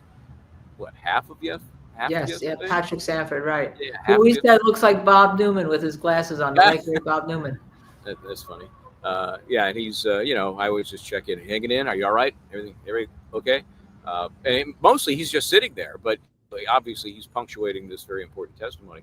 So we think he's going to be last if they use him to get all the way through the arrest on the jetway. And he was there. You see that video. He's front and center. He's right there. So we assume that's going to be the coup de grace. Ta-da, we're done. There may be a couple of strays that I'm not thinking of. Maybe you thought of somebody that we should hear from that we haven't. No, I didn't. I thought that he's the one that should bring it home. Although when Kappelman yesterday said after his we'll move on, we'll move on after he finishes, but move on to where? You know, that was my question. Yeah, so there may be a couple of loose ends that I'm not thinking of, but I don't know that they're necessary. So We'll see where that goes. And what was the other question? I forgot. That was what we expect. The other place, what other things in the courtroom this morning that you thought were important that we haven't touched on? Okay, let's talk about that a little bit. You know, it's so important, the liaisoning between the court officers and, in this case, the court TV production folks, whomever is doing the pool camera. It could be anybody. But especially, like, remember yesterday we had Oscar Jimenez on the stand. He was the actual bumping undercover officer and didn't want anything shown. We did see a lovely shot of his tie a few times and his I guess, his waistcoat area there. But that has to be coordinated very carefully so that nobody makes a mistake with the folks shooting. Interesting. Michel Bryant is froze for a second. He's frozen. He'll be back. It's been that morning. As you know, I had a power outage here up at the cabin, and we were on generator. It was actually a very wide power outage. Almost the whole town was out. So it sounded like it was a transformer issue for a while. But now he's frozen, but he'll figure that out, and he'll come back. Hey. There he goes. You were frozen, so we didn't hear. We heard about that. You had to coordinate with the court TV camera, and that was it. Yeah, I didn't keep talking because Starlink has been pretty darn good. I say that now as we're in our last broadcast from this location. But yeah, so it was nice to see them coordinate with the folks who are in these images, and we're all sharing them. But they come from one source, and if you don't get the cooperation from the officers, it can be an issue. We've seen cases where a jury member has been exposed, and I think the court officers have to be on top of that. And here, they definitely are. So that's a good thing. And I think that in the gallery, as I've gotten here, this is the fourth day, I'm starting to pick out faces and people, and I've interviewed a few that have got, they're content creators. I'll bet you a third of the gallery is content creators. I'll bet you.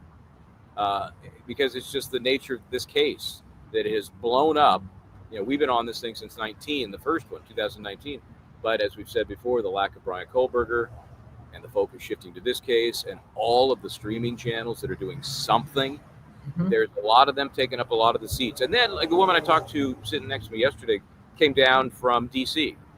Flew out from D.C. for this. So we've seen this before, especially in the Karen Reed case. They were coming from across the country. I met people from Utah, from Wyoming. This doesn't have quite that attraction, but I've seen Texas, and now I've seen D.C., and, they find out about these cases through content creators like us. Most folks, like us, right? Most folks aren't, I shouldn't say aren't watching Court TV or Law and Crime, but if you were to add together all of those watching from other sources, I think it probably exceeds those two more mainstream providers. And that's just because that's the future. We do this because we've done that other thing because we can be more open, personable, honest. I'm not saying you're told by the corporate overlords to be dishonest. You are not to dishonest, but you have. You're definitely limited in how you can react to things, the information you can provide.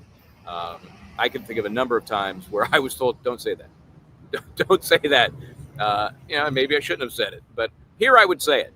And so I think people get a sense of the real, natural nature of this kind of forum. Right. And we also try to be more personal. We try to give you, what we're doing, where we're going. Even the format that Michael and I have tried is that it's not such a staid, we're going to sit here. We're talking to you about our lives. We're talking about what we're wearing. Today is my Justice Served TV, very nicely designed by Dizzy, stuff. And we can do all that in this type of show. And especially if we're on the air for like 9-10 hours, you guys want more. You want to talk to us, and we're here to be talked to. Michel Bryant is now frozen again. I want to ask him about the jail incentivized informants, whether the prosecution plans to call any incentivized informant.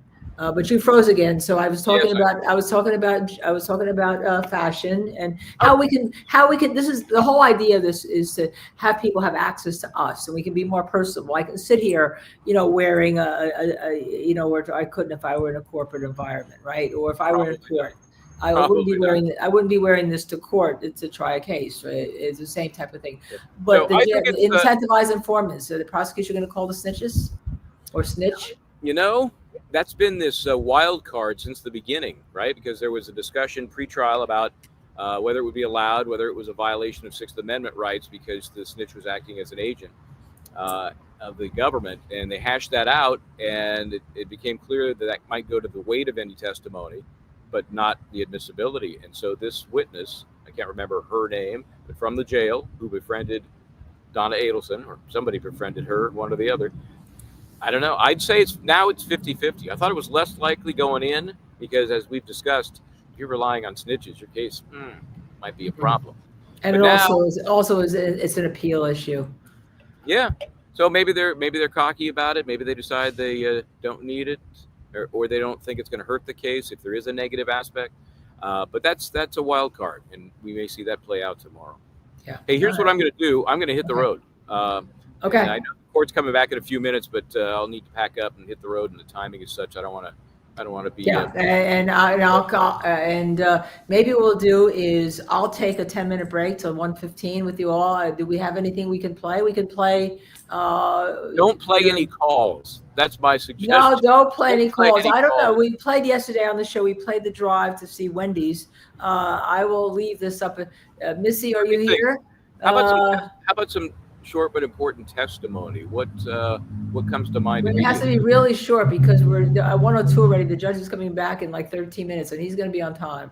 Yeah, here's what I would do. I'm just throwing this out there, and you can chop it when the time comes. But Catherine Nabinois, front and center in phone calls, wouldn't be bad to see some of her testimony again for those who may have missed it. It didn't go all that long, but just play 15 minutes and then move back into the real world. Okay, so Missy, Missy, what do you want to play? Michael, you get on the road, and I'll take a 5-minute, 10-minute break as soon as we figure out what we're going to play. It's been a pleasure. We'll talk later from probably Atlanta. That's my best guess. All right. See you then. Bye.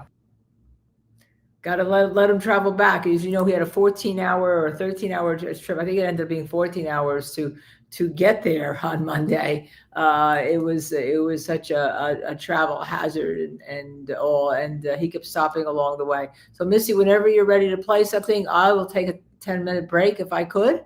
Go up and grab something. There you go. All right. I will see you all at 1:15, everyone.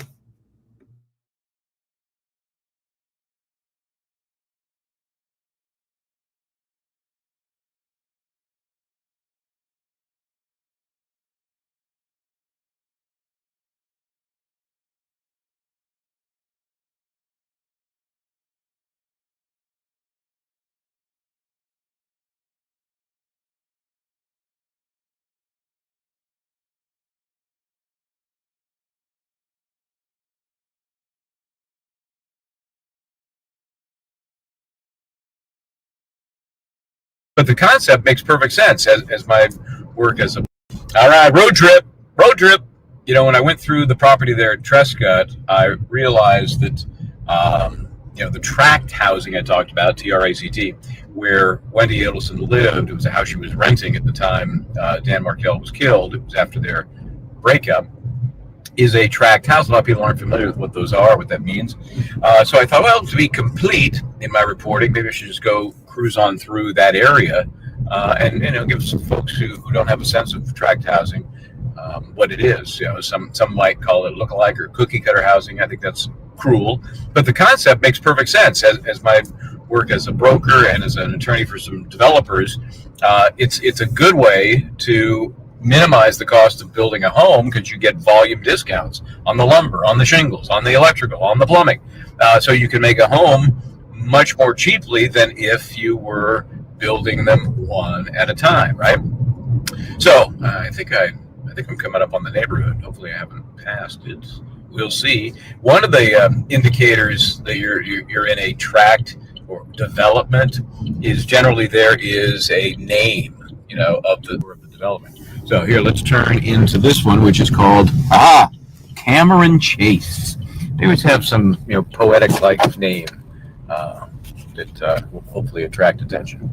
So I'm just going to cruise through some of these streets and end up at I believe I will end up, if I do this right, at 3303 Aqua something. There's a lot of Aqua something. Anyway, you can see the homes are similar looking. Normally the way it works is you get like 5 models, and each of those models has some variation on it. Like maybe you have brick all the way up the front on one, but you have brick only around the skirt of the next one, or maybe they're flipped and the garage is on the left and not the right.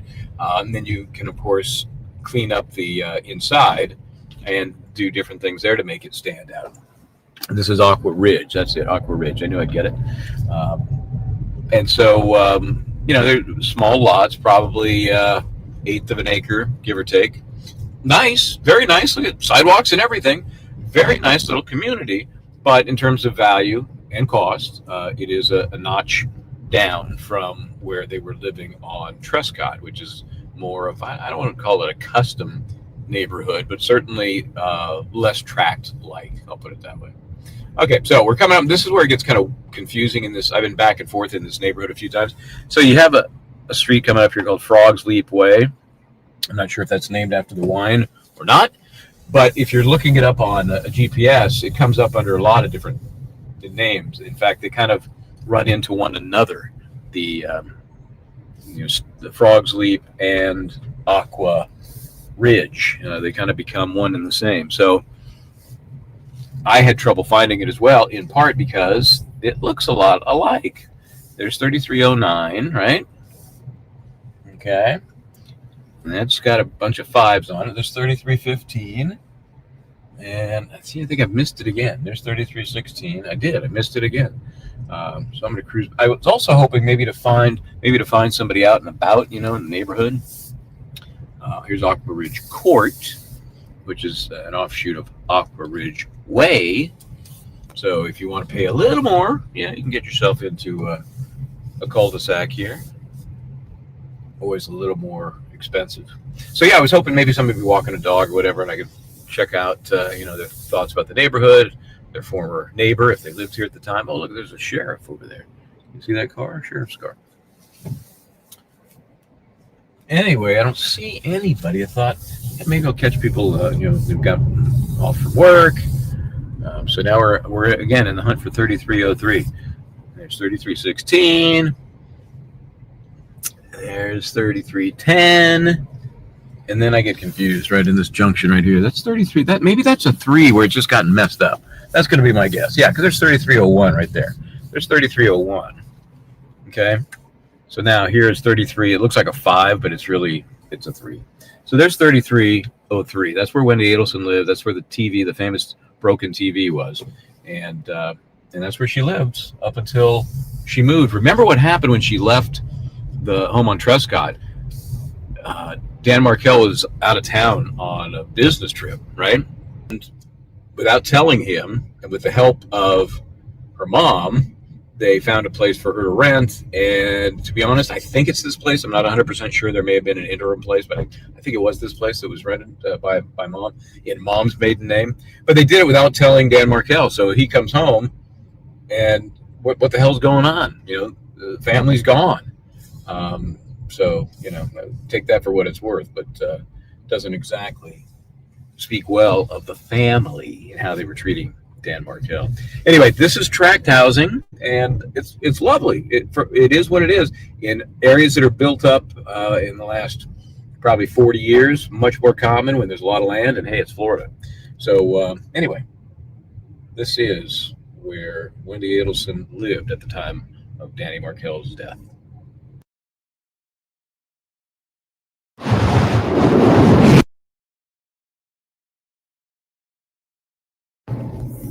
All right, welcome aboard. I was going to do a little experiment going from the home Wendy was renting and living in after leaving the Trescott property to the ABC Liquor near the Trescott property, and then compare it to another ABC Liquor near. And then I said, this is ridiculous. I could just see, and I mapped it out. ABC Liquor around this town is like McDonald's. They're everywhere. So unless somebody has some evidence that here we are on Trescott. I am going to turn on Trescott. I'm going from Centerville. This road's Centerville. Oh, my God. It breaks the town up, and you can tell it's bits and pieces from old Centerville Road, new Centerville Road. There are parts of it, there are 4 lanes. Parts of it are 2 lane. Anyway, it leads us here to Trescott. My point was that in the absence of some evidence that the ABC Liquor near the Trescott home was the only place you could get some special bullet bourbon, I'm going to assume, here's the humps you've heard about. Here, all the humps. Oh, Humpty Hump. And the Trescott Avenue address, 2116, is quite a ways down here. But unless there's some evidence that you had to go to the ABC Liquor that's nearer Trescott, I'm going to assume the motivation was to just cruise by the old hood. For whatever reason you want to make of it. Just happenstance, not really even quicker to the Mosaic restaurant, which is no longer there. It has been replaced. I'm sorry, I can't give the benefit of the doubt.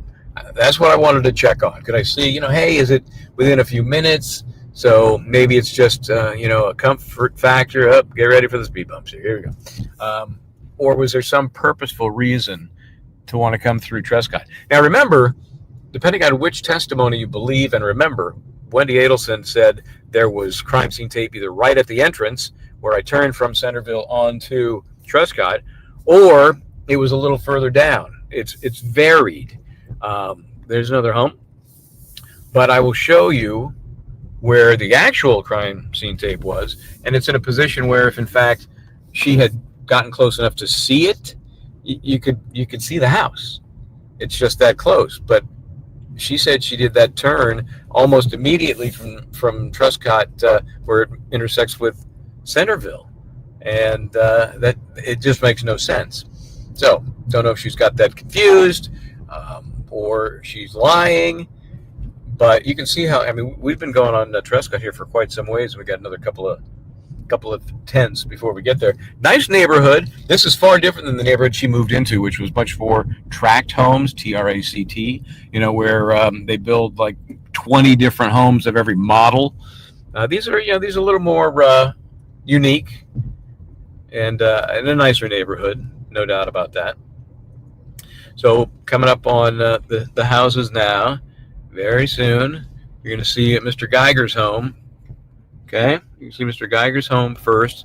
Check the window out here. Oh, he's got a porta potty now. There's the bay window that he was looking out when he heard the shot.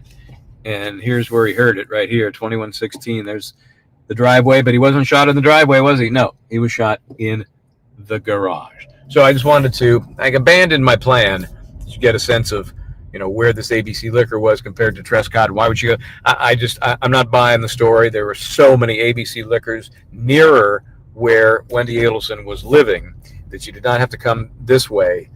In fact, it is so far out of the way to the nearest ABC Liquor. Oh, there's an ABC Liquor coming up down here. Hold on. And it's close to this neighborhood. But again, in the absence of evidence that was the ABC Liquor you had to go to get the bullet bourbon she wanted for the stock the bar party, I'm sorry, I'm not buying it.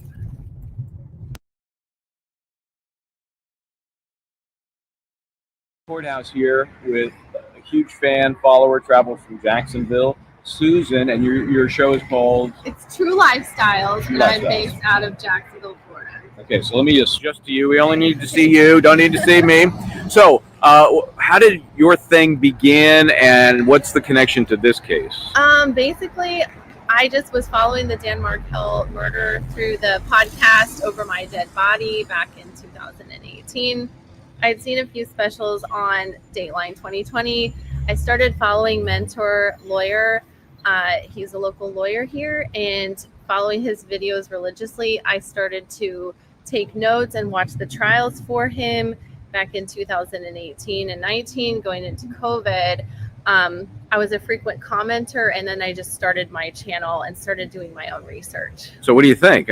Now you've gone from one side of the camera, as it were, to now you're into it. What are your thoughts? I wasn't the only frequent commenter who started their own channel.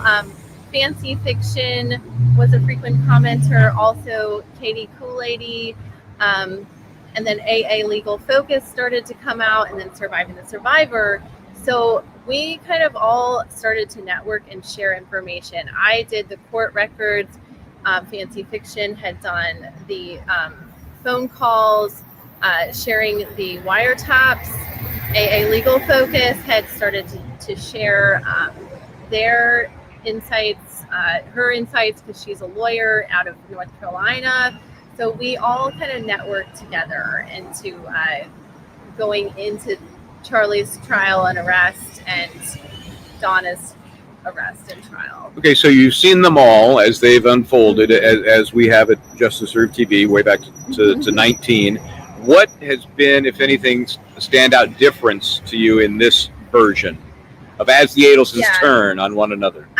There's some new evidence in this trial. The other trials have been focused on Katie Magbanua and Luis Rivera and Sigfredo Garcia. This evidence has turned into Donna's trial. We've seen new emails that we've never seen before.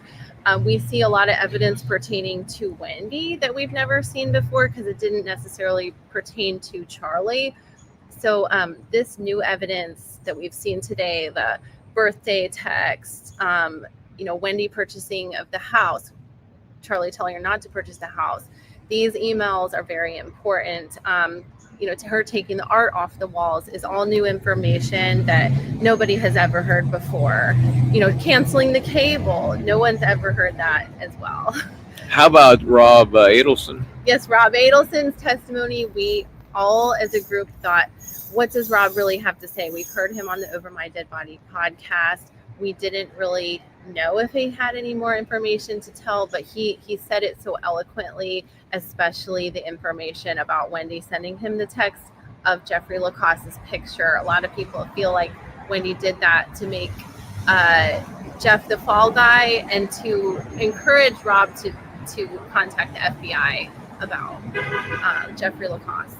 It is interesting too. I think people were watching and saying, "Are you sure this guy's an Adelson? He seems believable and like a good guy." Yeah. We knew that they called him Honest Abe from the Over My Dead Body podcast. We knew certain things about him. I know that AA Legal Focus has tried to reach out to him, but other than that, we knew nothing except that he didn't have a good relationship with Donna. Yeah. Yeah. His family. Yeah, I think that's safe to say. So as this thing is, I think the prosecution's case is winding down now with this very important testimony, which was going to kind of bring in all of the foundational material we've heard, the phone calls and the wiretaps. The foundation was laid. We haven't heard them yet. That's going to happen now. Where do you think this jury is with this case? After observing the jury in the courtroom, I think that they're very, very much leaning towards the prosecution's witnesses and evidence. And I don't think that there is so much reasonable doubt anymore, except they look a little bit tired sometimes. They look a little bit bored. But when they this morning talked about the new evidence, the birthday text, and the those damning emails and the wiretaps, or the new evidence coming forward, their eyes are open and they're perking up, and I think they'll continue to, for sure.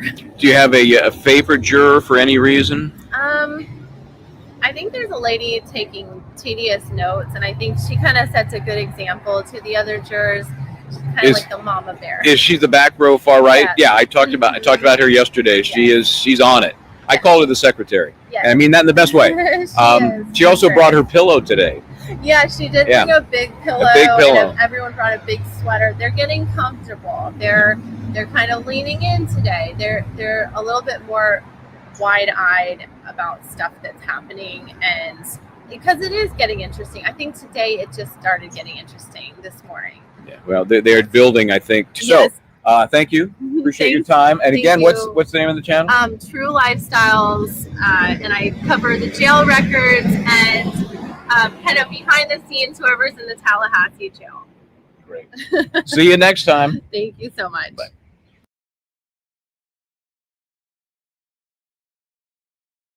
Is muted. Hi, welcome back. Kyle Sharkey, I have your question to Michel Bryant. We're going to have to save it for when he comes later on because we didn't get to answer it. Amanda Robinson is here. Thank you for becoming a new YouTube member. So, we sit a lot at the, all day. And then let me just say some of the things that we do. Like, this is a yoga strap. So while we're waiting for the court to come back, I will do stretches sometimes here. And I'll do 10 front and back. Usually I'm standing up, and then I'll lower it an inch and do 10 front and back, lower it an inch, and then I'll lower it more. And then, the idea is to stretch yourself up, because when you're sitting an awful lot, watching, even if you're sitting watching at home and you're not working or whatever, it can really wreak havoc on your body. So just so you know. Missy told me that we're coming back because I was doing yoga stretches, but I wanted to show you one of the things you can do very simply. You can do any kind of belt.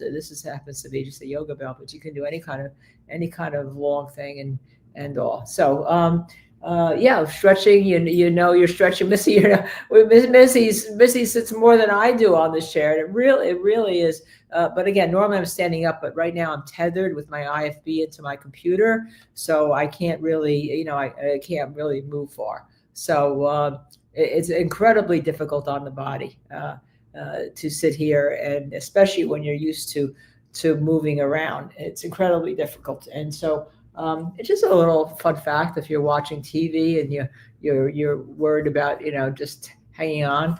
I stopped cleaning my kitchen, and you're stretching too. Or you can, touch your toes. I mean, if we're going to get up, that I had Jimmy that day try to start, and I have not done them yet today because we started streaming early. And I, again, this is my vacation, guys. I'm spending with you because, we started this. We have a commitment to you. I have a load of work over here that I have to yet do. And I also have to finish I have one credit left on my CLE that I have to do for my New York, which I have to get done this week. So sometime we'll get it done. I think tomorrow morning I'll be taking the shift alone in the morning. Michel Bryant has to attend a funeral. And then at lunchtime, he will join us, and he'll probably take the shift alone in the afternoon. And then I'll join him for the wrap-up show tomorrow. And on a Tuesday, we have a special show. Michael will be hosting most of it all day here. And then at the end of the wrap-up, I believe we're going to have Ms. Demeanor on. All right. And I'll be joining him at that time on Monday. So we are here. But no, even if you don't have a yoga strap, you can take a belt or you can take a string. And again, the idea is you normally be doing a standing up so that you can really get that stretch. The idea is to, just keep your body stretched, and, you're not gonna pull anything out. And you do 10 of those front and back, and then you go about an inch or two in where it's a little tighter, and you do the 10 of those front and back. And I'm not doing all 10 right now. And then you go so you can't get all the way back, and so you're just gonna stretch. You're pulling up and you're stretching up. So it's kind of important to not just sit there all day, because we don't want to get a stroke because we're sitting here watching Donna Adelson, who has to sit all day. All right. So the judge is running a little late. He's normally very much on time, as you know. Sherry Schreiber says, I have a QB. Yeah, so, this is the one thing we talk about when we said we can do other things on this channel. We can talk about what you're doing and what's happening and all. And great stretch with counsel. Yeah, even if you're a lawyer and you're sitting at your desk or whatever, or you can get up and touch your toes. When I wake up in the morning, I do 20 touching of my toes. Try to stretch out. And I remember when I went to, with my one of my firms, Ansel, Kenney, and Ansel, I'll just say the Ansel firm. One of the partners when I went there, who was in his 80s, came into my office when I joined, and he wanted to tell me that it was very important. Every morning he would get up and he would get on his treadmill, and he would do 20 minutes on his treadmill. And I think he was like 88. His name was Max. Just to make sure that I took care of myself, all right? That the law is one thing and what we're doing here is one thing, but you want to make sure you take care of yourself. So, no matter how much we work and how hard we work, try to keep moving just a little bit, at least, just a tad. Try to be moving. 007 Texas. Right now, I'm taking care of a sick client with Down syndrome, and he has to be reminded he's sick. LOLO. I think he did some stretches. Thanks. Yeah, thanks for reminding us. Sherry Schreiber, crunches, chair yoga, the QB. That's under the desk, right? The QB where it's like a little elliptical under your desk, right? All right, so we have some thank yous for the membership. That's Madeira Beach Caregiver gifted so many memberships. It was so great, Madeira Beach. She's a hospice nurse. She just flies everywhere, and just amazing. Okay, thank you. And when she joins us, Doug was in the chat earlier today. Doug Weinstein, he pops in and out because he is actually working this week, and we saw Doug in YSL, and then we saw him with that. Poor guy, that crazy client that he had who cut up his wife and was convicted. But Doug handled it as he should. Everyone's entitled to a defense. And so let me say again, As I said before, in case I get misconstrued, because I don't want to be misconstrued, and I know any comments we have are always said, most of them are said with great love and compassion and all and respect, and so I appreciate that. So just to make sure I am covering all bases, I should again say, as Donna Adelson sits there, she is presumed innocent. She actually is not presumed innocent. She is innocent under the eyes of the law unless and until the state proves her guilty beyond a reasonable doubt. Of course, that doesn't mean that, that doesn't mean that we don't have our predilections, just like the jury is sitting there and the after openings, the jurors usually will have a bent. They don't then make up their mind, but they'll have a bent. Some of the statistics say 60%, some says 70%, some says 80%, but they have a bent, right? So as you go along, everyone is developing a bent. But you may have developed that bent in the Karen Reed trial too. And remember Alan Jackson saying, "Wait for us," and that bent changed, right? It was amazing, and the jurors, all the jurors, including all the alternates, were like, not that the state didn't prove their case, but that she was not guilty. So you have to be careful, and we all have to be careful because it's very easy to get swayed by the crowds. But I've seen so many of these trials now that I've just seen so many of them that in our mind you remember the evidence from the last trial, although this one is more. Yes, AJ is going to have some announcement on the Howie Carr show, I think, tonight at Alan Jackson. That there was a lot of drama over that on Twitter accounts earlier. We try to stay above the fray on that, and hopefully you guys do too, because oh my gosh, some of the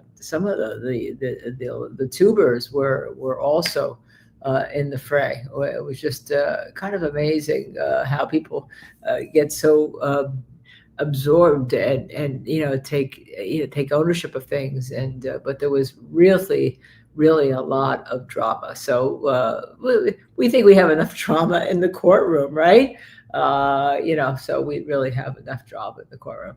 All right, so you think somebody Michael thinks that it's a juror issue, okay? So we'll see what it is, but he's a little bit late. I mean, he's really late. This judge is like, as you know, there he goes. As I say that, here comes the fan. Oh no, it's not the fan. Oh no, it's not the fan. Amanda Robinson became a YouTube member. Thank you, Amanda. It's so great. Okay, but it's not the fan. It's the seal. It's a pretty seal. Okay, OnlyFans is not in the Florida courtroom.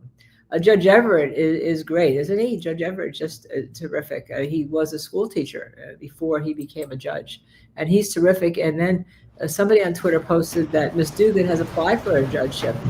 So we'll see. There is Donna Adelson. I think she is looking a little bit more tired, a little bit more worried today than she has been, but maybe she didn't feel it. So let's listen. Everyone can be seated. If someone can get Agent Sanford back, take the stand. Continue with his testimony. Okay, Agent Sanford, FBI Special Agent Patrick Sanford. He was responsible for this. As we've learned from Mike Easter, he would have been the one who picked the undercover officer. He's the one who directed the operation. He would be the one who directed when the bumps occurred, when the tickles occurred, what the format is, what was said, what the notes were, and all. So this is his baby, right? This is his case. Members of the jury, did everyone get some coffee during the break? Yes, sir. All right. The only reason I ask is each bit of evidence during the case is important. He's so cute. Any shut-eye going on. Isn't Judge Everett cute? I never got to ask Michel Bryant, by the way, who he admonished in the gallery. Thank you, Judge. Did you get coffee? I did. According to my list, we're on Dirty CC. matcha. Is that what you show as well?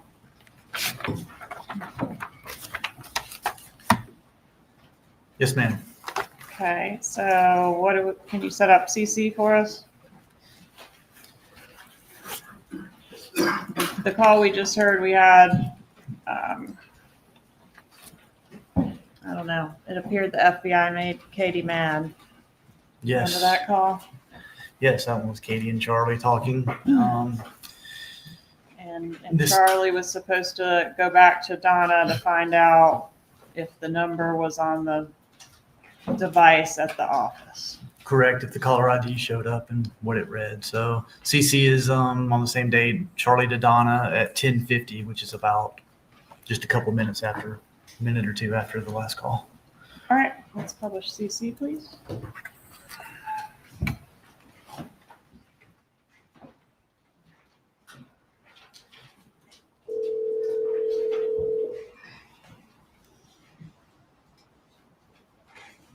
Hey, Charlie. Hey, Mom, do me a favor.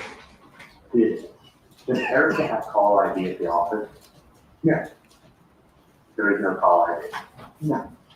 Is there a way of looking up what number it was that called? I don't even have that call ID in the office. It did, and it stopped working, so they just stopped it.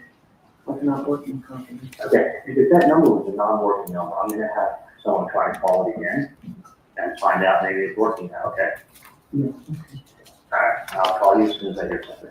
Thank you, Charlie. I'll call you within a minute, okay? Okay, fine. Okay, I'm sorry, DD, please.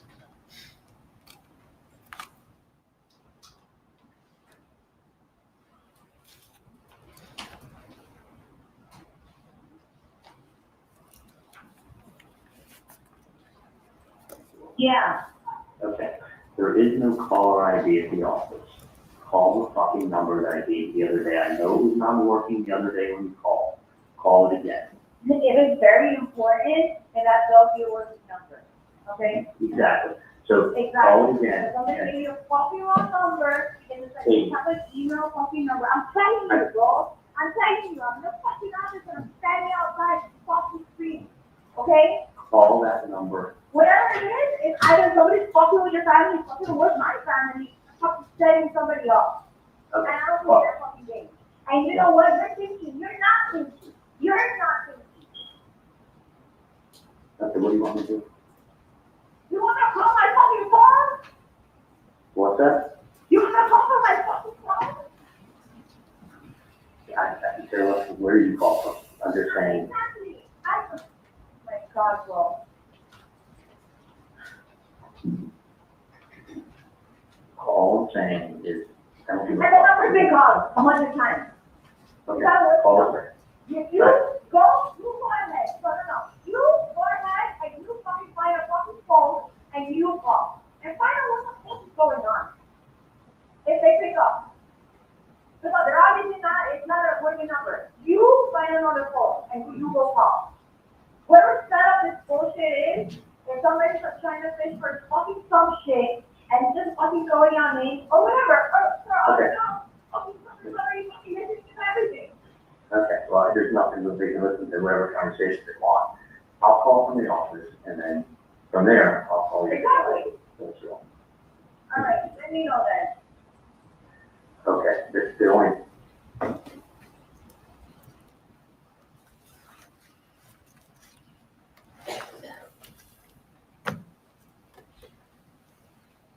Okay, what's next? Next is EE. I'm sorry. That's right. E1. No, I think we have We have EE EE. still. Okay.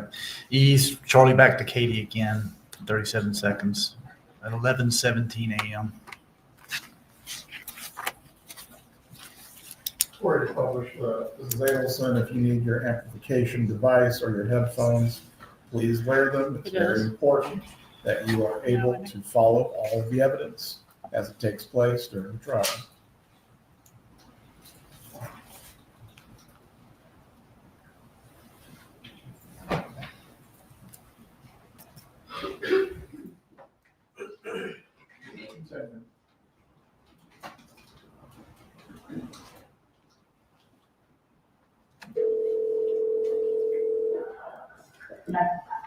hey, I'm here to start 6-7 and see if there's and see what it is. Okay, yeah. Okay, you haven't heard anything from me nonsense, have you? So what? You haven't heard anything from any of this nonsense? No, obviously, we're on the same page. Okay. Let me do that. See where we are. Okay, now we go to EE1. Is this the same day? It is the same day. It's like 1 minute after that phone call we just heard.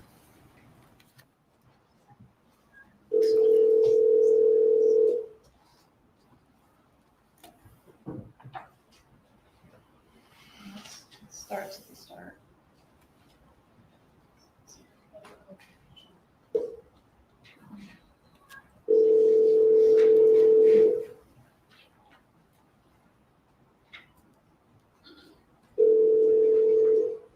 Hey, Sean.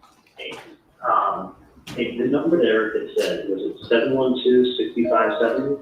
Yeah, the 305 area. Okay, what I'm gonna do is this. I'm going to call them and star 67 my number. Okay. And I'm gonna, I have a, this is what I have a strong feeling what I think it is. Okay.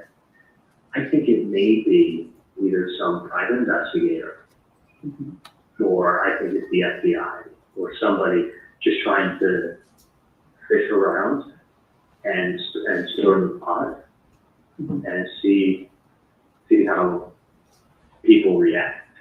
You know, I think it's what she said last week. I think it's one of the two. I mean, I'll tell you why. It's a last ditch effort to probably try to stir a pot and see what comes out. Because the thing is this, it's not done like this. It's not. I mean, you gotta understand, like, I think it's someone playing games, because you gotta understand, it's not done like this. B, listen, you've done absolutely nothing wrong. I've done absolutely nothing wrong. You know, and I think it's someone that may think they know something.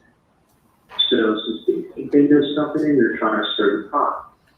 So it's somebody really stupid, because we don't have any information. If I did, I could collect my reward. So I don't know of anything.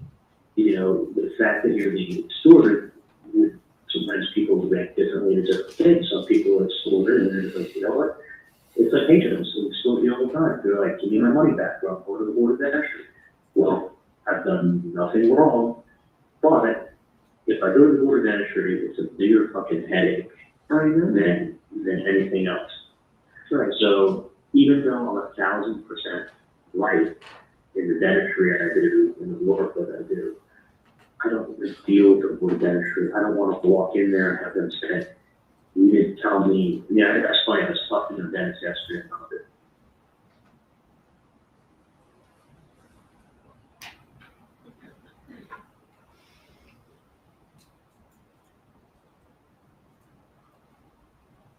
So that's what I'm. But I think that's what's honest. I really think it's somebody who thinks that they're like going to try to solve this case, and they think it's a little family and get something somehow to do with it. So they're going to go ahead and be like, and make some demand and see how we react. Or be like, oh, we did demand, and they did react. It's just very odd. Because we've had nothing to do with it. I don't know who the hell this guy is. I'm sure you guys have no idea who the hell this is. And you pick up a newspaper and you see a last name, and it's, in the old days, you have there's no way of looking anything up unless you work for the CIA.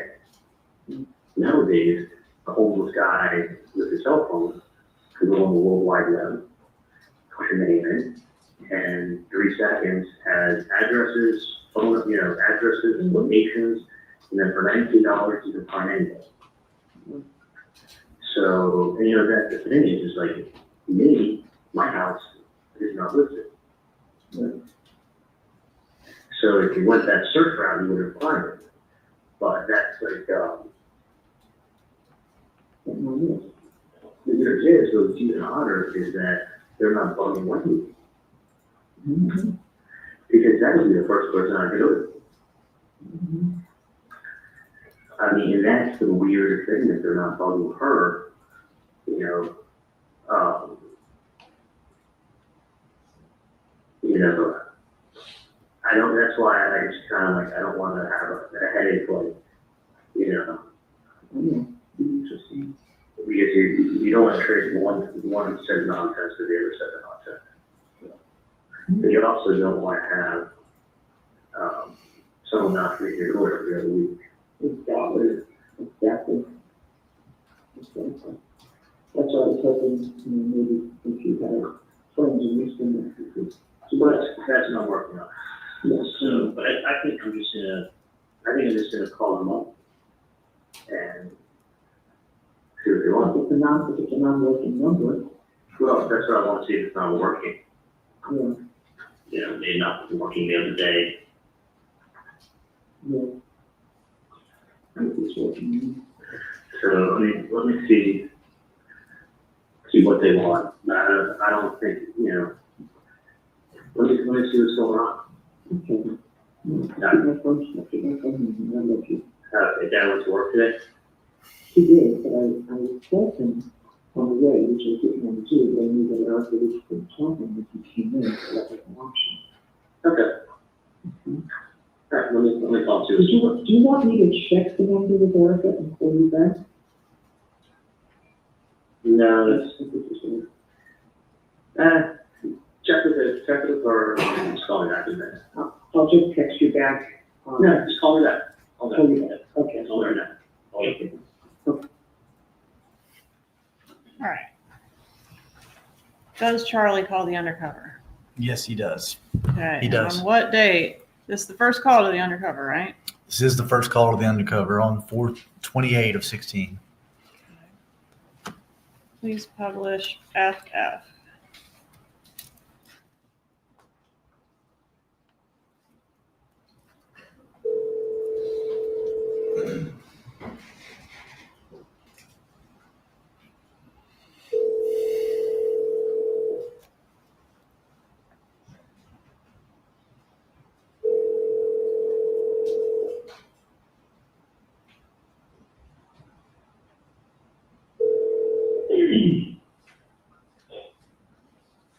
Hello? Hola, diga. Hello, diga. Who's this? Who's this? Someone's been calling my family and trying to figure out who this is.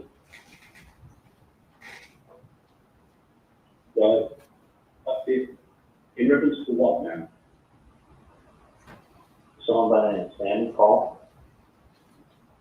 Yeah, that's me, man. What's going on? Well, what's going on is my brother Tato. Okay, my brother Tato has not been taken care of. His family's not been taken care of. I talked to Thankless Tato. Why are you calling me? Who are you? I gave the number to a lady. I don't know Tato. You don't know Tato? I'm not sure you know Katie and Tuba. They've been taken care of since the family's father was taken care of up north. I don't know. I was. You don't? Well, I'm going away, my friend. Because let me tell you something.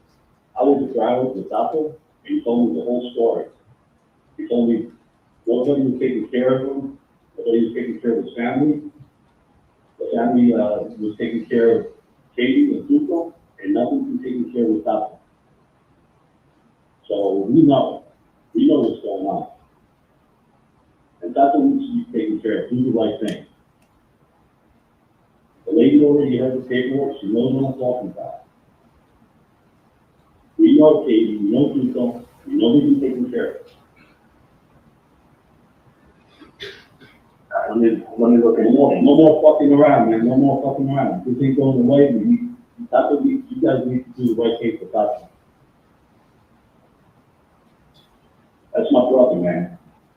That's my brother, and he needs to be taken care of. His family needs to be taken care of, just like Asian people have been taken care of. I've never met these people, but let me call you back, okay? That's bullshit, man. You know exactly what I'm talking about. You know this lady. I don't know your relationship with your lady, but we know what the fuck is going on. Just take one that way. Take care of that, just like you take care of Katie and Cooper, man. All right, so in that call, or just prior to that call, did Charlie Adelson hit star 67 in an effort to camouflage his number? He did. And then when he hangs up from the undercover, who's the first person he calls? Catherine McManwell. How many calls does he make to her? At least 3 that I recall. All right, and does she eventually call back? She does. Is that our call GG? It is. Yes, ma'am. Publish GG, please.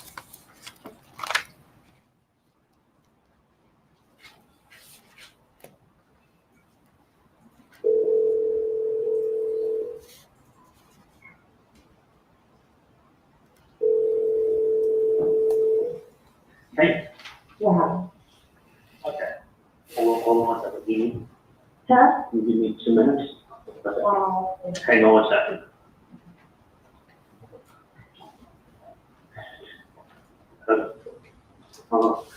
I called the number. Mm-hmm. It rang like 7 or 8 times, and then somebody picked up.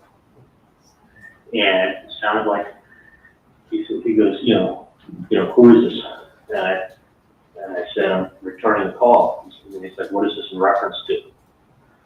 So the guy that called my office this morning said, this is Simon.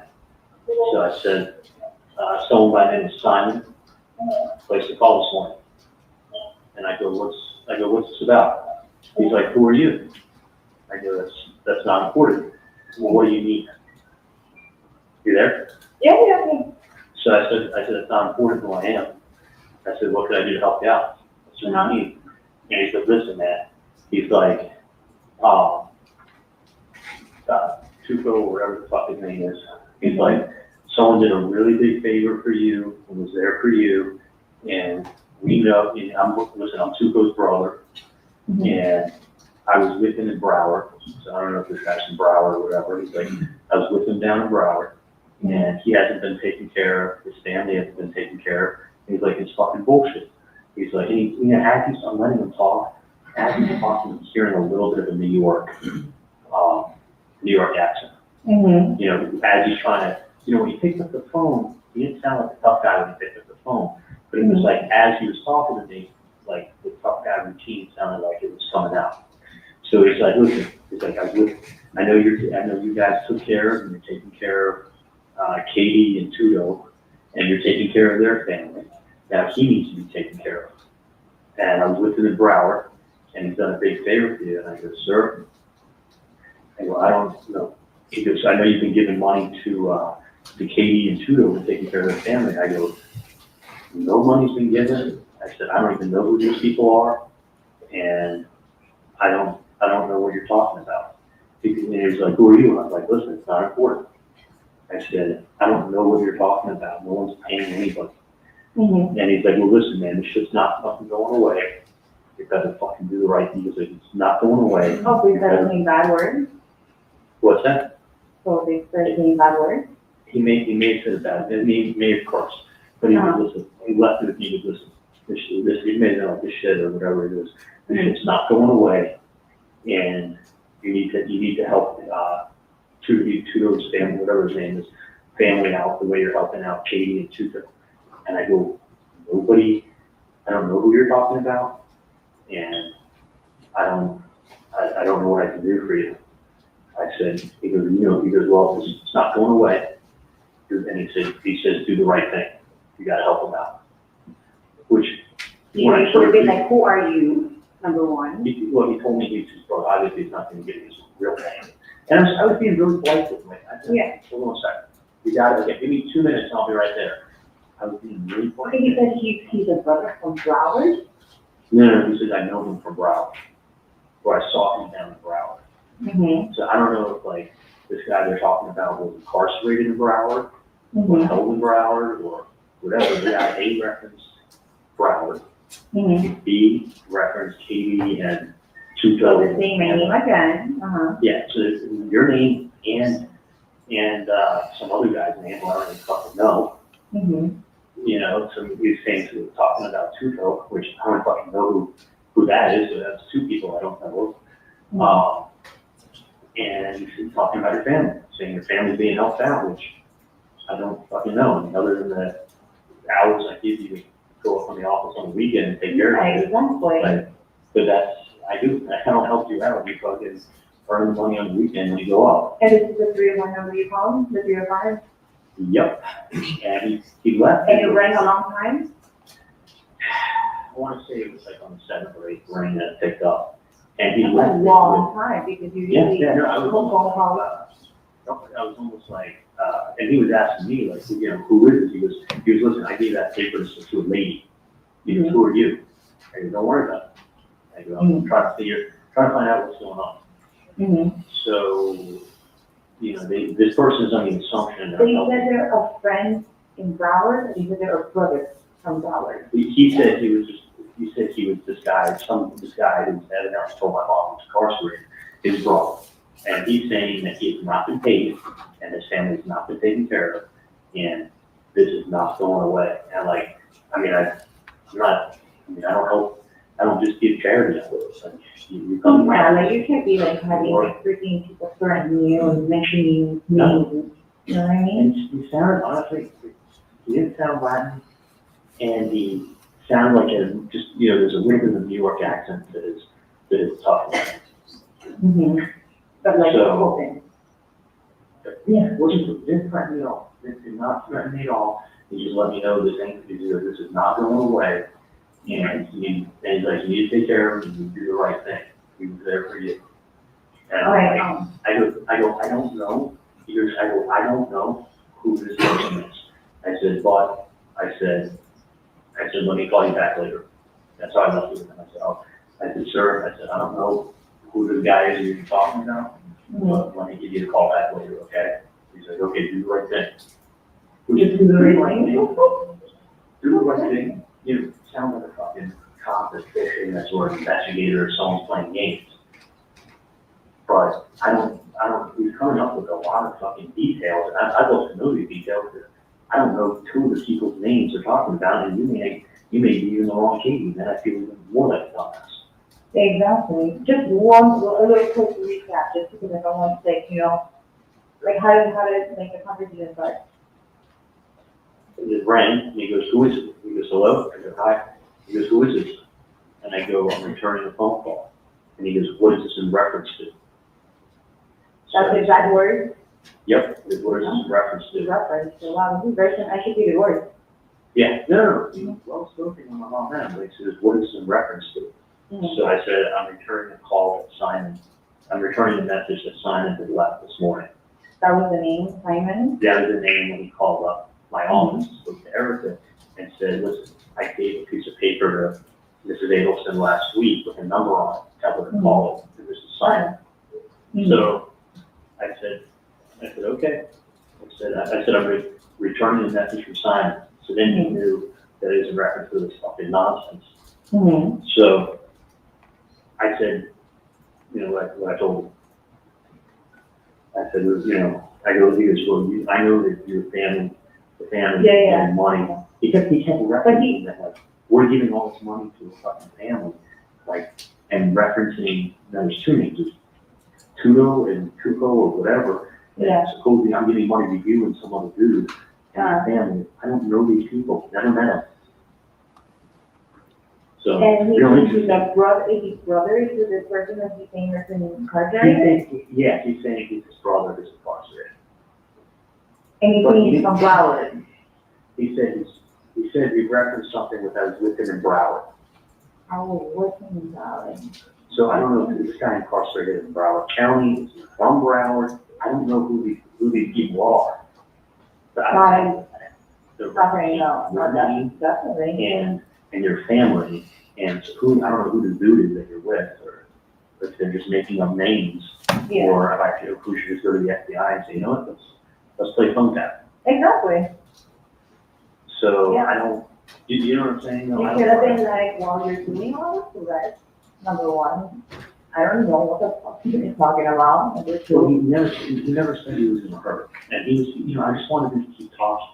Uh-huh. And that's why I Does wanted. he get a feeling of who the person is? Yeah, because he wasn't like, you know, he was wanting to know who I was, and that was not important. Yeah. But when he left, it was, right, we gave him money, he has not been paid, his family hasn't been paid, that's fucking wrong, and it really is wrong, and he goes, this ain't going away. He said, do the right thing, take care of him, he helped you out. I'm like, I don't know, I don't know. Ooh. I don't know him. You going to beat her or what? Like, what the fuck does that mean? But it'd be a lot. Patient? It's like you run across so many people every day. Listen, in 2 seconds, you read something in the newspaper, and then you Google the last name, and in 3 minutes, the homeless man today has technology to know where you live, where you work. Right, because there's not a home man, and I was in the end of that. Okay, let me find out what the fuck is referencing all of this. Well, But I will call that number. They're picking it up, whether you want to call it, or if you know a friend that you convinced to tell someone to like, stop the shit. 305 712 is 578, correct? 65, yeah, 305 712 6570.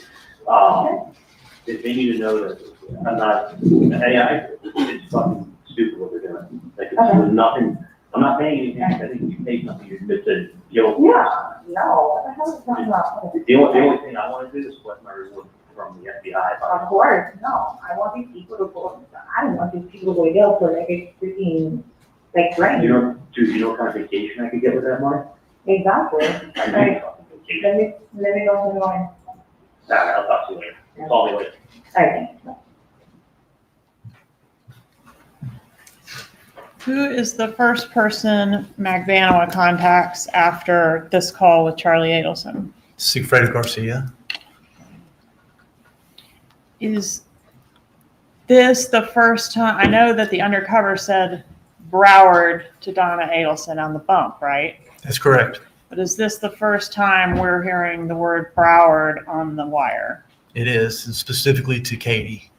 And Luis Rivera was housed in Broward, right? He was, A correct. fact that would have been known by Catherine Magbanua. That's correct. Her and Sigfredo both would have known that. Right. And Charlie Adelson says the word tuto on this call, right? He does. Tuto, we've learned throughout the course of this trial, is a nickname for Sigfredo Garcia. Yes, ma'am.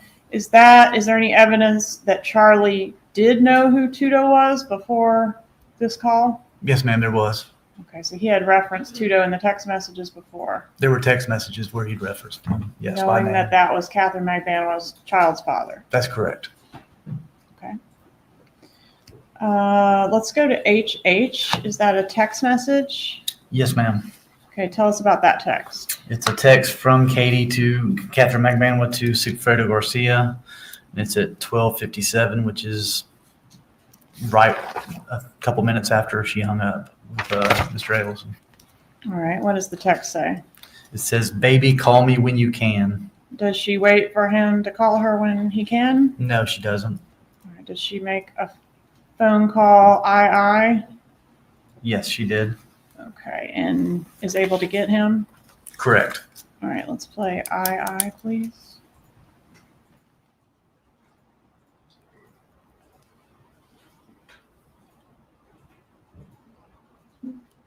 There's like a meeting outside, I guess they have meetings on Thursdays, and then I have my own meeting in a conference room. Ay. Okay. I have more information for you. And when I got home this morning, like, I couldn't even take it. Because I had to step out of my meeting, because I just heard about it. And I was like, because I got a call back to back. So, hold on, give me 1 second. Oh my God, hold on. I was going to tell you. Okay, so this person contacted his office. Hello? Whatever, supposedly he said his name is Simon, okay? Contacted the office saying, oh, whatever, paper to, this person there, obviously somebody's doing their, whatever they're doing, they're threatening. And like, they're very, very close to recording early.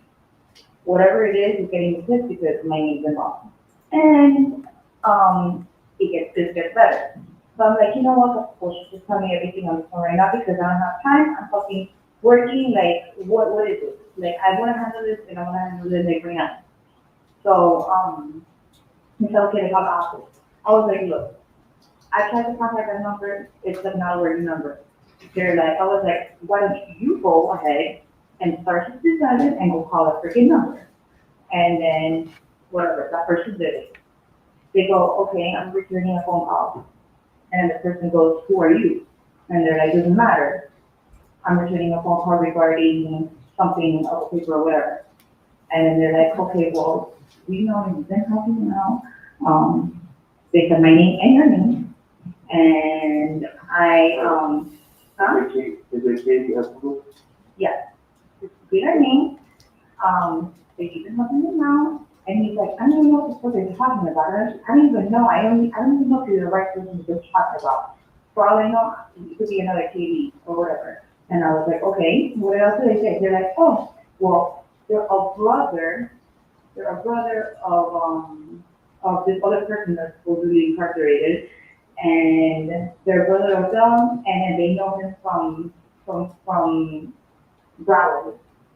I don't know if they were together in Broward and he got out, or whatever the case was. And he's like, but this family needs help. Do the right thing. Like the fact is like, we know for a fact that you're helping out there. I'm like, helping who out? Yeah, I'm helping. I worked for you before. Like, that's it.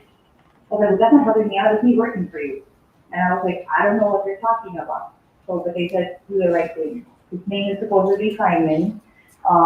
They're a brother of the person that's incarcerated, and they said that name. And I was like, no, this needs to stop. Like, this needs to stop. Because somebody's harassing me, somebody's harassing your family, and they're putting my name, and then I need to, and that other person's name.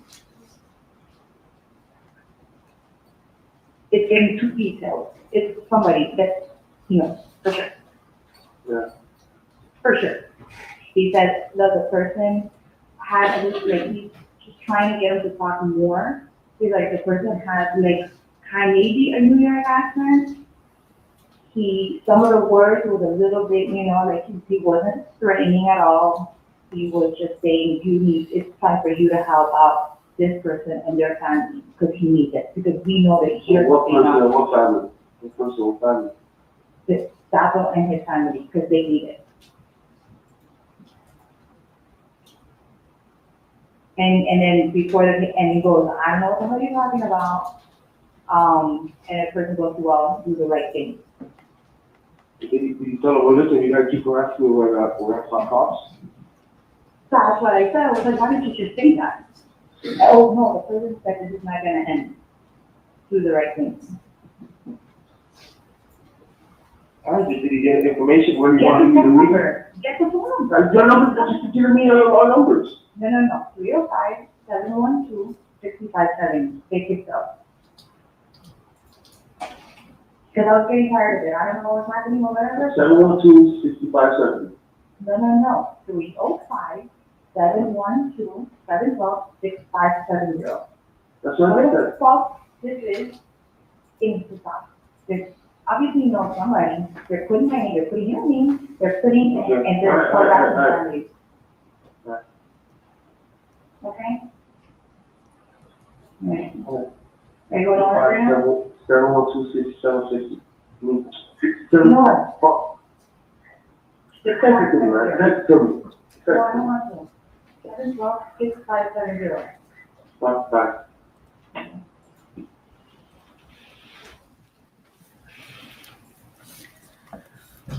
So here we've got Sigfredo Garcia, the shooter, suggesting calling the cops. Anybody do it?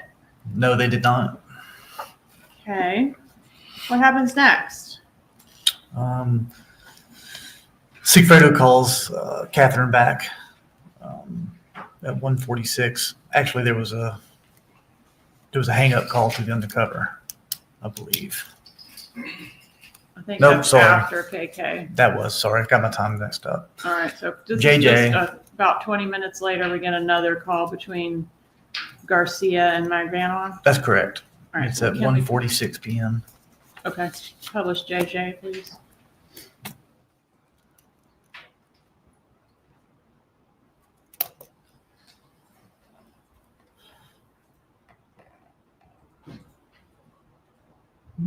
Hello. Hello. Hello? Hello. Yeah. Oh, I was just fucking phone again. I was gonna call my phone and then stop it. I'll be back. I was gonna talk from my phone, bro, and I'm gonna get rid of my phone. So I gotta talk to my office. No, I'm around, but like, or block it. Don't look in my office, it's your office, you know what I mean? Don't look in the phone. Yeah, I'm not calling from my office, I'm talking from my phone.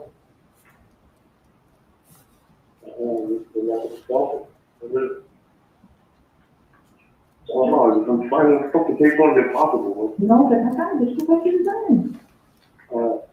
You're somebody, you're trying to look at your son. What? Not yours. Okay. Oh, alright. Okay? Alright.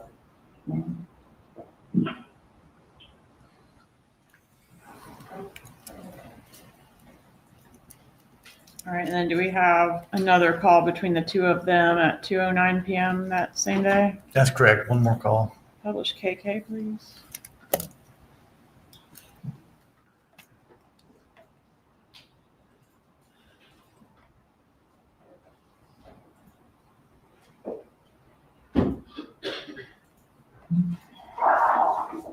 Yo. Oh. 305, 712-6570. You sure that's the number, right? One more time. 305. 712-6570. Yeah. Alright, so I'm talking Puerto Rican, actually, I don't know what the fuck. I don't know, I'm trying to call him again, though. Like, that nigga just fucking, I'm gonna call him, a real fucking person, I'm calling from my fucking phone. This ain't no local. Alright. Is, remember that other one? Did you get that one? I don't know. It sounds like fucking, the message sounds like a New Yorker nigga. Yes. She's going to Google, I'm busy, actually, she called me back. Darling, like what? That's what that machine said? Yeah. That's what it says. I swear to God. Shut up. Swear to God, hey, puto, I'm busy. Llámame para atrás. Oh, I got tired. Darling. Like, what the fuck? It's like, yo, are you stupid, bro? Are you some kind of fucking moron? That's what they told you? No, that's what the answering machine says when you call the number. Don't answer the phone. Okay, that's weird. That's odd. That's what it says. Very. Okay. Oh, they fucking are that stupid? I have to use the number, or they pretend to be that stupid so I really think they're that stupid. Okay. That's That's fucking what wrong. I mean, New York. New York, Puerto Rico. Mm-hmm. New York. Mm-hmm. Browser. That's your phone number. How they wrong? No, but I'm saying, you said that. They not. It's like, And it sounds like, because it sounds like, I don't know, man. I don't know. Okay. Alright.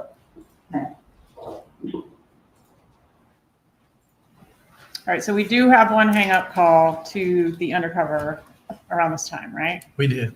Okay, and did the person leave a message? No, he did not. Was it a known number that called? No, it was not. 786 number? Correct.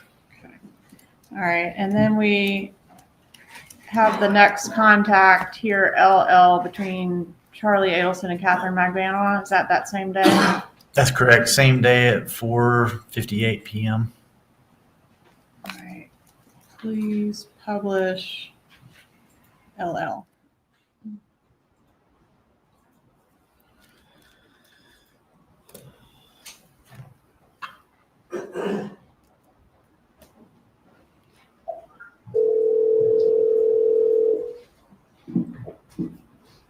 Hello?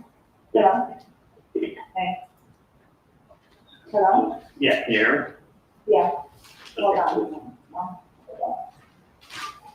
Hold on, give me 2 seconds, let me just log on. Thank you. Okay.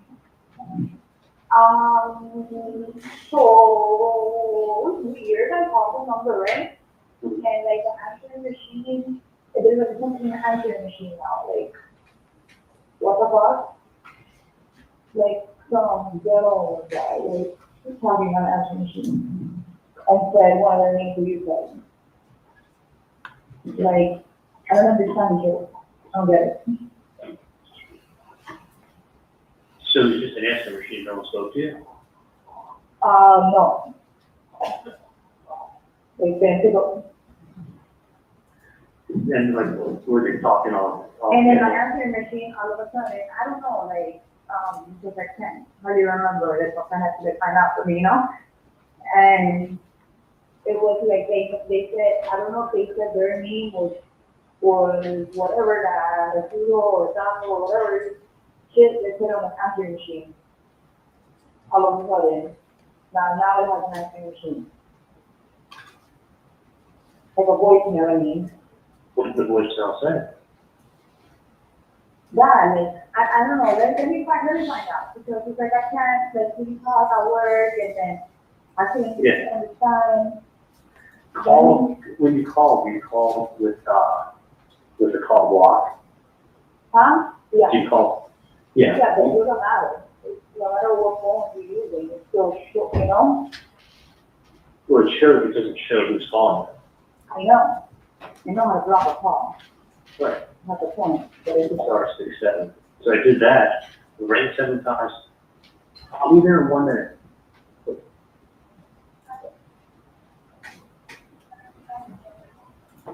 Without dialogue, Vicodin is acetaminophen, it's ibuprofen, it's not dialogue. Yeah. Okay. You know, it's like fucking lady, it's like fuck out the way, because Yeah, I would do this, I would, just call again later.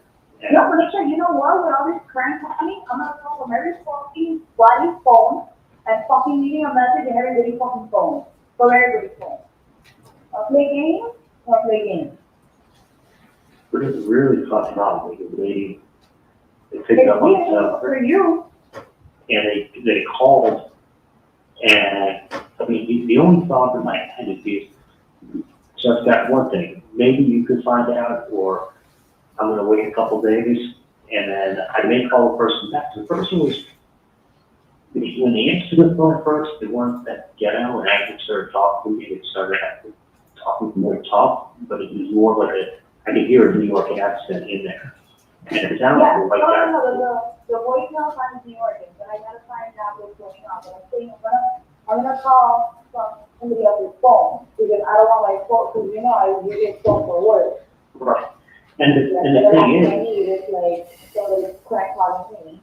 right, the one thing is it's either you got a person who want to meet someone and talk to them about what their issue is, or I want to ask them. No, they're gonna have an issue because, you don't just go for any people throwing at me. They're saying that I'm helping a Katie, or not me, but my family's helping a Katie and her family, and some other guy that's maybe began with a T, and I'm like, this is, I've never met any of these people. He goes, well, you're not, but the family has been, and they've been helping her and her family, and this other You guy. haven't met, but then they're, like, it makes no sense. But he's like, could she ask me who I was? And I was like, you know, you're this. So I was almost, in hindsight, what I should have said was, who, because this is a big family, there's lots of cousins. Yeah. Who in my, because the Adelson family is a big family. So what I should have said to the guys, who in my family, who in the Adelson family owed somebody money, even maybe. Yeah, of course. And then I will go to that person in that family and say, who did you not pay? I want to know the name. The only name that keeps throwing out is that this Adelson family is helping out Katie and some guy named T and their family, and this guy needs your help, and it's not right. And he's like, this problem's not going away. This is not going away. He's like, it's Okay, fucked up that's that a you're not right helping. right there. That's fucked up that you're not helping. Like, who the fuck are you? I don't know. Like, who are you? Listen, he called me someone up and being like, yeah, I need to go hey, you need to pay me. Okay, well, guess what? You didn't tell you. This is the wrong example. Like, what does that have to do with anything? Well, I'm getting. my point is- You always use that example. Because JFK died in 1963. And you weren't born then. My point is that I had nothing to do with any of this craziness. I want to know who in my family owes somebody money. Because I'm going to go to that person and say, what's going on? And that's the next conversation I have with this person is going to be me, if it comes to it, me saying, who owes money? If someone owes money, you can give me a name. They're like, Yeah, exactly. You need to take it. Where do you want to be? Who are you? My mom doesn't know who these people are. My dad. No, I want doesn't to know who know these people are. whoever this fucking person is, trying to fucking say shit or do whatever it is to your family, trying to harass your family, like it's getting me mad. Well, I don't know. I don't know why they keep bringing up people that I've never met. Yes. That's why it's like, who are you? Number one, okay, you need something, who are you then? What's your real name? What's your address? Who do you have a problem with? Yeah, who in my family owes you money? And don't say the last name, because I'm gonna go to that person and tell them, if you owe this person money, what is it about, number one? And then I'm gonna tell them, go pay it. But you gotta tell me who to go talk to, not like, oh, somebody with the last name Adelson. Well, guess what, that's like saying someone with the last name Calling your Rodriguez. office and shit, like, Yeah, someone's last name Rodriguez, it's like, well, give me the fucking person. I will go talk to, if it was my brother, who was behind it, I'm gonna fucking find out. I thought it was my brother, I'll try and get it to work. My brother's a piece of shit. So I'm saying, like, he's leaving name of who owes your friend's family money. And this guy said to me, he said, listen, I was with him up in Broward, I know everything that went on. I was up with him in Broward. That's what Something I don't about, understand. yeah, something about I Broward. was up with him in Broward. I don't know if something I just talked Family about. member, but he said it was a family member. He said he Oh, so was, they were incarcerated. he said it was that guy was Tuco or whatever, brother. He said, I'm his brother. So he was with him up in Broward and told me what everything had happened. That's exactly Who what was he said. up with him in Broward? I don't know what he, That happened. I don't know if he was What? in jail with him, visiting in jail. Like, we need to like fucking fix, like, if people just to be fucking Googling shit or whatever it is, Well, and that's, and well, exactly, but the only reason I'm gonna bother and calling you is because it's wanting to talk about you. Or if I just the wrong person, then I can feel even horrible. This person doesn't matter, like, they're still harassing my fucking family, and I want to stop. And when you meet someone face to face on the street, when you send them a letter, and then when you start calling their office, the next call is to the FBI. exactly. No, I agree. And my I thing will is this, personally go there. I don't want anyone to go to jail. Because you know what people get mad when they go to jail and they feel like it's somebody bad. Same reason when my JSTV got stolen, I don't even care who fucking told. I said, sure, give my money back, it sucks, it got stolen, move on. I didn't want to catch the guy that stole my JSTV. Why? Grand theft. I don't want to put anyone in jail in the middle of what fucking was.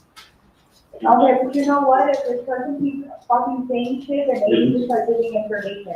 They need to start saying something instead of. They need to tell me who owes the money. Not a fucking psychic, nobody's a psychic. Yeah, I mean, a family's got lots of members. So, or it could have been a cousin of mine, it could have been my brother. Like, who owes the money? And I will call And that what's person. money, like, it is, like, you know, you can start, I can start on anybody saying, do that. No, but let's see. Somebody calls my phone back, like, I come over there and do this.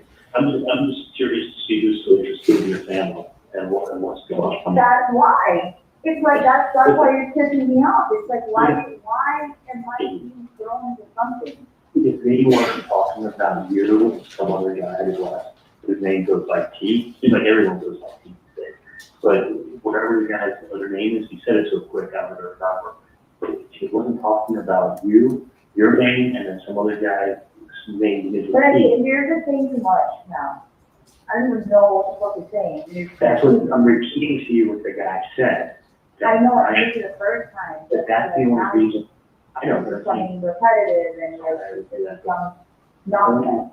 the only reason I called you is because this guy's blowing you guys up, which has nothing. I know a million people that try to see. I know a million. I know a teacher, a freaking, a Kenney, a freaking novel, a freaking law. Everybody has a nickname. Like, I'm so bad at I think I called the guy Simon or Sammy or I don't even know what the fuck I called. I don't even know what I called. that is such a fucking white person's name. But then when I told my mom, I called Simon, I'm like, it was Sam, they go, oh, it began with an S. I thought they were. I was Sammy, and I was like, oh, but then he was talking, oh, what is your last name? What is your address? Yeah. So I can send your mother a fucking letter, or meet your mother in the freaking middle of the street. Yeah. That's That's fine. gonna be the next call. Yep, that's fine. So what's his problem? Because he's about to have a big problem. He's gonna have a fucking business problem. Yeah. And I'm going, oh my God, I am the fucking wrong person. God forgive him that he fucking said the wrong fucking name, because now it becomes my business. I'll speak your name next time as a reference. So I hate that shit. I do believe if you ever need I to fucked fix this shit that up for package, no reason. you never picked up the package, did you? I mean, when I'm fucking all the way right here, then I gotta get my kids, I'm trying to figure out if I can go out like later on. Okay, let me know, but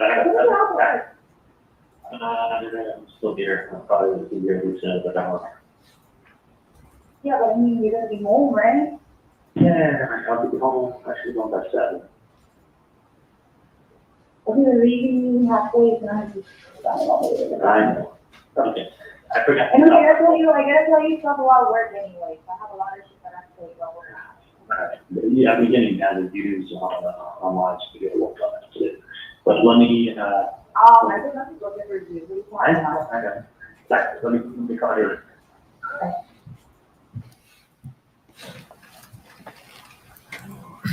Next, we have a text message.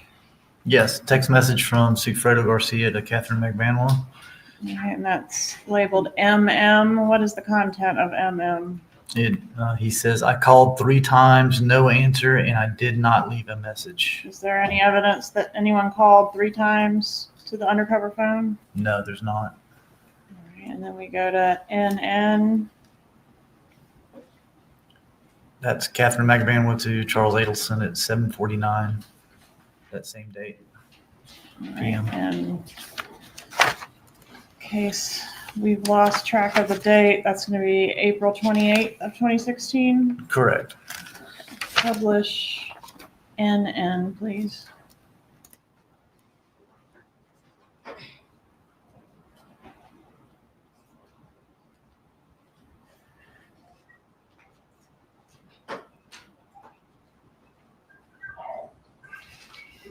Hello? Hello? Hey, what's going on? Hey, call that number 3 times. The first time, I click on, my page, like Spanish. And for some reason, like that voicemail says, puto, puto is right, like a bitch. Like, oh, it's a puto. Like, why would you have that as your voicemail? In Spanish, that was puto? The puto. Puto is like, puto in my language is a food, it's not a food. But supposedly that voicemail that they have set up the guy said puto, what sounds like puto. And then what does he say on the voicemail? Like it's something in Spanish. Like you read puto, whatever, and it's in Spanish. So he left a message in Spanish saying, what the fuck this is? You can fucking call me and stop threatening my fucking family. And then I was like, keep trying. Yeah. But they won't pick up. So now somebody either spoke because what the fuck is going on? Or I don't know. Alright. Well, that's good. That's good. The person's gonna. Like other things are like running in my head because it's like with the names that you're saying and like maybe it's like somebody trying to like be like, you know, try to be an informant or something or whatever. Like, you know, there were so many things like going on. Yeah, I'm thinking the same thing too. But then it's like, yeah, but then, you know, there's people you could trust and you can't. But then it's like, I don't know. I honestly, like, it's like aggravating me. It is Oh, I'm on the phone, don't talk to me. If I'm on the phone, don't talk to me. Be quiet. Hello? It could have been someone reading the newspaper and playing games. And like I said, Playing with the wrong person. yeah, and I don't know how the fuck they got your name, but they didn't use the last name, so if they. Exactly, it could be anybody. It could have been another Katie and another Taco, or whoever the fuck they said, I don't remember the name. But the point is that they need to stop. No, exactly. Well, look, I'm on the phone. Okay, I don't care, but I'm on the phone right now. So don't talk to me right now.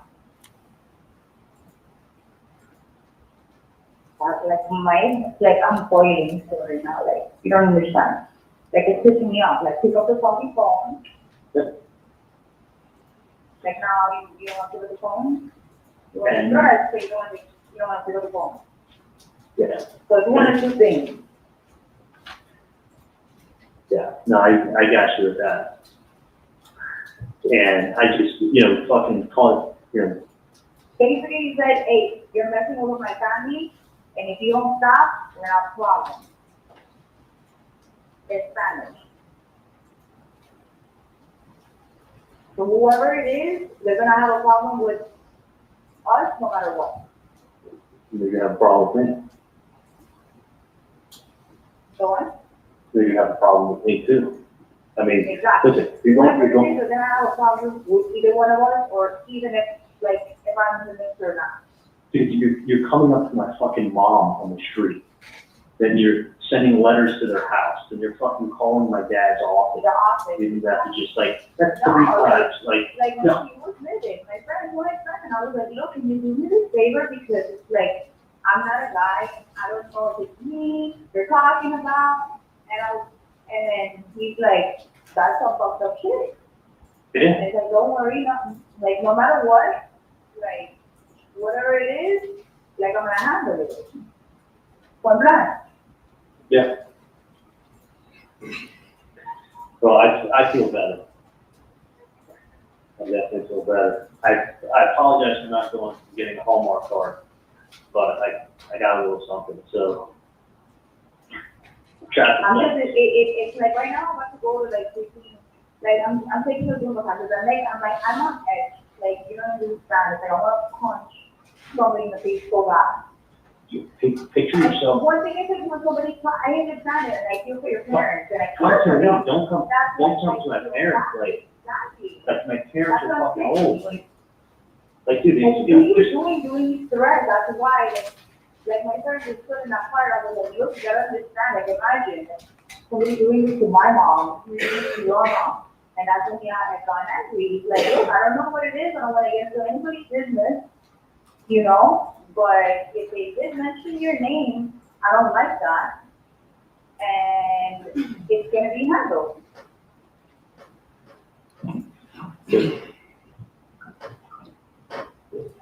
And the fact that nobody's picking up the phone now is like frustrating me. Cause And it's like, there was no voicemail before, now there is. now there is. The next phone call is gonna be the freaking, it's not gonna be good either way. No matter what way it ends, it's not gonna be good for whoever is messing around. No. I mean, it's, that's it. And listen, I don't want some. I don't want any problems, and I'm just like, look at this, I'm taking up somebody else's, you know? Like, I don't even know what the hell is going on. And listen, the last thing I want to do is have some guy, the last thing I want to do is have some guy who's trying to extort money, go to jail, and then feel like he's sitting in jail because of me. Like, no, like, fucking just leave us alone. I'm not looking to send people to jail. It's not how I live life. I just need to, but it's gonna happen if this guy keeps doing that. The police will get involved, they'll get in trouble. That's worse, you know, especially, you be calling to be business, what's wrong with people? Well, you can't be sending letters, you can't be showing up on the street, you can't Exactly. be, like, what I'm gonna, But that's like, what I'm saying, like, what, it's like a setup, like, what do you got, like, you know, or it could be someone like thinking like, but the fact that this is it. The next step also, what I'm thinking is in a couple of days, I'll tell the person, hey, do you need a name of someone in this family that owes you money? Because I'm gonna go pay them a visit. Give me a name. Is it my brother? Is it Robert? And I'll take care of it. Yeah, and I will see that if someone owes somebody money, they will pay, but you gotta give me a name because you're talking to the wrong people. Exactly. You're And trying frankly, to other people. yeah, I mean, Like, who are you? Katie, I have cousins. I've got a huge family. I gotta get in there, but people, you know, they're sponges, they hear everything, and I'm very upset. Do you want me to try to meet up with you, or do you want me to just leave it for you to pick up tomorrow? Yeah, if you can. Do you want me to try to meet up with you? I want to if you can, but if you can't, I'll call you when I get out of here. Okay, I was just gonna work out. Yeah, I Tell know me, what I'm trying to do because like I can't, I have to go out and see it, but I can't. go work out and call me, and then And I'll I just have to work out, but do what? I don't know if it's have to work out. And then I'm just, I have really, hold your sister's hand, hold your sister's hand. Take a jacket, hold on, sorry. Don't ever let her walk on yourself, you know that. You know better than that. Okay. Alright, hit me up. It's Let me okay, know if baby. I Meet you, or you'll pick it up tomorrow. Okay, hold on. I'll call you in like an hour. This is like an hour left. Okay, call me in an hour. Bye. All right, then the next call we have is 00. Can you set that one up for us, please? This is Charles Adelson to Donna Adelson at 9:47 p.m. that same date on the 28th. Okay, please publish 00, and we've got a couple different clips because it's quite a long call.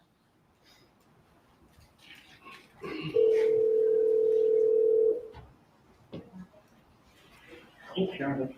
Hey, what's going on? How are you doing? Good. Just working out.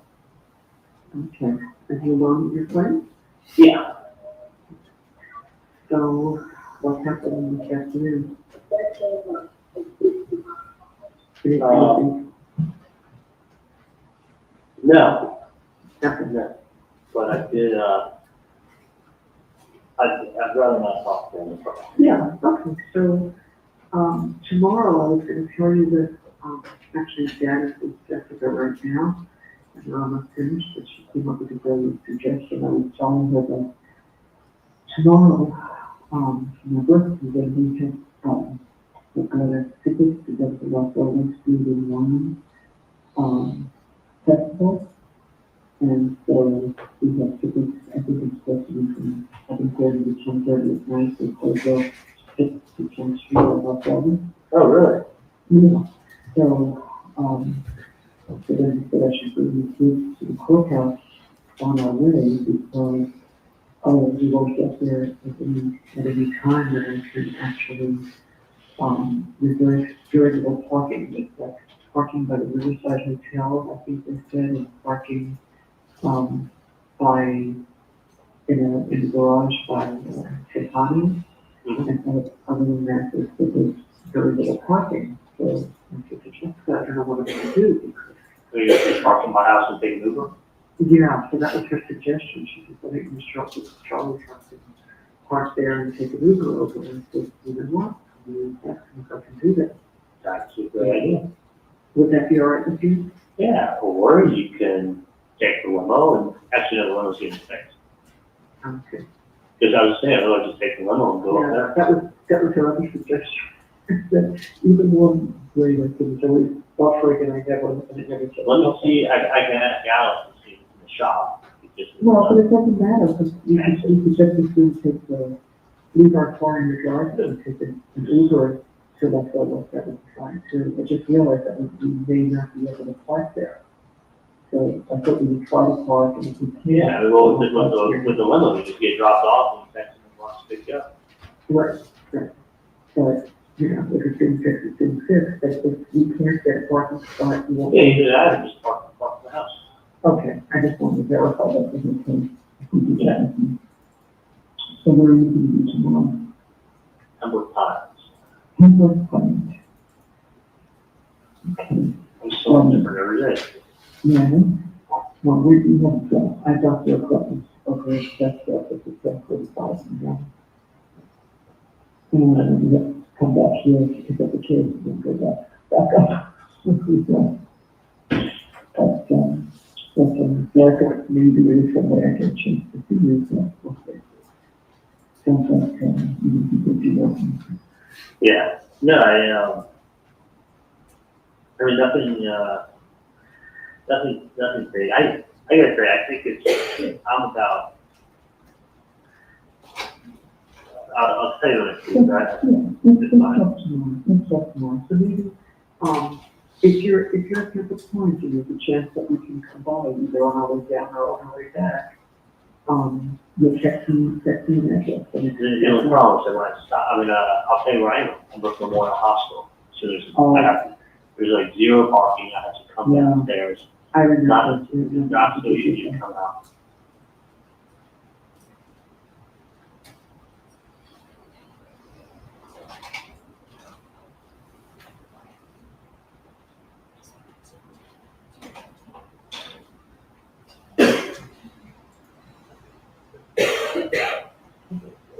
Six wives. 2 wives will make it work. And he was married 6 times, 10 kids, and 34 grandchildren, and like 10 great grandchildren. So, but whatever. So I'll tell you something I see, but it's nothing new. And someone, I'll tell you what I see. Yeah, we'll talk later. But I will tell you one thing. Mm-hmm. I'm about 99% sure. Depends what you've got originally, but it's what you're talking about. Yeah, I'm 99 to, I'm 99% sure that's what it is. And I'll tell you why. The number one reason is this. Too well spoken. Yeah, the language. No threats. Mm-hmm. And I made it clear, like I don't know who these people are. Like the person seems surprised. I mean, really? He's like, really? I go, yeah. I'm like, listen, I don't know who these people are that you're talking about. So, and then he took the route of like, you're like, you got to take care of so-and-so, you're taking care of this family. I go, I'm taking care of anyone. I said, he left it with me to do the right thing. Mm-hmm.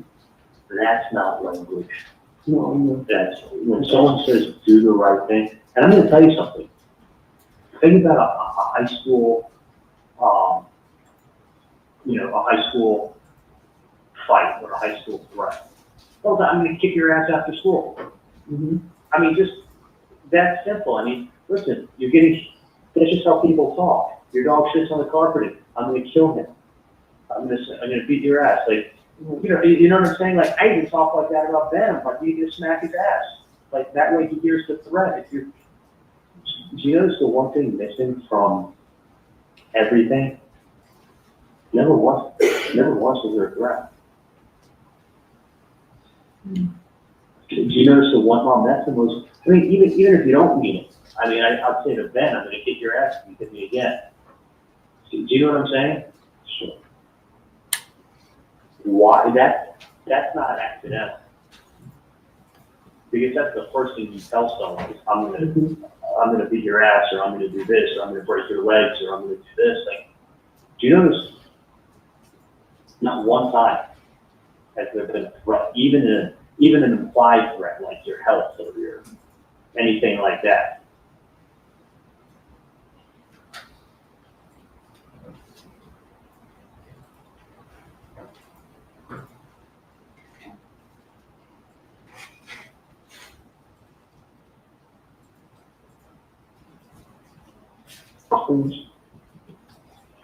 So it's, you know, just people.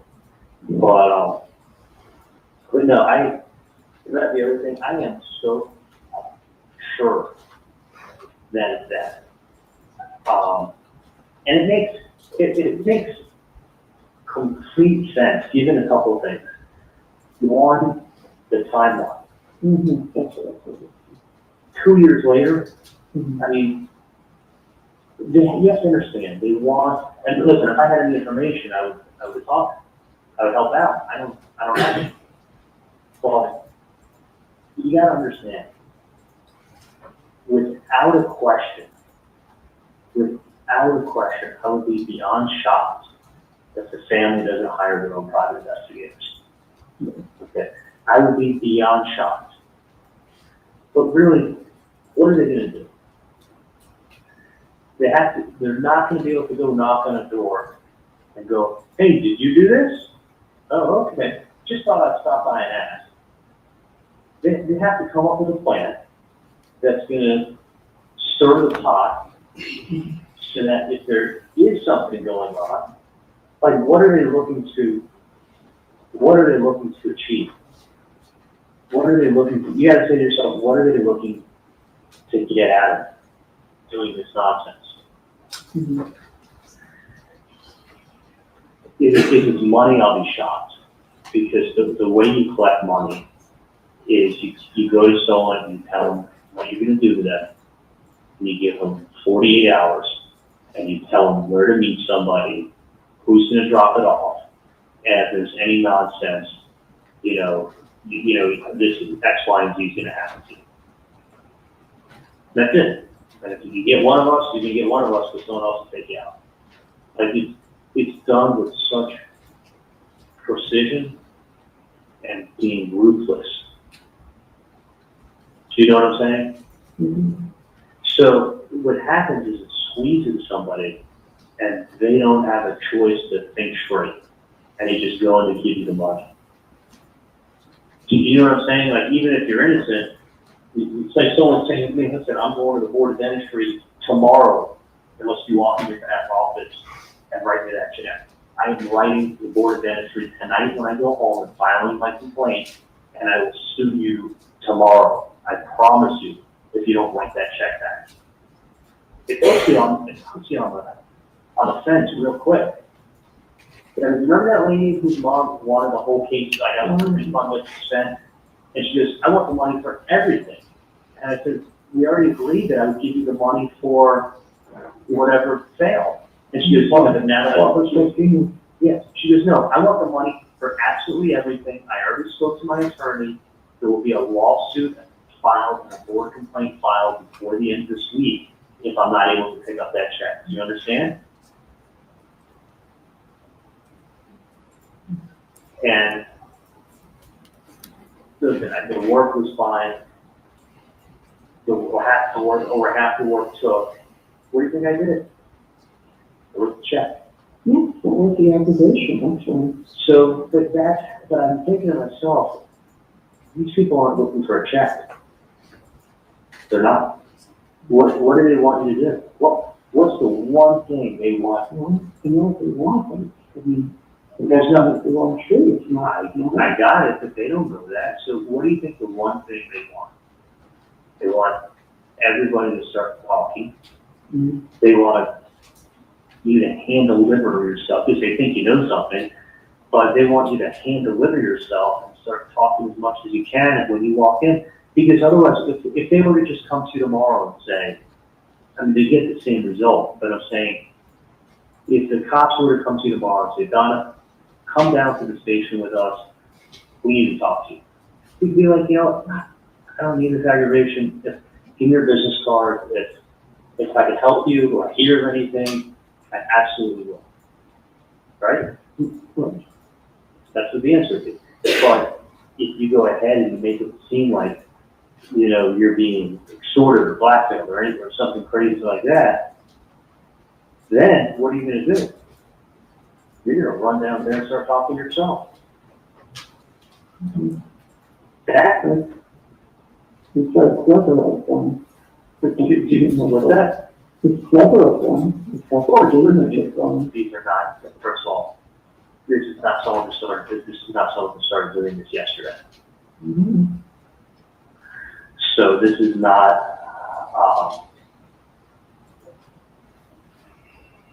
this is not someone who's dumb. This is someone who's super smart.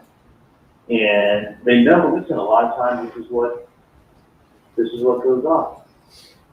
There's someone comes, you know, but it's real odd that it's a year. The amount of time that's passed is insane. I mean, it would be like having a dental office and be like, you know, I didn't get paid on a case from 4 years ago. Let me turn it over to collection. Like 4 years ago, how do you not realize that you weren't paid on a big case that you did 4 years ago? I mean, none of it makes any sense. I mean, that's why I think it's more that without a depth. You notice the lack of threats? I mean, there's no threats. I mean, soon you'll be fucked. Like, what does that mean? Someone's gonna write a bad review on Google tomorrow? You know, I mean, it's almost like they were afraid to say that they're gonna break your leg. Like, almost like they can't go in that, they can't do that, because once they do that, they're gonna cross lines that they themselves can't cross. So, you know what I'm saying? I just hope they don't go involved with envy. Well, listen, if they do, I mean, listen, they've bothered us enough.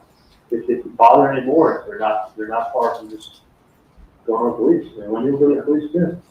I mean, and that's the other thing too. Is like when I spoke to Dan, he said, you know, we don't just say anything because the last thing we want to do is aggravate Wendy. Well, I don't want to scare her.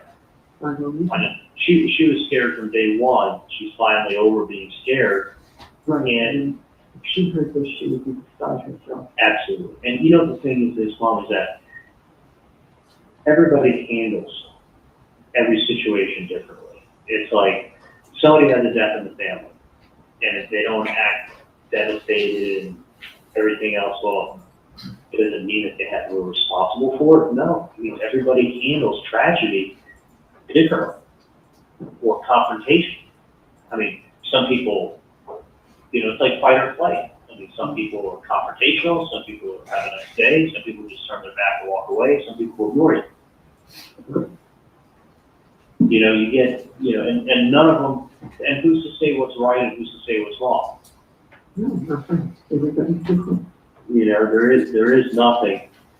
But that's what my original feeling was, and the police, but that's what protect Wendy. Yeah, I don't want Wendy to then get stressed and now then worry about her safety. Right, exactly. So That's what keep it from her. I don't want her to be upset. And, you know, we'll see what it is. We'll really see what it is. well, it's funny. I called Katie and I said to her, listen, I said, you're the only Katie I know. You know, I know of other Katies. I don't, you know, but I've known you a long time. I don't know if they keep referencing you or. And I told her, so if I'm wrong, and if they're referencing somebody else, if it is a common last name or common first name, and if they didn't tell me the last name, and I said if you're the wrong person, then I feel horrible that they're trying to bring you into this or whatever. But she told me she had somebody call, and the voicemail wasn't set up before, and then she called a couple times actually. She lost her number, she called a couple times, and then it was on, and then the voicemail was set up, and it was in Spanish. So she has a friend of hers who left a message for that person to, I think it was a guy that she had called. I think, I don't know for sure, but I think the guy was not very happy and let the person know it on their voicemail, and basically told them on the voicemail, what, you know, basically you need to stop running your mouth, or you're going to be having a very, very, very, very big problem, and ask that person to give them a call. That's kind of the message I got this afternoon. Mm. And supposedly her friend was very angry, very, very angry. And the voicemail was in Spanish, so the person spoke to in Spanish. She basically told the person that what they got coming to them, and just call back if they did have a little word with them. So that's what I heard this afternoon. Mm. So, but it's definitely, when I spoke to the person, it definitely had a New York accent. Yeah. Oh yeah, no, it's not. And then that person was the same voice on the voicemail. So I think that it's somebody playing games and fishing, because it's the same guy. It's not, and the person's doing an awful bad job of hiding who they are. You gotta remember something too. Somebody's gonna do something. They when they come to you, they're gonna come to you with hat and glasses. They don't want you to see who they are. You know, the whole thing that I told you before, it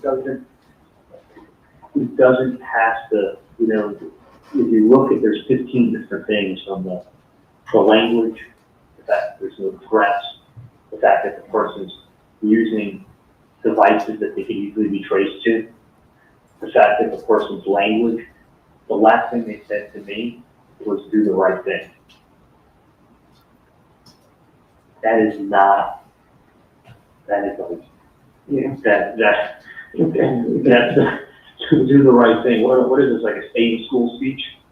Yeah. Do the right thing. And the person wasn't angry. I mean, they were pretty calm talking to me. Like, I was real nice to them, and I said, listen, the truth is, I'm trying to figure out what's going on. What's this about? So I don't, I think it's a bunch of nonsense, and I don't want to scare Wendy. If they do approach her, then at that point, you know, that point she's going to get into the police. Okay. Let me let you go work out. I thought you'd find that interesting. Yeah. Yeah. You find it a little interesting, or not really? Oh, yeah. So yeah, I mean, it's not, trust me, someone telling you to do the right thing, that's when someone's appealing to your sensitive, like, how, when someone's saying do the right thing, it's like, say, come on, help me out. People, I mean, if they are who they say they are, they don't appeal to your good nature and say, come on, help me out. They want to get dialogue going. And I told them, I'm like, we don't help anybody out that I know of. Because they're not helping anyone out, they're pretty much about loss of what these calls are about. And he was like, you don't know who they don't know who any of these people are? And he was like, I'm like, sorry. So, but you know, the next thing will be, we'll see what happens.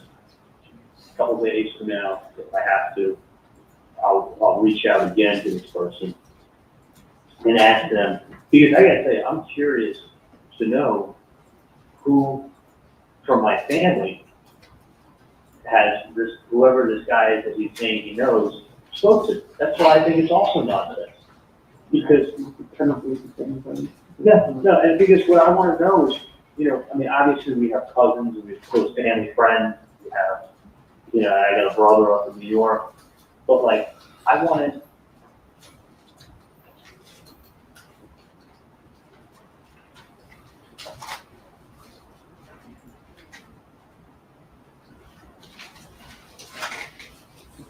Oh, no, I won't reach out and like they show up again, but, whether it's a letter or whatever, but the point is, somebody's being paid a lot of money to do a job, right?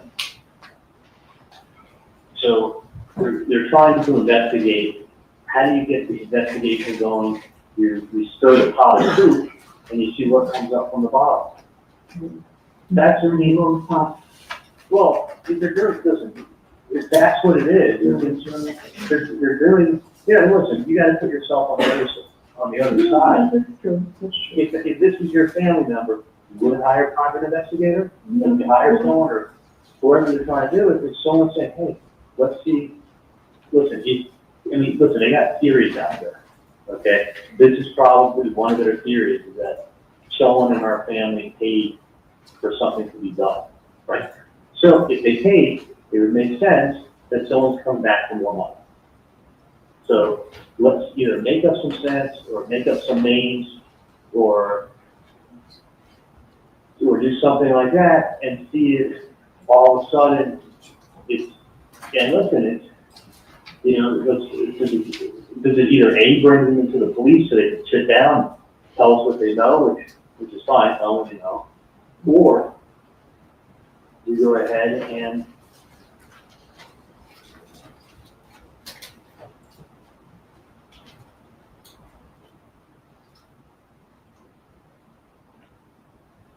then they all show up to claim the bribes. They didn't have to go out and kick doors down. They all showed up. It was really funny. It was like 90 people they roped up. So listen, it's a good idea. I just think they're barking up the wrong tree. But if they go to Wendy, it defeats the purpose of of not stressing her out, and she'll be the first one to get rid of that. Yeah.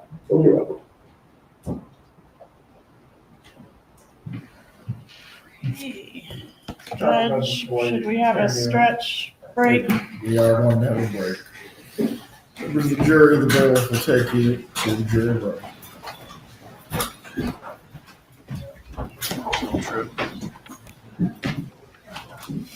Stretch break. Wow, look at that. The judge is doing our stretches, right? A stretch break. Everyone should stand.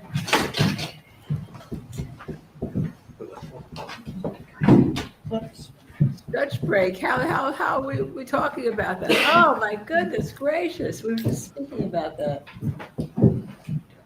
Let's see what the judge says. We'll resume with the testimony in 10 minutes. Please use the restroom or stretch your legs if you need to now.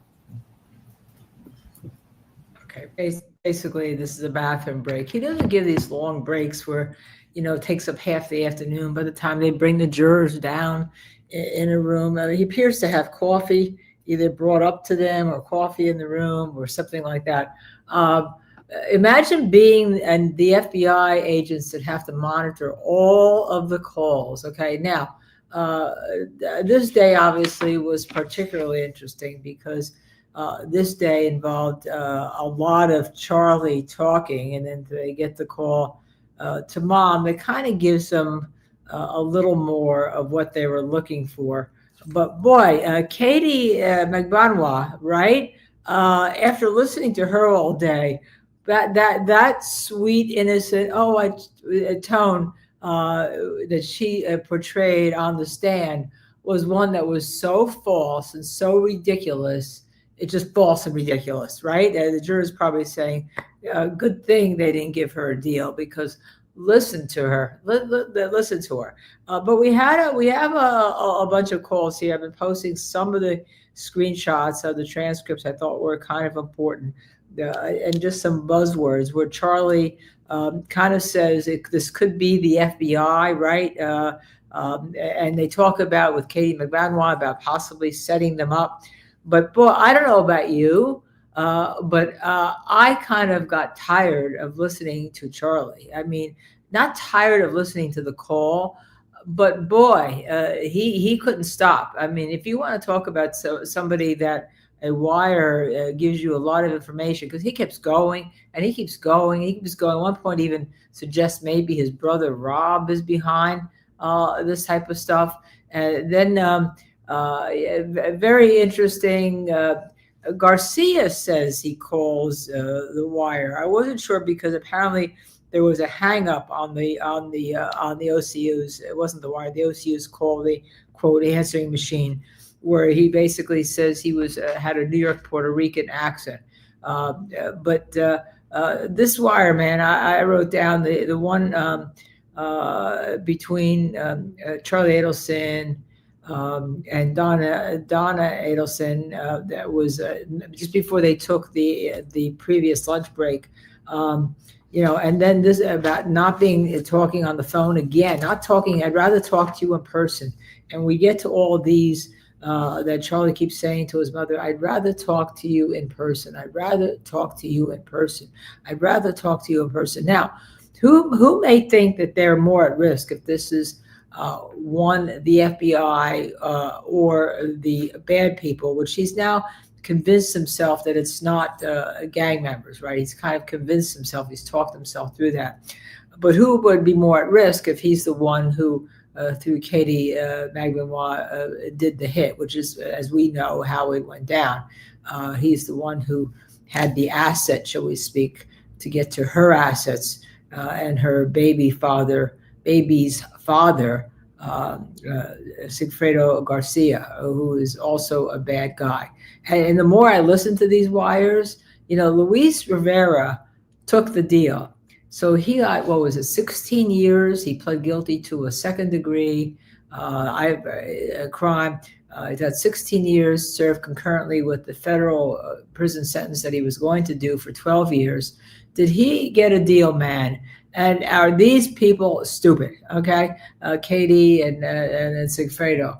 That was really, I just thought that was 19 years. I thought it was 16. 19 years, second degree murder to serve concurrently with his federal sentence that he was going to be serving of 12 years. So Luis did get the, shall we say, the queen for a day. And somebody sent me a picture, a clip of Art Linkletter's show that had a Queen for a Day segment. There we go. But this wire, as soon as somebody starts saying, I'd rather talk to you in person. Now, I think that this wire implicates Donna. I think Charlie, you can see why he got convicted, right? You can see why absolutely he got convicted. And yeah, I think we should label this the needed stretch from Charlie. Because, man, can he talk? And did he talk? And gosh, I don't know what he was doing with patients. I think at one point Katie said to him, do you ever work? And he said, no. So very, very much. But that's, that's where we, the whole idea that you get people talking, that's what the bumps are for, to tickle the wire, to get people to talk and to talk and to talk and to talk and to talk. And at some point, though, Katie was getting pissed off because Sigfredo was getting pissed off.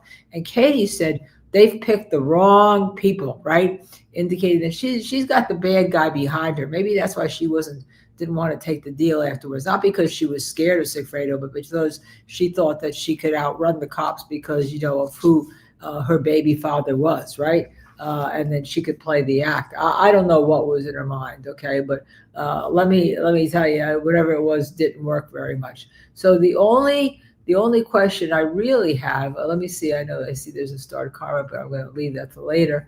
Someone said an additional 7 years. That's all. That's Luis Rivera has been handing them the cases, right? Certainly handing them the cases and probably was the strongest evidence against Wendy. But these wires are kind of interesting. Let's just separate Donna for the moment, whose trial this is, who right now is still presumed innocent, right? Until she's the state proves guilt beyond a reasonable doubt. These wires boys try to like insulate Wendy. We don't want Wendy to know. We don't want Wendy to be scared. Wendy's already been scared. She stopped being scared.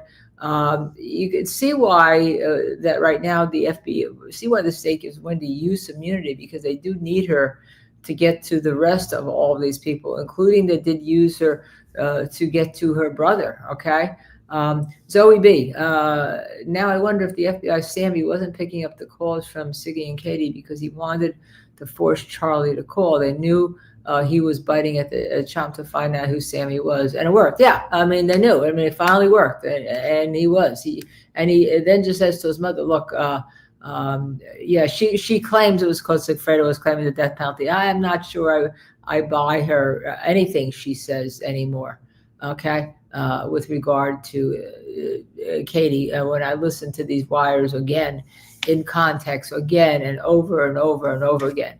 Now, I'm sure the camera pan to poor Mr. Markel, who is Dan's dad, who's been in court, and it just has to relive this over and over again. And unfortunately, at the time it panned, he was like, you know, with the wire, he almost was going like that. Oh, well, I'm up and I'm listening, you know. Remember, everyone's heard these, a lot of these, or some of these, especially with Charlie. Charlie is the one who called Sammy, the undercover, and then he gets on with Katie and says, "Look, they're trying to appeal to you. This can't be. These can't be bad people. They're trying to appeal to you. That maybe this is they want us to talk." And then he continues to talk. Right? He continues to talk over and over and over and over again, right? He continues to talk. So, I mean, I'm just, it's amazing. It's amazing how much Charlie can talk. And so then the question is, of course, they know that Charlie's going to be the one to call Katie first. That's what they said. But then he will call his mother. And sure enough, Charlie calls his mother. Or if they get Donna Adelson, she calls Charlie. So Donna's connected to Charlie. Charlie's connected to Katie. And there's your spokes of the wheel. They're all kind of connected to each other, you know, and they meet at the middle. And the middle is the Dan Markel murder.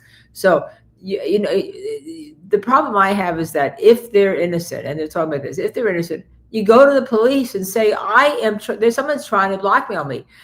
Their last thought is that maybe it's the Markel family, okay? That maybe it's the Markel family who has private investigators on them and is doing this. So that's why he's talking on the phone now a little bit. But the Markel family is doing this because the Markel family wants them to talk, right? And somehow make mistakes, meet with them, and open up so they can have a case, right? That the Markel family can have a case against them.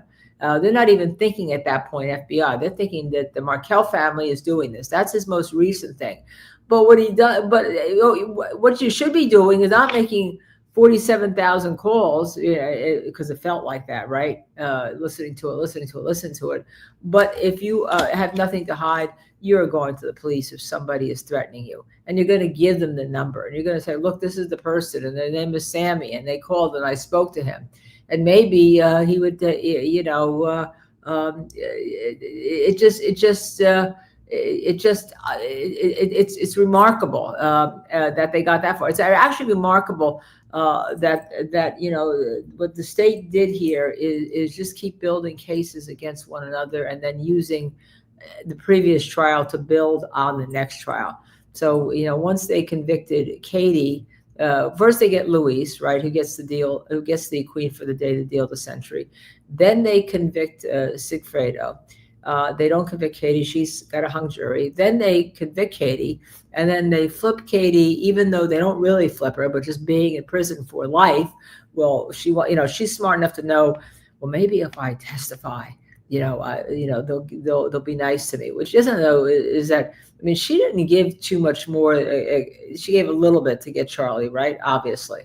And then Charlie, is just unbelievable, right? Unbelievable what it is. But his involvement becomes, to me, a little bit more involved, and maybe trying to protect his mother, because maybe Charlie was the one who came up with the idea of the hit person, because his parents were his mother hated Dan Markel. She'd go along with anything if Charlie wants to hire a hit person. But he's looking to me, as I'm now listening to this, as more involved than I initially thought, because there's so many calls here and we're hearing them all at once.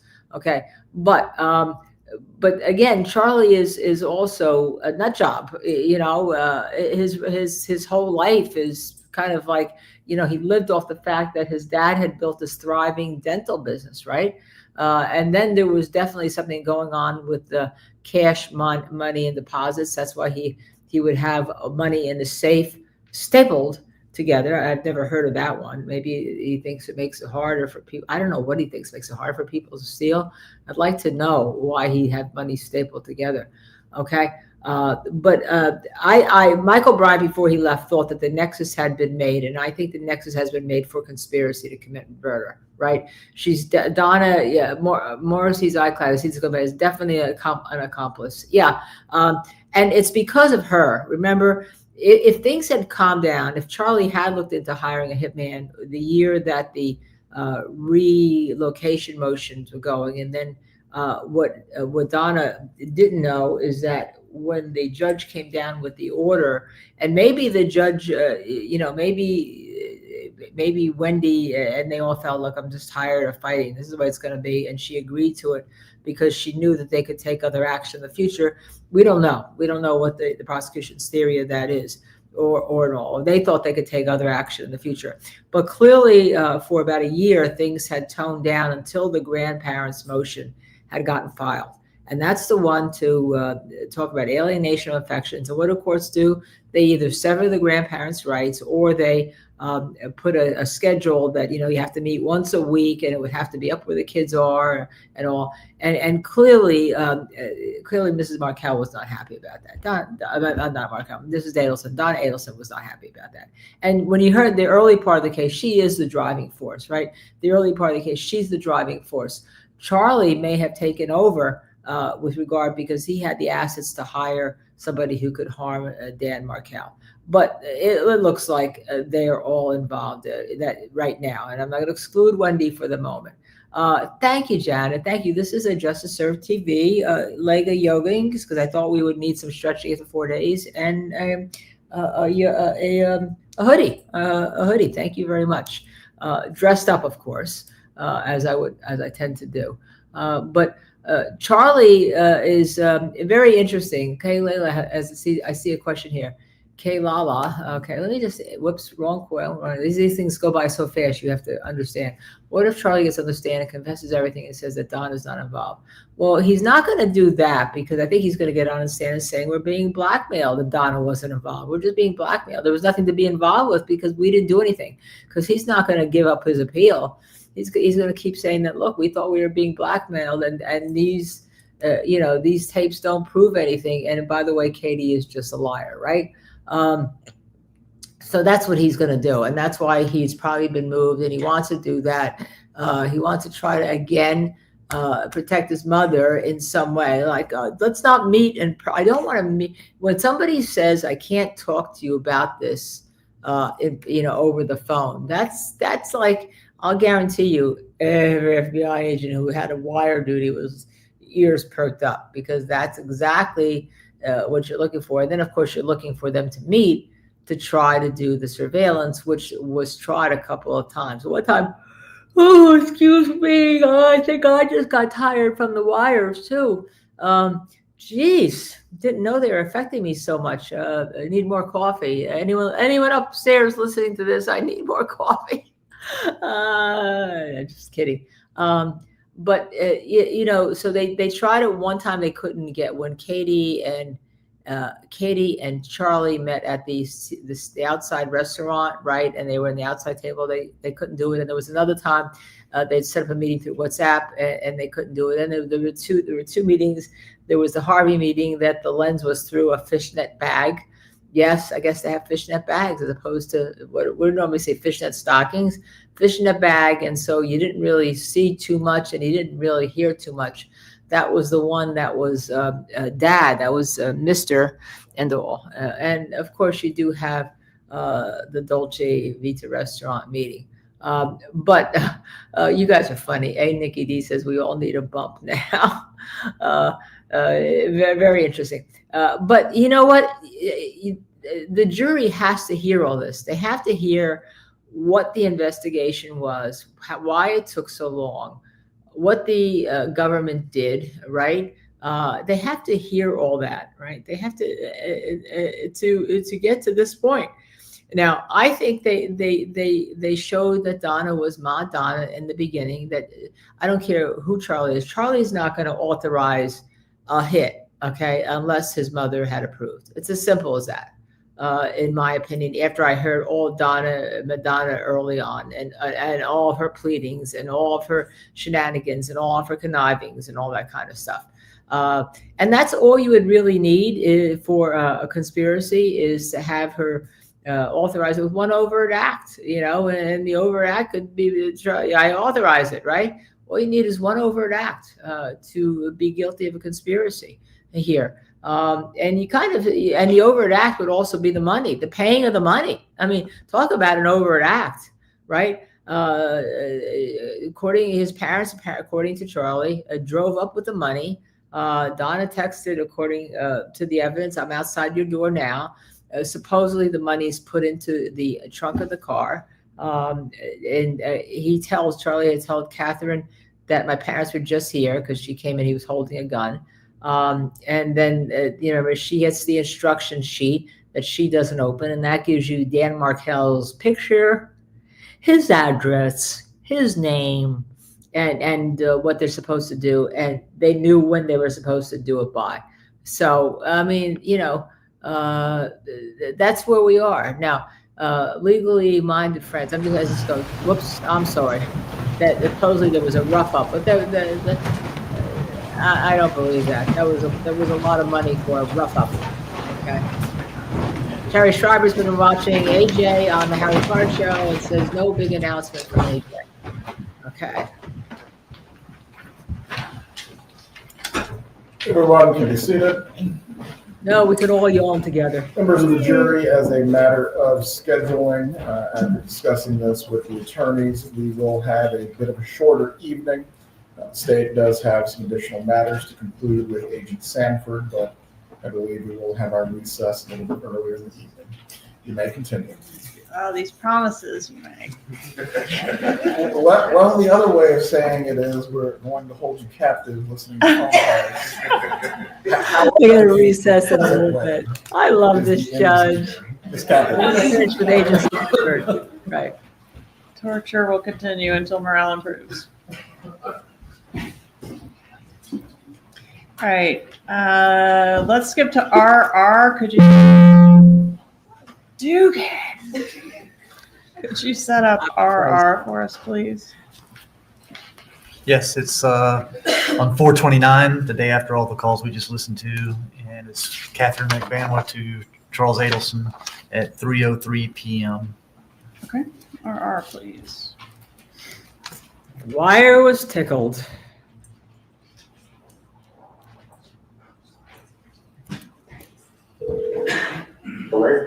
Hey, Hey, what's up? your phone was weird. It was like, it was doing a dial tone. Yeah, it's weird. I tried picking it up. You weren't there. If you want to say, okay, what was that? Alright, no, I was gonna tell you that, I was gonna do it. That you what?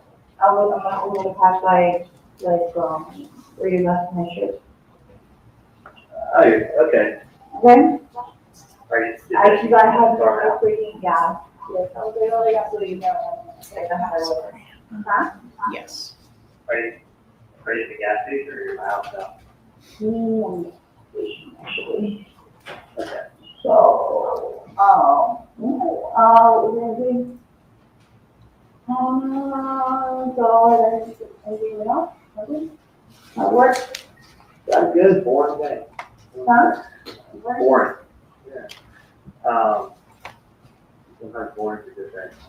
Yeah? Listen, I Mine was thought really hard. I didn't know what a married man with kids wants for his birthday. So I thought if I was married and I had kids, what would I want for my birthday? A fucking dildo? Exactly. That's what you do. But I forgot to get, I didn't have time to get a card from Walmart to say exactly what I wanted to say, so. You're never good at expressing yourself anyway. I never did it to myself anyway. But anyway, I think I hit the nail on the head with the birthday party. I think I hit it out of the park. Wow. So natural. I know. What was I gonna say? Like, I'm just saying, nobody's gonna look at me like funny and shit, like, don't think you're Yeah, I know, the other day I told Buddy to stop by and grab something. Oh, okay, that's like, I didn't know I need to do that. What the So, yes. I mean, like, there was stop. Can you like go for me? so tell me, how far are you from the house? Like right now. Are you there now? I want to. Okay, call me after you open it. So that, the number, enter, okay. Take your shirt off. Take your shirt off, read the number. Take your shirt off so you can read the number that you wrote down. Oh, you're so stupid. You're so stupid. You know? Wouldn't it be easier to just write it on your hand so you don't have to get a draft or up the number? Fucking idiot. You're just so weird. I don't know, man. Just sometimes, I don't know. Just something I like. Listen, I can be good looking or I could be smart. And I choose to be good looking. So who told you that lie, bro? It's not listening. Wouldn't be fair if I was good looking and smart. Oh, this is the ring? This is the one that I was supposed to have? It just makes me good looking. Let's go up now. Like that. It's a ring. Yeah. Is your camera funny? It's not like. Is your camera funny? Camera roll. Oh, yeah. That one. Yeah. Okay, you don't want me, you know. I don't want you catching me like freaking hitting my nose and shit. Don't feed the rain. Huh? Don't feed That's it. big. Cameras everywhere. Dude, the range Dude, that's fucking small. What? That's small. What's small? I'm small. The range looks good, doesn't it? Yeah. Well, the camera's on me. Damn, you know what's the come up? This Ferrari over here. Ferrari. You spent how much on the Ferrari? And you said it was your dream car? Just think, you spend the same thing on a dream, you get your dream girl. Like Junko. Like Junko was 19. How did you put in this, bro? I put it in the It's an air freshener. Oh my god, no, what the fuck? Oh, look at me now. I wish I keep the Ferrari, that would have been the present. You'd be like, fun. I guess. Yeah, that's just what you need to do. What? From the Ferrari home. That's what they do. Yeah, whoa, did you double bag it? Yeah. Okay, small. Okay.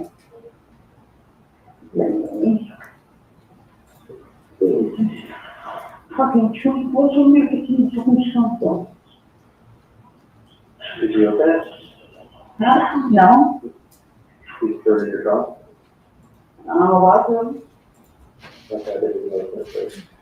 Why? Right. Just open and get on. Why? Well, hold on 1 second. Okay. Hold on 1 second.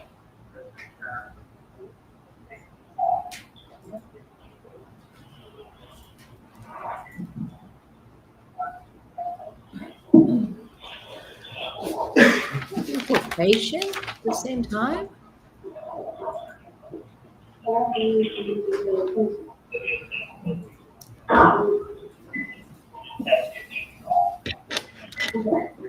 Well, okay. Oh my God, it's so hot. Did you open it?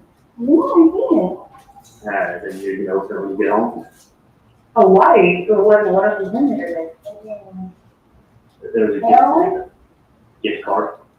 Oh, doesn't know I heard out in the street? But she likes to do that stuff. Who's cooking home right now? It should be on. Oh yeah. Just run through the seat. Just wipe on the cabin side and then run three to the machine. Thank you. What's your Hummer? Or fucking trouble, or whatever, but in both yards? Oh no, that's got a Jeep. It's like a badass. It's blue. So you got like a 4-door. Like, Yeah, camper. Yeah. And I don't feel like going out of front door. Yeah, ironic. The front door. Yeah, sure don't. You live by farm still too? Hmm? You live by farm still too? Yeah. I do agree. Oh my God, it's so fucking hot. This was a great beach day. I could have just jumped on your boat. You take it like that? Honestly. That's why I also, No, I'm gonna buy my own, okay? I'm gonna even hand you down. It's yours. Yours is yours. You know, I don't want to outmess anything. do you want me to study my boat? No, okay. I look for one, man. Mine's probably not fancy enough either. Now, you know what? I really wish you would have given me that bubble. I miss that car. You think so? I assume we're going to get to something soon that pertains to the case. You just need a character to have that type of car. I driving it. You know what I didn't like about it? Honestly, I got pulled over a few times. People profiled in that car. Of course. But I remember one day you went to the office, and you said, how did you do like fucking, you look like a whole like, I've heard things about you, and I'm like, and like your hair was like, oh, I haven't got a haircut. And you're like, I have no AC. And I'm just like, yo, fuck, yeah. I got AC in my car. Because John doesn't have an AC. And you're driving the car. You should have told me that from the get. I would have been like, oh. Yeah. I love that car. The only thing is the range. I mean, we have to trade it out with you. The only thing is the range. I think brace is going to be like $3,000, $4,000. No, I already have my heart set on what I want to get. What do you want to get? I want to get the pretty Escalating. Oh, yeah. So either I'm going to get the Escalating or I'm going to get the fucking, the River.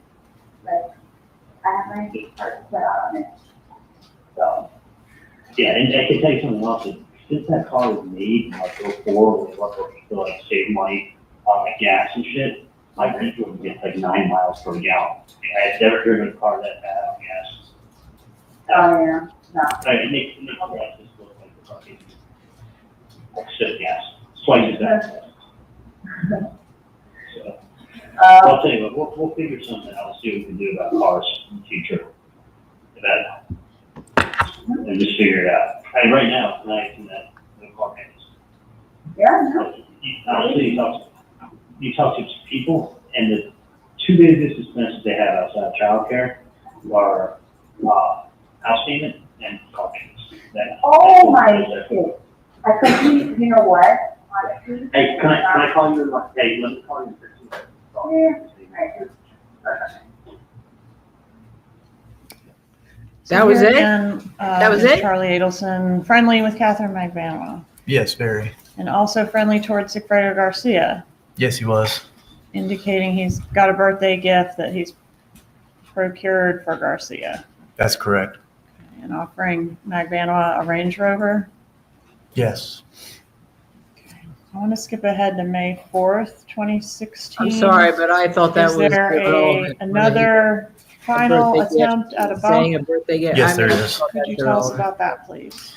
A text message was sent from the Undercover to Mrs. Adelson's cell phone at early in the morning, late at night, 2:09 a.m.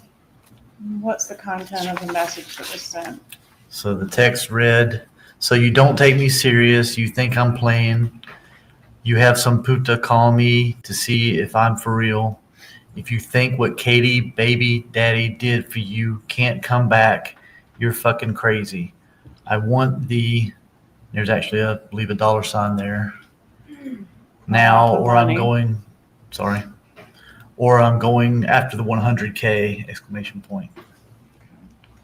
And are there a few calls generated by that particular bump? Yes, there was. All right, could you set up SS? Another for bump, us? bump 4. Yes, it's the same day as the text message. Text message was, like I said, was at 2:09 a.m. on the 4th. That morning at 9:08, Katie McBanwell calls Charlie Adelson. Okay, so this would be right at the, like, oh, I see. So about 7 hours later. Correct. About 7 hours later that morning. All right. Thank you. For this one, we'll publish SS starting at 12:45, please.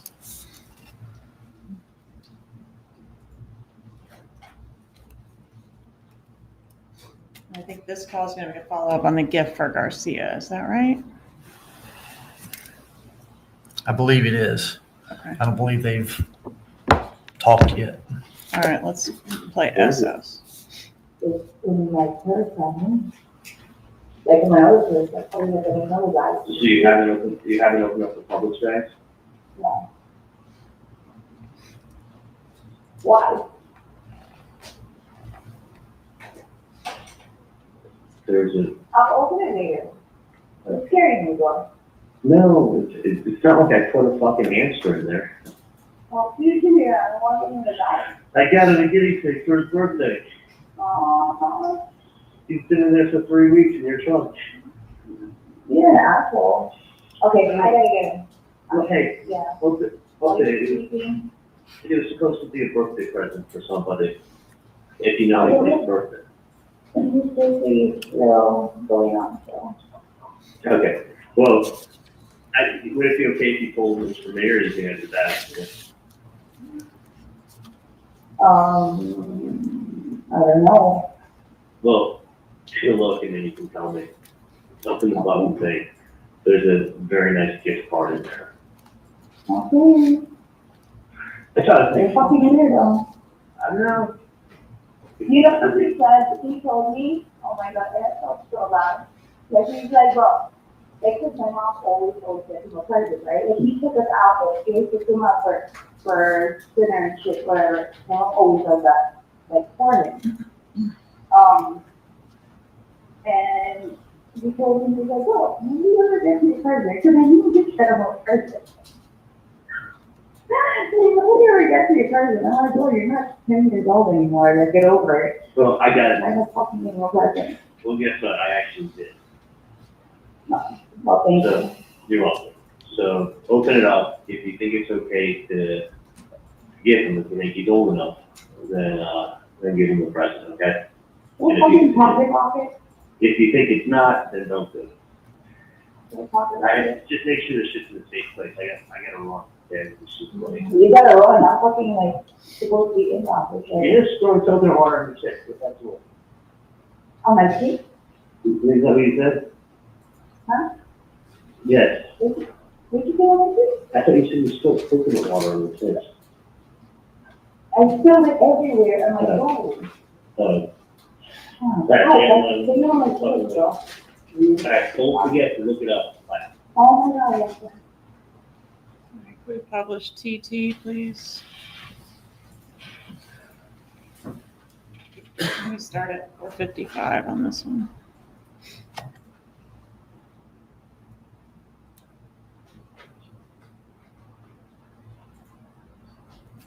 I got, he's got the drugs, he's fine. Let him get started on it.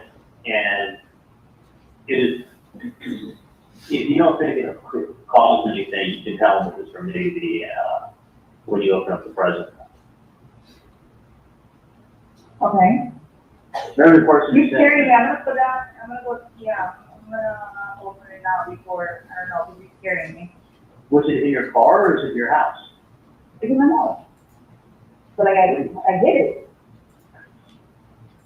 Well, go fucking look what's in there and tell me if it's okay for his birthday present. Okay. Alright? What's my birthday present? You get nothing. Alright. Alright, I'll talk to you later. Dude, I got your tickets to the concert. I know, thank you, I'd like to thank you. Where's my birthday? It's not your birthday today. Wait, you wait your turn. Whatever. Yeah, it's not your birthday. I haven't feel better. It's your other goddaughter, it's your goddaughter's birthday that's the month. Over here. I got all these people that want me to adopt them. No, well, you already know my kids. I got like 60-year-old women in offices saying, "Where's your kid?" And they go, "I don't have any." They go, "Can you adopt me?" You get a Father's Day card. Fucking amazing. I got Scotty wants to be adopted. I got like 8 people that want to be adopted. I want to be adopted. You want to adopt me? Adopt my kids? I give you a little love. You're the godfather. All right. All right. Thank you. In that one, we've got Charlie Adelson mentioning that he purchased concert tickets and a limo for Catherine Magbanua. Yes, ma'am, he did. And Magbanua refers to her own child as Charlie Adelson's godchild. Is that right? She did. Okay, let's play You, please.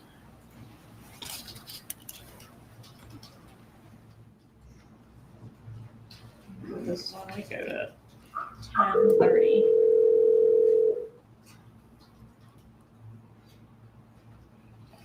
Phones and the paybacks and everything like that, then people will go ahead and get their money lent and they'll be paid back. It's very interesting. So that's really how people make a lot of money, is using other people's money to make it. Oh, sure. It's a good way to do it. So we'll see. I mean, I would say if you have a good track record of 2 years, it will not be a problem raising capital at all. So that's what. Yeah, that's good stuff. So you're on your way now to the gym? Yeah. Oh, okay. So is everything else like that? Yeah. Okay, I just heard you just saying Just saying. yeah, I figured it, yeah. Yeah. Did you see somebody today, or was it? No, it's different, but I'll see you on Sunday, we'll talk. You don't want to come down and see me tonight? No. Was it bad, or was it? No, I'll see you Sunday. So yours. I know, because I can kind of talk to you, but like, you know, when I talk to you and you're not getting like appropriate responses? Yeah. So, like my stories, it just seems like the other, like, Yeah. did someone bother Wendy? Not yet. Or do you think they will? Well, I think we'll talk. Well, I think it's important that you see me before Sunday. Well, where exactly are you gonna be tomorrow?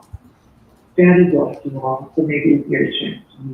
After Secretary to begin, meeting all the people. Well, I'm meeting Doug in the afternoon. I haven't texted, I haven't texted Adam yet.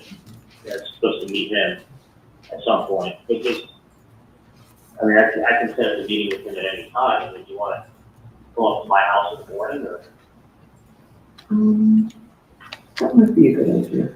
Because I'll tell you what, I don't want to wait, Yeah, I agree. and then you wait, and something that could have been, gets to the bottom early, becomes, something that doesn't get there from the butt early, and then it snowballs out of control. Yeah, so maybe tomorrow, we're up early. So what we got, maybe making for breakfast or something around. You want to meet Charlie for breakfast, Charlie?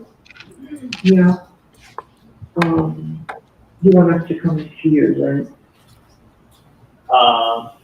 Well, traffic, I could, let me find out. Check your schedule and then we'll work something out, okay? Yeah, let me do that, and I'll see you guys tomorrow. Sounds good.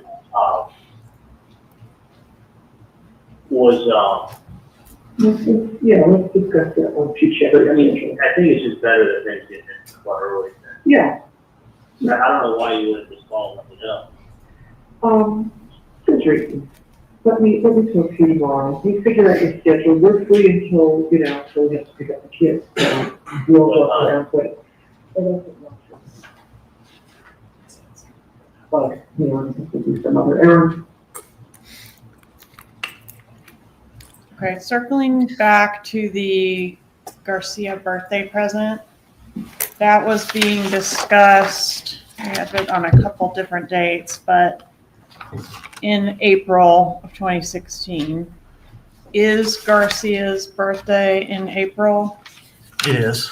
April 27th? 27th, that's correct. Okay, thank you. All right, now back to our calls. Let's go to the next day, May 5th, 2016. So now Donna Adelson has informed Charlie Adelson about the bump text, right? She informed me there was something that happened. All right. Correct. And so do we have Charlie to Katie next? That's correct. All right, publish VB, please.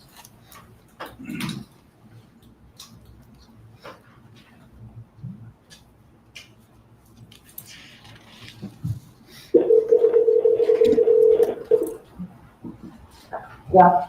Hey, how are you? What's your endorsement? Okay, how do you get on? They keep the trying to anything because there's been people that stop speaking and I get people getting I could get no problem. I don't know if he was trying to get something that doesn't call me. Well, one second about it, and speak to them about better. I get it in last night and it's really important. Bless you. He ever does it. Next time you're really like the same, like, it's always harder than that being home, but it's So the one by way of saying like to parents or talk to me. All right, that one, even for us, was too torturous. Let's do WW, please.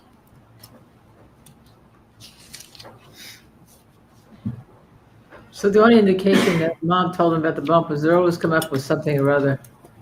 So let's see. Now we're gonna get a call. He calls Donna. Hey, Charlie. Hey, how are you? Good, honey. How are you doing? Good, I'm coming across the bridge now. Oh, okay. Okay, wonderful. Do you want to see the apartment or do you want to come down? You know what? We'll meet you outside. Now we can walk to the pool area. All right, sounds good. Okay? I'll see you soon. Okay, I got you. Bye. All right, XX, please. Sounds like Donna's wise. She wants to walk to the pool area. She doesn't want to talk to him about this on the phone. So this is the lack of talking, possibly a consciousness of guilt.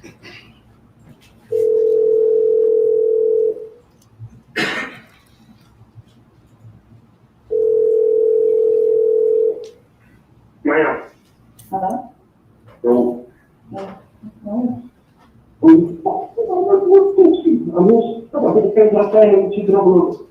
What? I put the things outside to shoot. I'm talking about this soon. I mean, she called me out of the group. Oh, you're wrong? Yeah. The cage outside there, shooting up. What's up?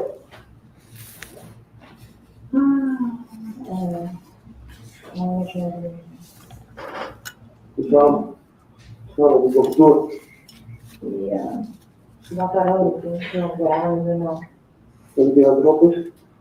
No, I'm saying that I got home, so. You got a call? Yeah, and I'm like, no, I'm talking to him, so I was like, okay, So, you first? yeah, so I'm like, really, kind of walking around, then I'll call you when I mean, that's not the right? So that's how I was calling you, to see, what you're looking. Okay. I told you, you started ringing, or you got it. Talk, man. Just, when I text you, just, you respond back to me, and instead of getting kind of. Okay? Right.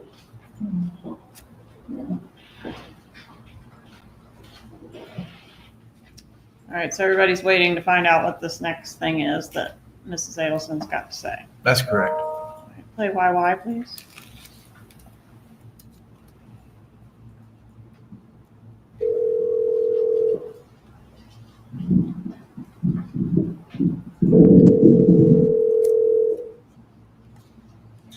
Hey, let me call you a little bit, okay? I may just call you from a landline with my friend Adam's place in Miami. Go down to the Gable, so I'll probably call you from a landline. Alright. Okay. Yeah, I'll call you. ZZ, please. It's from the Bump 5, so everyone's trying to find out what this is. So Charlie went up to meet with Donna, and they walked to the pool so she could tell them in person.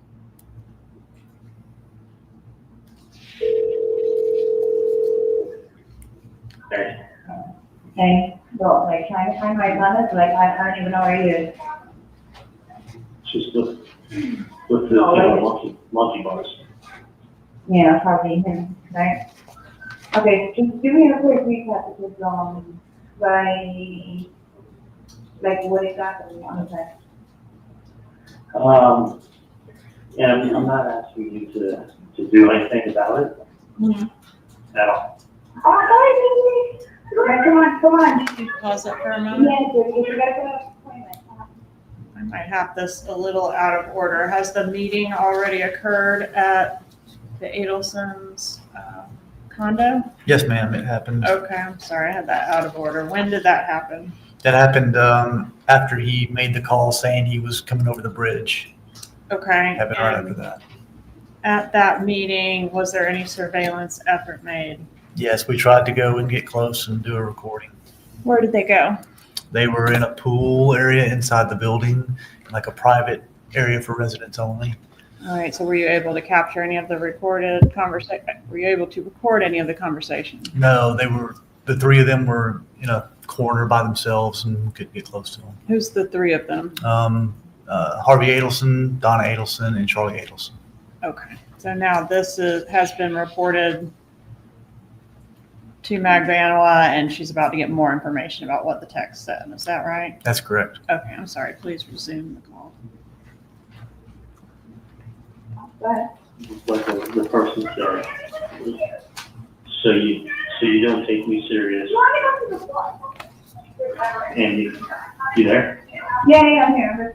Yeah, the person said, so you don't take me serious, and you have some puta calling me up, baby keys, baby daddy. So, and then it was like, so you don't know, so you don't, or something, and then there was something about it done for you. And then it was something about like, you don't respect what was done for you or something like. You don't respect? Or you don't, no, you don't, he was like, he was like 20 words. You first started off with, so you don't think I'm serious. And then it was, you have something. He's on the phone.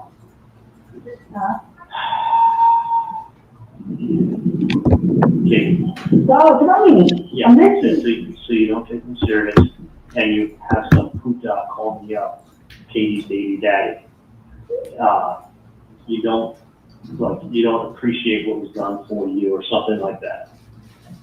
And then that was it. It just ended. But it came from that same number. The person didn't block the number they're texting from. Yeah, no, we already got to that. We got to that. Yeah. I got So you. don't do anything. And I haven't seen, it's one of two things. And I could care less. I just want the person to stop harassing me. Go on the front. Okay, got But you. evidently, if each year, whoever called, the person would give a shit. No, I had a friend that called, but. Yeah, so whoever it was that called, this person texting my mom at 2:00 in the morning could really give a shit. Katie, he referenced, the only person's name he referenced in the text was Katie's baby daddy. Yeah. So. I mean, she no, everybody has a baby daddy. Yeah. Yeah, so the weird thing is, whoever it is could really give a shit about what was said to him. Because he has no problem continuing to send text messages from that number. That's the part that really boggles my mind. Yep. So don't do anything. Not afraid, obviously. Somebody that's speaking or something. Somebody that can get all of this information. This is, I mean, the personal phone calls, a text, somebody, like it's a lot. Okay. So this is my one fear. Nobody can protect somebody all the time. If it's a 1% chance that it is a bad guy who did something that, I worry about my dad's safety going to an office where. No, I hate you, bro. You don't gotta That's what. walk out of me, no. Yeah, that's what, Right. And whoever it is, if they're referencing to me, you don't think I'm fair? Yeah, and whoever it is, whoever called, the person got us But to it's give a like, copy. no. He called him a poop job. That becomes even more of like, okay, who are you dealing with now? Who are you dealing now? Is it somebody that's waiting for you to be like, hey, I'll give you all the money, or somebody trying to mess with you, you know what I mean? Read between the lines. It becomes too much more of damn, it's pathetic. What is going on? And then if they do, they're throwing a lot of information out that I don't know. So which is crazy. The question is, where to get it from? Why don't we just go collect the reward, whoever has the information? Exactly. All right. We're saying the same thing with Senator Williams, and it's getting to a point where it's like. So don't do anything. I just don't. It's just aggravation. That's all. I just want my family left alone. So that's my day. Hopefully I have a day off, so we can hang out with everybody, deal with nonsense. Right. So. Right. I try to remember so many, and it's so hard because you throw so many other details behind it, that it's when I have to think it out of my head, I'm all over the place because you just talk so much more of what's not necessary. No, I know. I would do that. I would go off on tangents and shit. I just listen. You're just my friend. That's the only reason why I'm going with you. I know, it's pissing me off because I don't even know, I'm trying to help you out and figure out what the hell's going on. So. I wish I knew what was going on with all fucking crazy people out there. Good luck, everyone. All right, good luck with his endo appointment.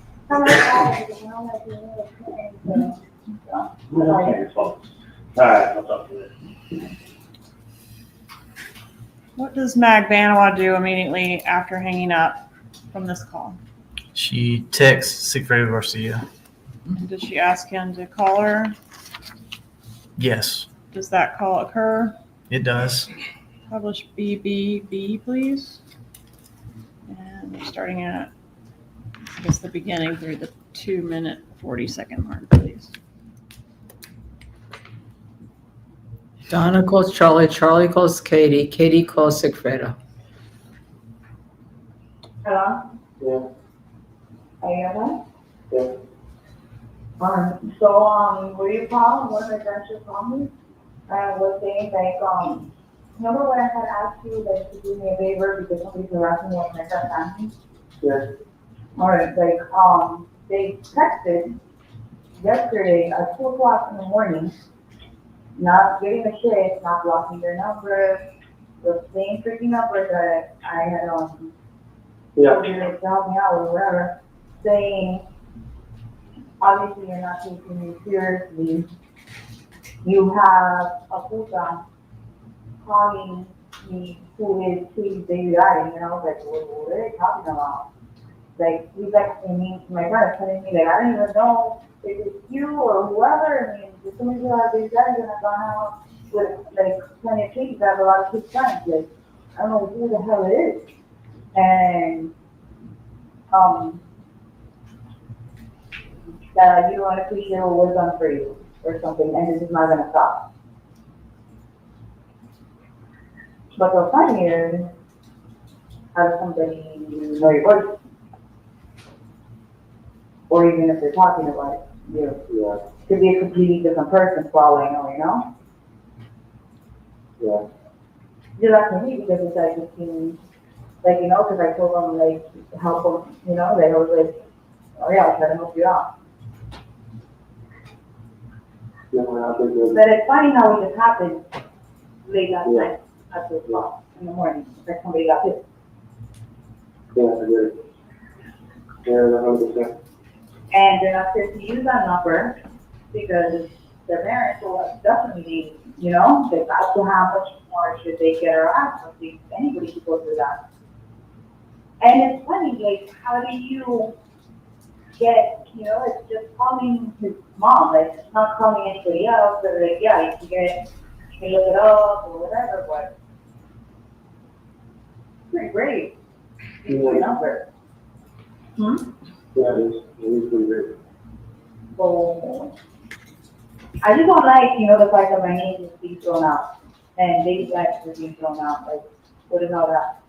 Yeah, I don't know nothing about it, so I'll definitely take care of it. Do you think so, Ethan? Yeah, I know.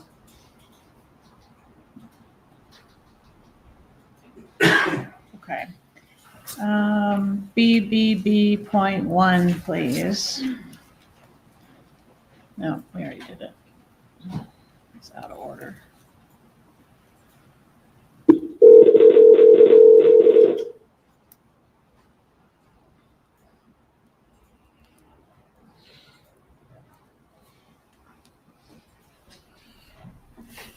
No more reference to No, leadership. Sorry, I think you're doing the right thing. Well, I'm thinking, I don't know, listen, I mean, you never know if you're doing the right thing.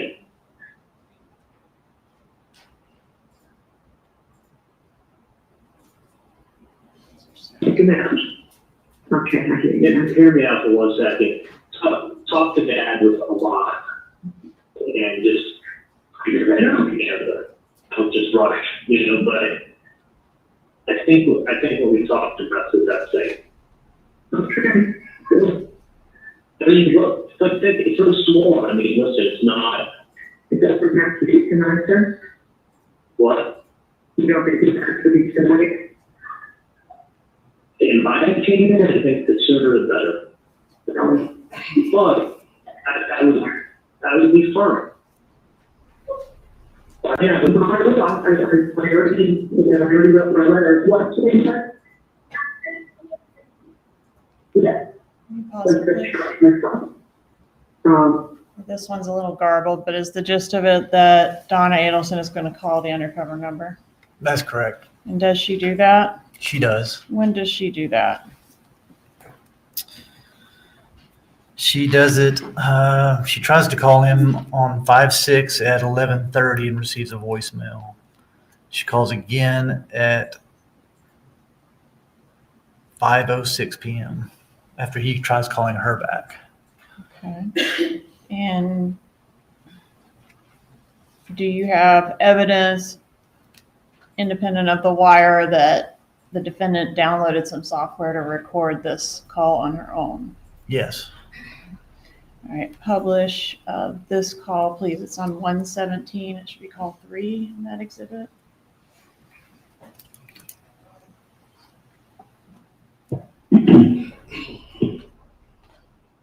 Hello? This is Mrs. Adelson. Is this, Sammy? Okay, my grandchildren had my phone before, so, Donna Adelson? I'm Mrs. Adelson. Yes. My grandchildren had my phone before, so that's, and I just saw that you called. Oh, okay. You left a message on my voicemail. Right, I did. No. This is my problem. You approached me on Alton Road. You handed me an article from the newspaper about my ex-son-in-law. You told me I need to call you and help your friend who is in prison. Now, at the time you did that, I didn't understand what you were talking about. I didn't call you back. Then you mail me a threatening letter. Then you send me a text message to my phone that says I'm not taking you seriously. So I am taking you seriously. And I really want you to listen to me. I'm listening. I have to tell you, I mean, this is important. I have been so stressed out. I have spoken to 10 or 12 people who are close friends of mine, telling them about this and basically picking their brains and asking them what I should do, because I don't know your friend who is in jail. You mentioned a name. I don't even know his name. I never spoke to him. I don't know what he looks like. I've never met him. I'm sorry your friend's in jail, but I don't know what that has to do with me. You know exactly what it has to do with. You know exactly what. Listen to me carefully. Listen to me. You just got to listen to me. You need to ask your friend who this person looks like, what their name is, something, because I know there's a big reward out there, and if you need money for your friends, that's the way to get it. I mean, I'm asking you nicely. I don't know who he is. I am out of the loop. It is not me. If I can help, I would help. I mean, that's what. Just like I told you, listen to me. Just like I told you that day, we know that your family had a problem up north. We know that problem was taken care of about 1.5 years, 2 years ago. And we know that Katie has been taken care of and has been taken care of. Now my brother in jail, we were in Broward together. He told me the whole thing, and he hasn't been taken care of. You know. Now, all that's being asked for is $5K. That's all we're asking for is for $5K. And he told me everything, and I know everything. I know who's involved. I know everything, and I'll get the $100K for myself. You know, all I ask is to send the $5K. Everybody knows what's going on. You're saying everyone knows. I know I lost my ex-son-in-law. I did not have anything to do with it. That's why I said, ask him what. That's what my brother Tato told me. He told me everything when we were in jail. He told me everything, and who was involved. I know everything. Well, I don't. That's the problem. I'm telling you, it's not me. It's not me. I have had 1 year of aggravation, 1.5 years of aggravation over this. My daughter, my grandchildren. It is not me. And when I asked my friends, what do they think? They said, well, this person needs to get a description of you, because what you look like, or it's not me. I don't know who caused this. It wasn't me. I mean, I don't know. I'll tell you, just like that day when I talked to you, this is not going away. This is not gonna go away, because Tupper told me everything. He wasn't being taken care of. He needed the 5K. Send 5K, that's all we were asking for. Yeah. Don't do that? I don't know who Stocco is. You don't understand. We know you don't know who Stocco is, but you know who Katie is. And you know the contacts Katie has, and she has, listen to me, let's stop fucking around. Let's stop fucking around. Okay? You know who Katie is. And you know that Katie has somebody that knows Stocco. And they took care of a problem for you people. That's just the bottom line. The bottom line is you know who the fuck Katie is. Look, I don't. I'm no more than Mr. No, I'm not fucking around with it. You know who Katie is. You know that they took care of Katie and her people. Nobody's taking care of Tato. I know you don't know who Tato is. No, but we know who all of you are. And this ain't going away. You know what? So I can give you you send the 5K? Here's what you need to do. You need to go and. Don't tell me what to do. I know what to do and I'm doing it. You're looking for money. Get $100,000 or whatever whatever the reward is. It isn't me. You have got the wrong person. That's why I said ask your friends. You're Donna Adelson. Yes, I am. Yes, I am. Well, I know. We know who's involved in all this.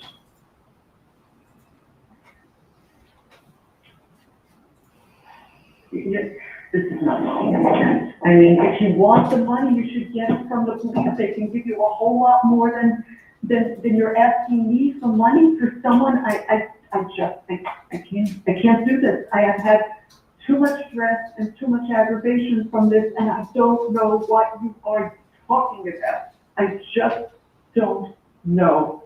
I just don't know. Good. I think you should talk to Katie. Talk to your people that are involved in this.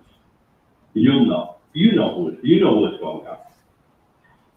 I do not. That's why I'm. You can tell me. Allison, you can tell me all you fucking want, but I know you know. Because I heard when I was locked up in Broward with my brother, he told me everything. Everything. He told me everything. Well, then I just wanted to take care of him because fucking Katie was being taken care of with her fucking food. I just think instead of asking me, you should get the money from the police. There's a lot of money out there, and I know if you think you know who this is, then go ahead and do it, because I know it isn't me. I know it isn't me. And I can't take this kind of level of stress. I just can't. I know I didn't do anything.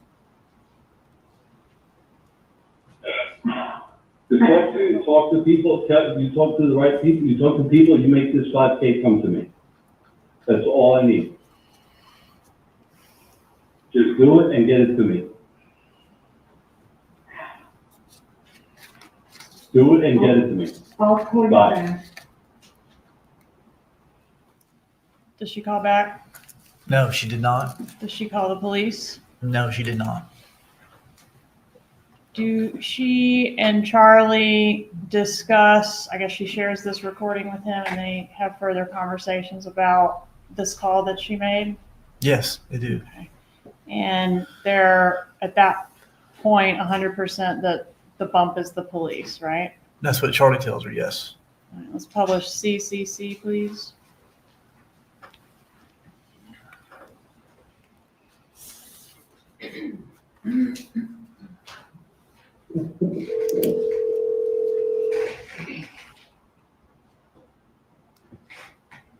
Charlie, how are you? Good, what's going on? Good. Well, we just finished with dinner. We drove through Blackwell back to his hotel in Miami, and we just got back to the Icon station for just a little walk along the marina, and then we're going to go upstairs. Right, I just stepped away. I was having interfere. Okay, I'll let you go right back. I will. Just tell you that I did have that hand piece now. Okay, great. So what are your questions? Any more nonsense from the patient? Yeah, that's why, those things always get aggravating. That's why I love that bothers me. Was it that? Oh, no, and I did, I loaded that new app too. I'll have to show it to you. I think you'll really be interested. Okay, so you had, how long of the talk did you have? 8. 8 minutes? Yeah, You talked to the patient for 8 minutes, yeah. and they were nice? Well, not really. No. Did they, But did they, help. did they give any threats or anything, or? No.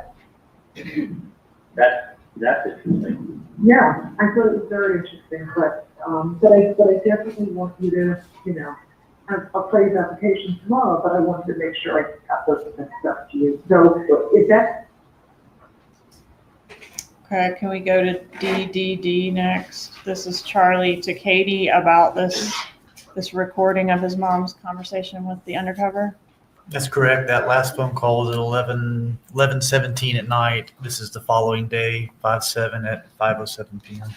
Okay.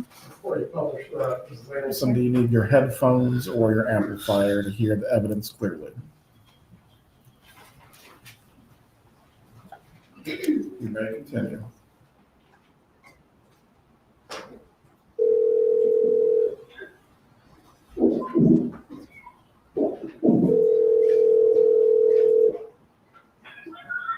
hello? Hey, how are you?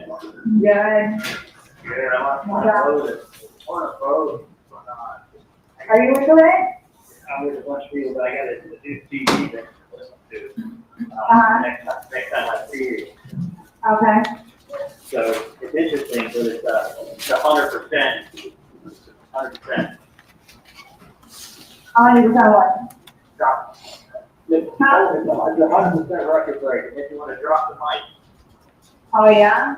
Yeah, you want to play when you're just cruising along, and you see a Vietnamese hot dog pig walking down the street. Is it a long tape? It's, like the track is over. How do you use the tape? The track's long. I mean, you're old school, I know, it's just like a long single over 5 minutes long.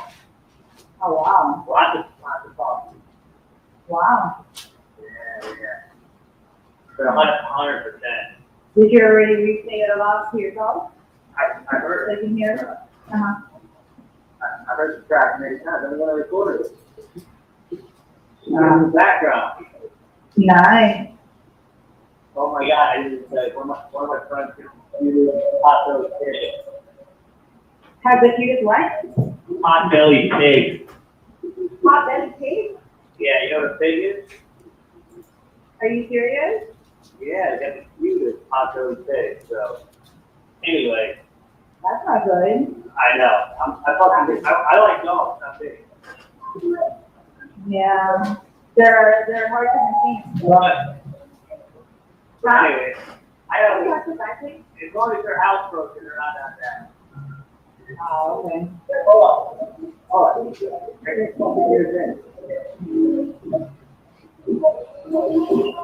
You can't hear because there's music behind me and there's like.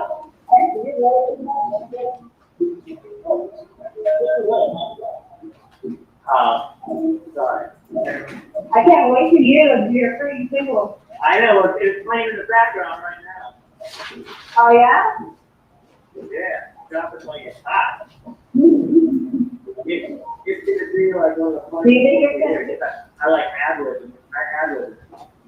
So do you think it's gonna make good hits? Oh, I think it's fantastic. Yeah? Yeah, I think Do you think it'll sell a lot? I hope so. I dropped the mic. Oh, you're like out. Okay. Funny shit. Well, what can I hear it? What's that? What can I I'll hear be it? on phone in a second. Go ahead and install the YouTube and then I'll pay you on Monday. Okay. All right, I'll talk to you. I'm not sure if Magbanawal was picking up what he was putting down, but what is a pig? Pig is slang term for police officer. Right. And so Mrs. Adelson called your bluff, didn't she? Yes, All right. And was this pretty much the end of the wire operation? it was. All right. I want to publish EEE. Could you tell us about this call? Yeah, it's on 512. It's Charlie Adelson to Donald Adelson at 6:18 p.m. Publish EEE, please.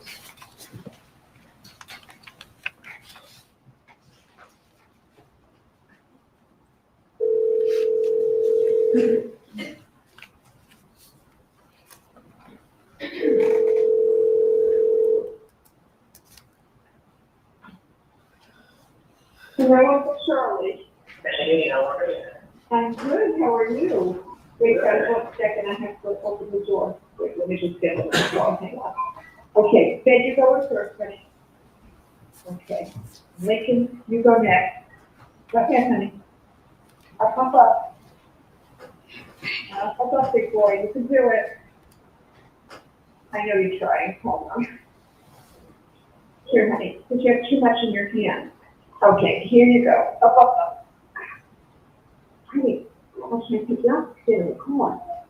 Okay. No, tell him to move his fat ass. You can say that's your sweet little blonde nephew who I just got his haircut and took him to McDonald's.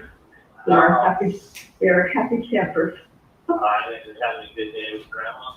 They are happy. They can do that one little fish frying. He's like, Mom, you got it all hair. I like it all too. I know, but it was so long that he couldn't see straight at it, so he had to get trimmed. Classic. So how's my boy? Now that you were having quite a bit to do. Yeah, he has. I think it's a chance to call Maddie, but I can take care of some of that stuff tomorrow.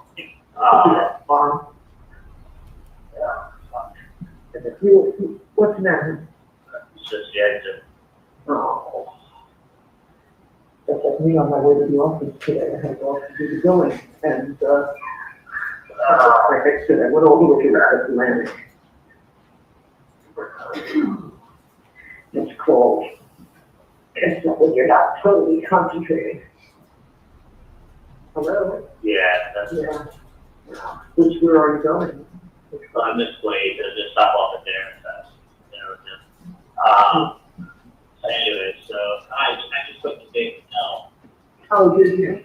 So I just saw this old fart. She's a few months older than me. Uh-huh. But, so actually, it's her birthday. It turns out Wendy's making her own little party in Cleveland. Oh, really? Yeah, Wendy goes like very tight-lipped. You're not kidding. So what you do is,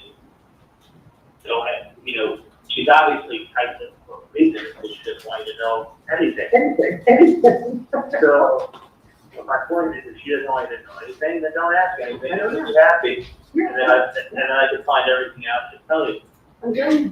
So I was like, so what are you doing for your birthday? He's like, well, Wendy's making me like a little birthday dinner, a little get-together party. I'm like, dog. He said, yeah, she's doing it. He's like, I don't know anything. All I know is Wendy's putting it together for me, and she's doing it quickly. Oh. So I'm like, oh, that sounds awesome. All I knew was that she was going straight from work to the hotel where everybody is meeting for the this Miami fellows that she got, and that she has to stay there tonight because it starts early first thing tomorrow morning. Right. I guess in between she managed to do something else, which makes me happy. I'm really glad. I couldn't imagine. Oh. Yeah, think that would be good. Yeah. Yeah. Good. The boys gave, wait, did you give Dave his present this morning with Mommy? Uh-huh. Yeah. It was Dave's birthday. The plan was that they were supposed to go to Dave's house at 12 o'clock at night, but what happened? Like, why did Mommy not take you at midnight? Harry was sick. Yeah, Mommy told him in the morning. But Harry kept seeing her, and so they kind of was growing up, so they couldn't go there at midnight. So, who are you meeting for dinner? I'm going to Darren's house. Oh, good, that's nice. That is nice. The boys just had their treat, and his grandpa is having a massage, so that's why they are out of the house. And I'm going to come back and Jessica should be finished with that. And the boys are going to do their piano, and then we're going to have story time and bedtime. We've got our routine down. Charlie, I'm happy to tell you that Dad was telling me about that treat, and we both feel so much better about how it's working out. Oh my God, are you kidding me? Like, the patient. I can't even begin to tell you. Oh, Yeah. you and me both. The patient is being so, you know, once you know how these patients act, they're so cool. Right. So cool. Oh my God, I couldn't, you don't understand, I couldn't act. I couldn't be happier. Because, you know, if they go to the board of dentistry, right, it's a huge pain in the ass. Right. If they go ahead and just, you know, are upfront about everything, you got nothing to worry about. Right, exactly. Which is clearly what it is. It's Yep. not 1,000%, 10,000%. Dad told me that yesterday. I have to tell you. Not even, you understand, not even. Not a question. Yeah. But not even like, oh, no, I mean, gladly, like, they were so nice about everything. Right. Just makes me feel so much better. Sure. Oh my God. No, there's no question. You know, originally I said this person's a really nice person. And I always said, I'm like, right. They're really nice. I don't think they're going to go to the board of dentistry. And they turned out to be really, really nice. Yeah, I was really glad to hear that. That made a huge difference. I was really worried. Now I slept so last night. Mom, I just, you know. Yeah. Anyway, I have a lot. And then that told you what, everything. You know, what I told to ask for if it ever becomes an issue. Yeah, whatever, everything in detail. And I have that's it. a question about Kevin Barnes. Did you ever speak to him? No. Okay. All right, then I'm going to tell the girls they need to give it one more effort to try to email him, text him. I would reach out through Facebook is what I'm thinking. Oh, that's a thought I've never seen of that. I'll go on Facebook and take a look. Okay. Yeah, just keep it real friends, real nice. Be like, hey, listen, we're trying to reach you. We have your case here. What's your status? Yeah. And this is going to be a rule in the office change that nobody's allowed to consent out unless it's very least the lab work is paid for. Exactly. I mean, otherwise, you deserve it. Yeah. You know, this is just no exceptions. I don't care if it's my mom's case. Unless at least the lab bill has been paid for, ain't nothing getting sent out. Yeah. Because I was asking the girls today if they knew if you had ever spoken to them. They said they don't think so, but they weren't sure. So that would help all the billing and all the people that had questions about. So, did you ever get paid from those large cases from Dr. Murray's office, from relatives, or cousins? Yeah. Good. Okay. Perfect. All right. Oh, water. I'm telling you, you gotta be so careful down here. With what? The girls are just walking across Alton Road against the green light for us. They're just walking in the breeze, looking at the cell phone, not paying attention. Man, terrible. So, did you guys work out with the trainer today, or? No, tomorrow. They wouldn't pick Friday. So that's why I went up to the, that's why Dad went to get the boys, so that I could go to the office and see the going. Because I've been going on like a Saturday or a Sunday, and I had to spend the day. And I said, Dad, you know, if I would go on a Thursday when the girls are there, then I can ask the billing questions I have, you know, directly, and I don't have to read these long list of questions and never.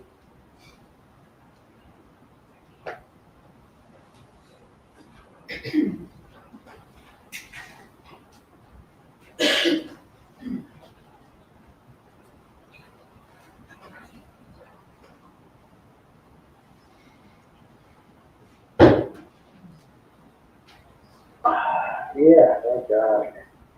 Well, I am rolling into the icon garage, so careful.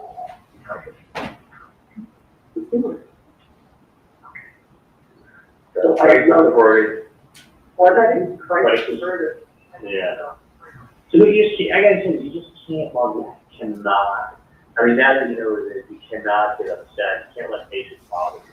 No, and I also know exactly what I'm doing, so, you know, exactly what the state of it for. You've been doing this a long time, so you understand, that's why, you were in the front desk for a while, but you don't let the patients bother you, just said, oh, you know, but that's it. Yeah, no, I got it. Good. All right, my love. You have a nice evening. Please take another down today. I will, Okay. Okay, please. I love you. So upon learning that they're being investigated for murder, how did they react to that? They seem pretty happy about it. Really happy about it. Yeah. Sustained. Members of the jury are to disregard the last answer. And wasn't the gist of how you got made that the undercover wasn't nasty enough? Right. It's not done like that. You got to have a beard and a hat and glasses, and you got to make threats and all that kind of thing, right? Correct. After the wire gets made, it's kind of business as usual, right? Back to Wendy and her love life, that sort of thing. For them, yes. Were any more checks issued by the defendant to Catherine Magbanua after the wire got made? I believe that's when they stopped, if I'm not mistaken. I have to go back and look, though. May of 2016 is when they stopped, right? It was May of 2016, correct. And after you came off the wire, was there a time when law enforcement went into the Adelson Institute? There was. Could you tell us about that? Yeah, myself and my partner, Investigator Ice with TPD, went into the Adelson Institute with a subpoena requesting Catherine McMahon's employment records. And we began speaking with the front desk. Right. About Was that. Catherine Magbanua there working? No, she was not. Did you ever uncover any evidence of Magbanua working for that business? No, the only thing they ever provided us was basically a list of the checks that we already knew about. All right. Was a phone call captured from that business during the time that you were present in there trying to serve this subpoena and get these employment records? Yes, one of the employees called Charlie Adelson while we were there. She walked to the back and called him and it was captured on the wire. All right. At this time, I'd ask to move into evidence States Exhibit 100, Your Honor. Any objection?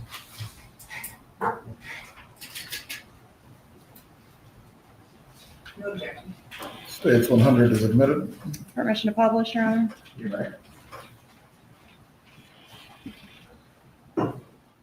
Hey, what's going on?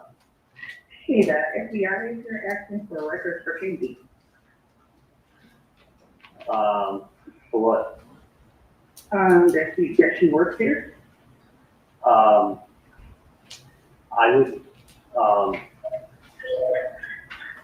wouldn't, give anything. Yeah, and I don't know. the ex, did she work there? I was like, yes, she works there, but I don't know what she's doing. Because remember, we sent her. Erica, Yeah. do me a favor.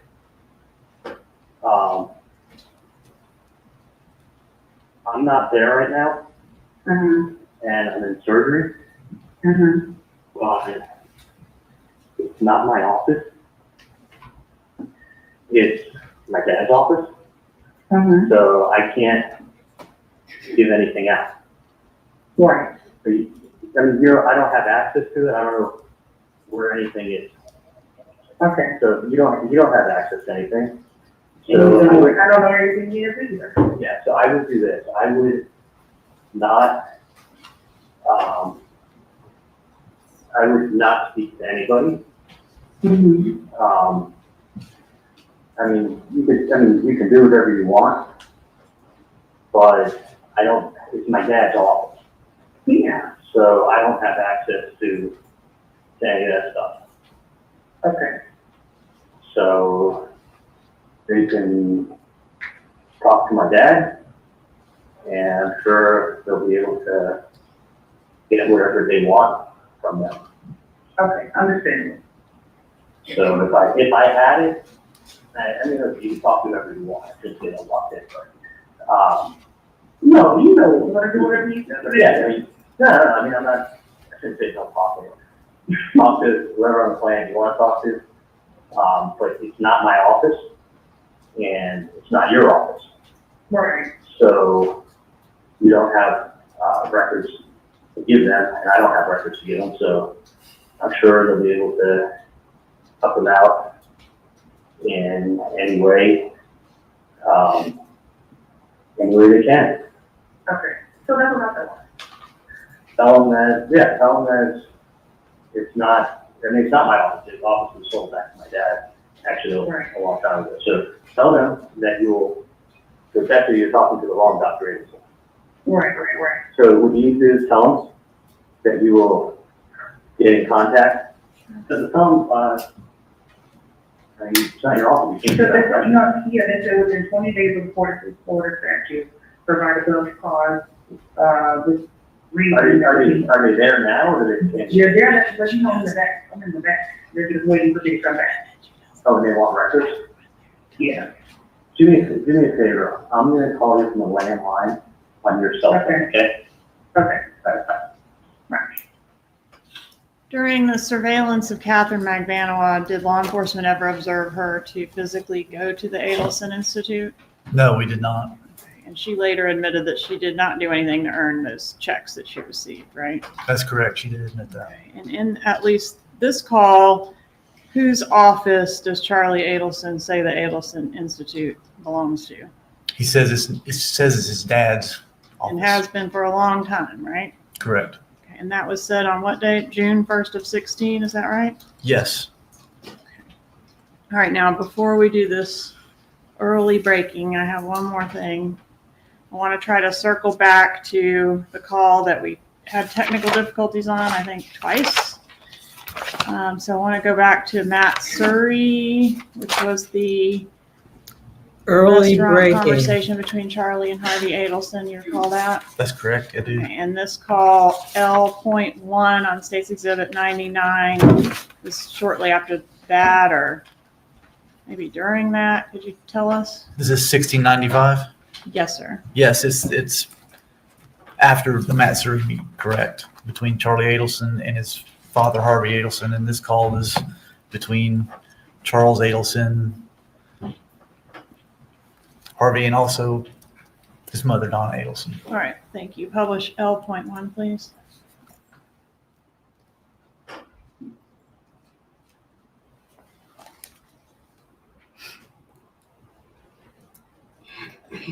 Yes, I mean, you're looking at it's an hour and 15 minutes there, it's an hour and 10 minutes back to here. And it'll probably be there in 2.5 hours. Okay. So, yeah, I'm hoping to get to your place by 5:30. Okay. If you can work maybe, maybe stay a little bit later. It's not gonna be a lady. No, I can always talk to that one. Yeah, that's what I'm thinking. Can I just ask you one thing? Sure. Has there been any more problem? No. Zero. Sure. Yeah. Did Dad tell you what I spoke to him about? Yeah. And I have a couple of questions. That's what I'm chance to shoot tomorrow. Yeah, but it makes Those cases. makes perfect sense, doesn't it? Yes, it does. I still have some questions and things that I think need to be addressed, but, we'll do that tomorrow. Yeah, no, I'll talk to him tomorrow. I mean, there's no rush, I don't still work till Monday. Okay, sounds good. It's not like that, to be tomorrow, but Yeah. and what I thought everything through again and again and again, and I think I'm 100% right. Yeah. Well, I hope so. That would be, yeah. Or 99% right, because none of it makes any sense. Yeah. None of it makes any sense. I mean, there's no. It's not. I'm just telling you, it's not done like that. It's not. I know for a fact. It's not done like that at all. And they're approaching somebody who has nothing to do with anything, which is the utility. So, listen, my feeling is that, you know, you go to, I'll tell you what. It's utter nonsense. Like that's the best way I can describe it. It's utter nonsense, and I wouldn't pay any attention. No attention at all. It's not done like that. It's flat out. It's not done like that. Yeah, we'll talk about it tomorrow. Yeah, no, I mean, I could say it on the phone without saying it, but it's not done in such a nice manner. No. No, it's not done like that. It's done like that if you want someone to talk to. If it's otherwise, it wouldn't be done like that. Yeah, there's nothing. You know, listen, if you're.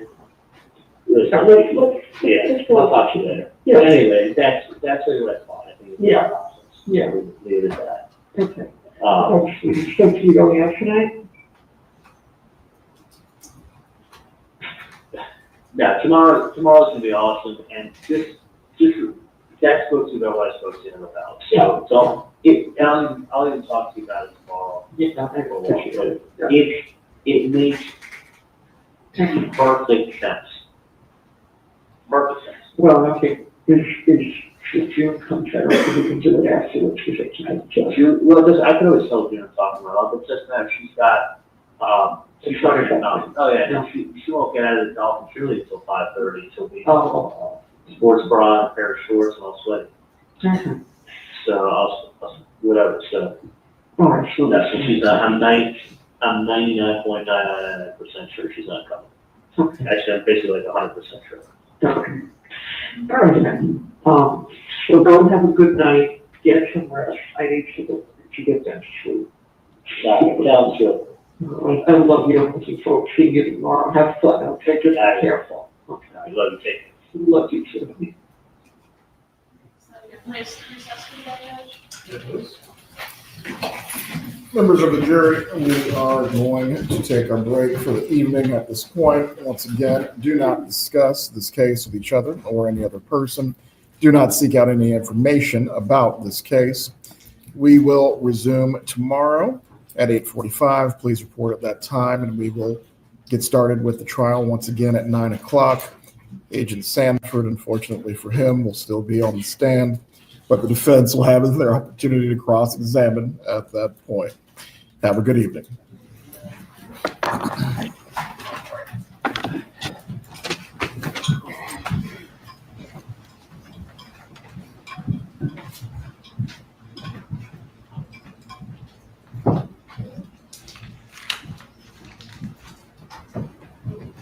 Let's listen till the jury leaves and hear what the judge says, but we do know tomorrow, 8:45. Everyone can be seated. Do we have any matters to address before going into tomorrow about scheduling or anything else? Judge, I do have a little bit more to do with Agent Sanford, but the next item related to the exhibit that the defense is reviewing still, so.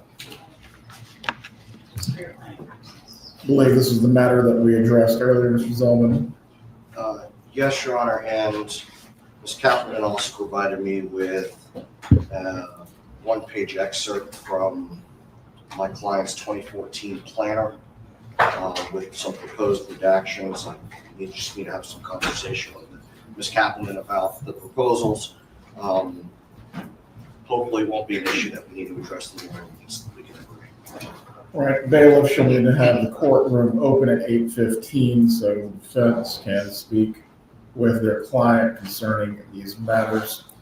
For the state, please report at 8:40. By 8:45, once we have the jurors, we will keep moving. Yes, sir. That's it for this evening. Have a good night, everyone. Okay, so what he just told them is that they have to meet with their client 8:15 in case there's any matters. And obviously, again, they resolved whatever the discovery dispute was from the wire that at the Dolce Vita that was cleaned up because we never heard any more about it. And we went through a whole day of wiretaps and surveillance taps And then tomorrow, the defense is going to get to cross-examine Agent Sanford, and I'm sure whatever this discovery that they just got is going to be resolved. So why don't we talk a little bit? And I'm not sure Michel Bryant's going to join us because I know he was planning for about 5:30 because he's driving, so we'll see. And if not, hopefully he'll have a good trip to Atlanta. He will get on a plane. He will go to LaGuardia. He will then drive to Connecticut and maybe be home sometime around 2 o'clock this morning. And then he will join us tomorrow around lunchtime. So I know it was a long day for the jury. I know it was a long day for all of us. We were stretching and all, okay?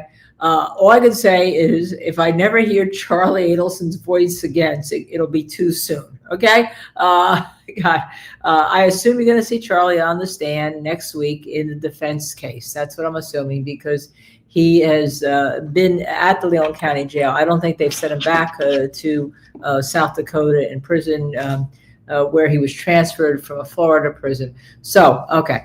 Let me go backwards because I know all of you have been with me all day and it has been a long day. And you can imagine what a long day and long years it's been for the FBI with these wiretaps and with the bump. There were actually 5 bumps, right?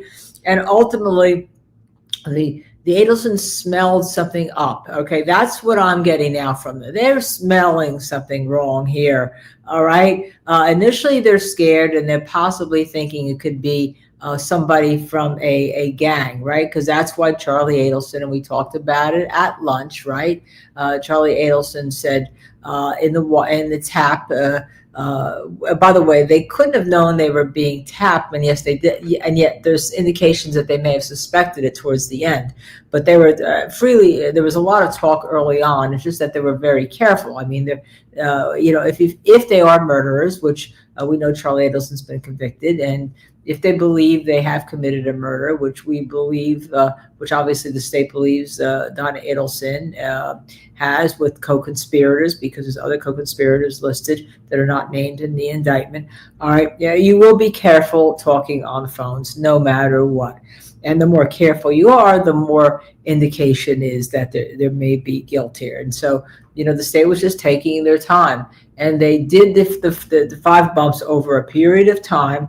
Ultimately, the Adelsons decided because the undercover officer, the UCO, who we saw on the stand the other day, was too nice, that he couldn't have been a gang member, right? Going after them and wanting more money, and then that he certainly wasn't a private investigator for the Markels because he was too nice. And eventually, they called him a Vietnamese potbelly pig, I think it was. All right, talk about code. But to me, and I'm going back and forth, and I'm saying, well, they proved initially to me that Donna Adelson is the head of this crime family, and that they proved to me that became more looking that Charlie was really a capo in the crime family in terms of doing the hit on Charlie Markel. On Dan Markel.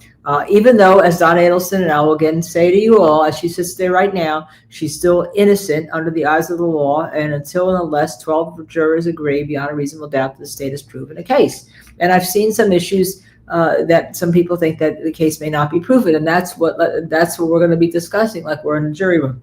But when Donna Adelson finally makes the call to the UCO, which indicates that she's not scared, right? That they kind of figure out that she thinks she's smarter. They now think that they are now smarter, and they've got a smell, as Eddie Murphy said once. What was Eddie Murphy? What was the name of Beverly Hills Cop? And like Eddie Murphy was, and he was a cop, and he was like, I smell pig, which was the code word back in the 60s, for a police officer. So they're living Donna Adelson's age and Harvey's age, although he isn't on the wiretaps, would probably use that. And that's what I think that's the kind of code word that they finally couldn't have been more open about. It was a Vietnamese potbelly pig, nonetheless, okay? But that they said she said after the 8 minutes, and they had evidence that she was actually taping that call. Apparently, she was using a new app that Charlie had showed her. So that was set up, okay, on her phone. And you don't think Donna Adelson is going to be looking for apps, right? Right? You don't think that, right? She's not there like searching what apps. But apparently recorded the whole thing. It must have played to the family. 8 minutes there. And she says, and when she talks to Charlie, right, then Charlie, Donna calls the undercover after there's a text again at 2 o'clock in the morning, 2:09 in the morning, a text, and then Charlie calls the undercover. Donna calls the undercover finally after Charlie had called the undercover a while back, and then the text was like, you send a puta, meaning kind of like the butt of an animal, right, to talk to me. You say, what do you think we are? You send that person to talk to me. Says the nice undercover with a New York Puerto Rican accent, according to Sigfredo Garcia, and that all gets relayed back to Donna, right? Axel Foley, yeah, good old Axel Foley. There you go. That's what it was, right? You go back, there's a scene there, because I just saw, you watched all the Beverly Hills Cops because of the recent rendition of one. But anyhow, they talked to the patient. She talked to the patient for 8 minutes. Now, that wasn't the patient, and they know it, okay? There is no reason, unless you are guilty of sin, in my opinion, to call that person the patient unless you were covering up for the murder of Dan Markel. Period. End of discussion. To me, when I get to that, and I'm going through it, I'm saying, well, here's a great cross-examination. All these calls are from Charlie, and all. Donna really is just, could be the concerned mother, except that they're meeting, the three of them, Harvey, Donna, and all, are meeting outside at the pool. So they know something's up, right? They want to be where they can't be surveilled, in a private area in their pool. That's the last meeting that the three of them have in person, and they can't, and they know the cops can't get to the private area and their pool area, and all, and they're going to meet outside. But yeah, okay. When then she calls back and says the patient, nothing to worry about. A lot of these patients, can go to here and there. But when she calls in the patient, that's it. To me, case closed. They have just proven it to me. All right. Now, am I going to wait for more evidence? Yes. To me, I guess I should say that's where I'm leaning. Right. That's where I'm leaning. But I do want to hear what else the state has to offer, and I do want to hear what the defense has to say, and I do want to hear her testify if she's going to testify. But you first of all of these 5 bumps, okay, you don't go to the police at all, and the fact that Charlie first thought that wasn't going to be a gang member dead in his driveway because he would kill the gang member, which tells me he was scared of the gang member. I hear something in my ear. Guess who's stopping on the road? And then you get to the 5th bump. They decide he's too nice, probably because Alfredo Garcia thought he had a Nuyorican accent. I don't think I've ever heard of that. It was a Nuyorican accent. And then, yes, someone said Harvey looks more shady, but let's just talk about Donna for the second. When she says he's a patient, that to me, ice it. Now, and the FBI had been made. They worked really hard, but they got to that part. But they may have been made too late, obviously, certainly too late for Charlie, because then Charlie is indicted and he is convicted. And now I think it may be too late for Donna. But I don't know if Michel Bryant was going through any there he is, the Energizer Bunny, looking as fresh as it could be. I mean, this man works 20 hours a day doing this, stops on the road for our mobile studio. And I don't know if you heard all that driving in your car, Michael, but that's where I just came down. That was my passenger. Was occasionally very audible wiretaps. Let me share some of my broad observations, since I couldn't take really copious notes. One of my first thoughts was, as they were, trying to figure out, well, who is this person? Is it police? Is it private investigator? Didn't any of them think for a moment that their phones might be tapped? No, apparently not.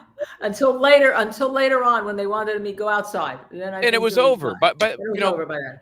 And the other thing, I could swear as I'm driving, I heard the Godfather theme as I envisioned that meeting at the pool, right? Me too. Yes, me too. You know, you've got Donna, together too long. You've got Donna and Harvey and Charlie, and they go out there, and it's like the end of The Godfather where Michael Corleone closes the door after obviously Dad has died in the garden chasing the kids around, and Abe Vigoda kisses his ring.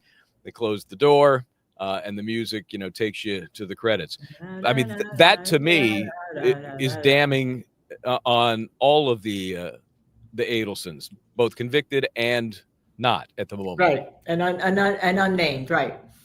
Yeah, so right. that That's to me exactly was what I thought that was pretty damning too. But then I was so willing to wait. But then, come on, talk to us about the fact that Donna is calling back and taping the call on some app.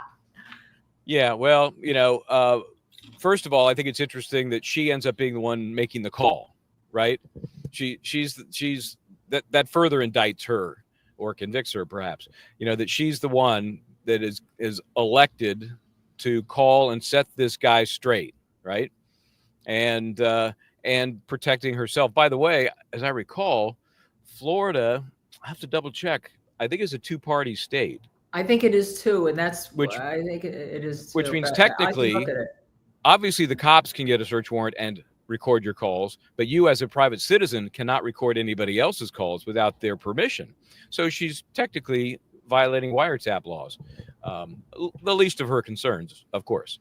But I talked to Michael Easter about this very early on when we were talking about how you cast, the undercover agent who's going to audition for this gig to fool the Adelsons. And I said, he looks the part. He's a big dude. He had a beard, much grayer now. But Oscar Jimenez looked the part. I said, but he was too nice. At the end of the bump, he's like, thank you. I'm like, you're going to walk her across the street? I mean, he was too Boy Scout nice. And ironically, look what comes to burn them at the end in terms of being made. Too nice. He was too nice. Even when he's throwing F-bombs around, he was just too nice. And so, he's going to have to toughen up if he's going to. I mean, look who he's fooling in this particular case. He would have been nailed right out of the box if he was trying to fool similarly situated individuals, maybe gang members. I don't think he would have lasted. So I thought that was interesting. Let's see what else we have. Florida is a two-party consent state for recording conversations. It's illegal to record. It's a felony under the Florida wiretap law to record without consent. Yep. So, that's when I was doing a lot of undercover stuff for Extra, we would always go to either Nevada or New York, both one-party states, so I could do the undercover reporting and recording that we needed to do.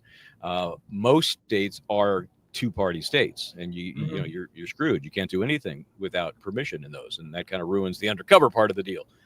So I thought it was also interesting that once they determined that it was a cop, I'm 100%, 1,000%, 10,000%, whatever the numbers were that were being thrown around, that it's the pot-bellied pig, which I don't think Catherine Magbanwa had a clue what that was all about. But then the call to Donna, like we figured it out. We're happy about it. It was just so naive for these sleuths, these geniuses that were trying to pull off this horrible crime, to just change their demeanor to make it feel like we got it nailed now because we know what this is all about and they ain't going to get us. Right. Yeah. Right. That's exactly. They spent all this time and they were tough because I'm thinking of Sanford. I mean, he had to be really good because he had to do 5 different bumps and he did get them. It did work eventually. Sure. It did work. Yeah, it did. Eventually it worked. They tickled the wire 5 different times, but they were a tough group. One of the statements, and I did sort of kind of write this as best I could while knee driving. It's where you use your knee to hold the steering wheel. My wife hates that. So there was a statement by Donna Adelson in that call where she was going to set this person straight, where she says, she's denying all along, but she says specifically, I love my former son-in-law. I didn't have anything to do with this. Well, that's pretty damn specific. Right. Nobody up to this point has been talking about a particular act. Right. It's just been all this confusion. I don't know what it is. What are you talking about? This thing up north. And, but this is a very specific reference to the victim. That's right? a really good point, Michael. I hadn't picked up on that as much as you did. Because I just was assuming that's what they were doing. But that's a really good point. Yeah, I mean that was way too much detail, way too Yeah. much for somebody Yeah. that has no idea who this person is, what they want, who the person in jail is. I don't know anything, but I love my son-in-law, my former son-in-law. Okay, all right. So those You were some of remember my when observations. was that in the last one? Was that in the last? That was in the one where she calls him. the undercover. Yeah, right. That's She the calls last one. him. Right. Yes. That's the last one. So she The one that called. was very easy to hear, such a blessing, to be like, oh my gosh, listen, you can hear both sides of the conversation, didn't have to read the transcript. It was refreshing. Yeah, no, that was really, really good. That was the last one. And then when she calls, follows it up right to Charlie, and they have it down pat and says, the patient's not going to write a review. It was a patient. He's not going to write Yes. a review on The- Google or The something. 8-minute call with the patient. Yeah, right. Yeah. So that was a really good pickup that she says, I love my son-in-law, because nothing had been mentioned about that. They just did you a Nothing. favor, right? Right. It was just Nothing.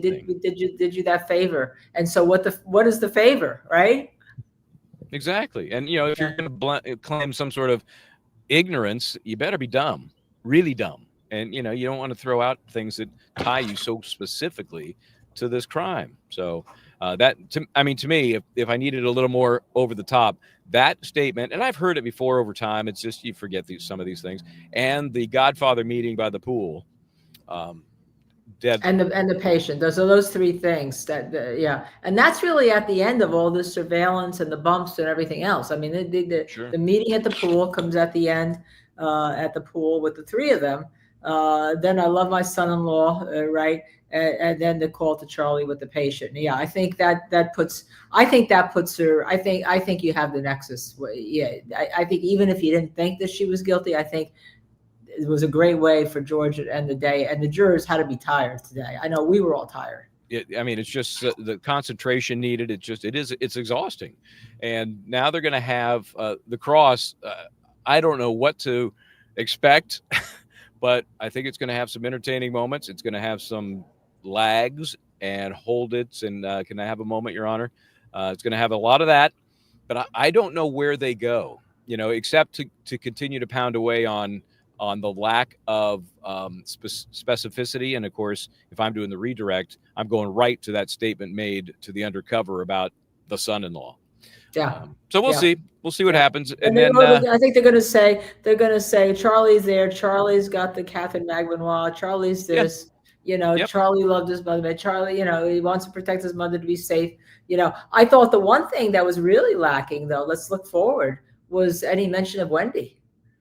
Very little mention of Wendy, except to protect. I hope this doesn't get to Wendy or something.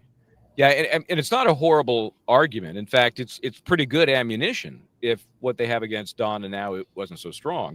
I mean, you got all the bad guys. They're all in prison already. What are we doing here? Why are we wasting everybody's time? We got the killers. We got those that set up the killing. That's it. It's a good argument. That's the argument, right? That's the argument that if anything, Donna was a mother, and then she knew her son had done something wrong, and she was just trying to, protect her mother or something like that. Maybe that's the argument. Maybe it's an accessory after the fact, which gets you away from the murder, right? Right. And maybe That's an the argument. aiding and abetting lesser charge, technically illegal. I don't know that that's going to be included in any of the jury instructions or the verdict form. I don't think it was part of the indictment. Right. And some states you can't have an aiding and abetting after the crime. Some states it has to be before, some states it has to be after, some states it could be at any time. I don't know what the Florida law is here. Yeah. But then maybe that's, so I think, I'm sorry, I'm losing my IFB because I've been moving around so much trying to get comfortable. I've been sitting on the wire. Sitting on the wire is kind of like, sitting on the wire. Missy, change that thumbnail. Sitting on the wires. Okay. I had done a thumbnail, suggested a thumbnail for tomorrow to Missy. She had just asked it. I can tell you all what it is, but I'm thinking sitting on the wires may be better. We can have you all know. I said the undercover patient and put up a picture of a potbelly pig, but I made sitting on the wire may be a better thing. You guys decide. What do you like? The undercover patient or sitting on the wire? Yep. It's been fascinating. And the reason for the early termination today, did we ever hear that? Why? I why think they it was stopped because they were finished with Sanford. early? Oh, okay. And Well, he he's was going to be back across- tomorrow for cross-examination, and there was something new that was given to them, some discovery or something that just happened or something like that, and so the judge wants them to go over it at 8:15 with the client, and for everybody, everyone to be there, by 8:45. So that's when I guess we'll have our thumbnail starting 8:45. That's what I know what that's about, and I know the jury is supposed to come in at 9, so they get started. What is it? What is it Well, about? it was the first thing that happened this morning, which was this 14-minute, and that's the one that has not. There's still one to play. Oh, I thought that they had resolved it. No, they did not, because defense counsel has said he hasn't had a chance to look at it, and I don't blame him. I guess he could have looked at it while he was having some lunch, but he wants to look at that 14-minute version, compare it with the enhanced version. The court's letting him or the defense team decide which one they want this jury to hear.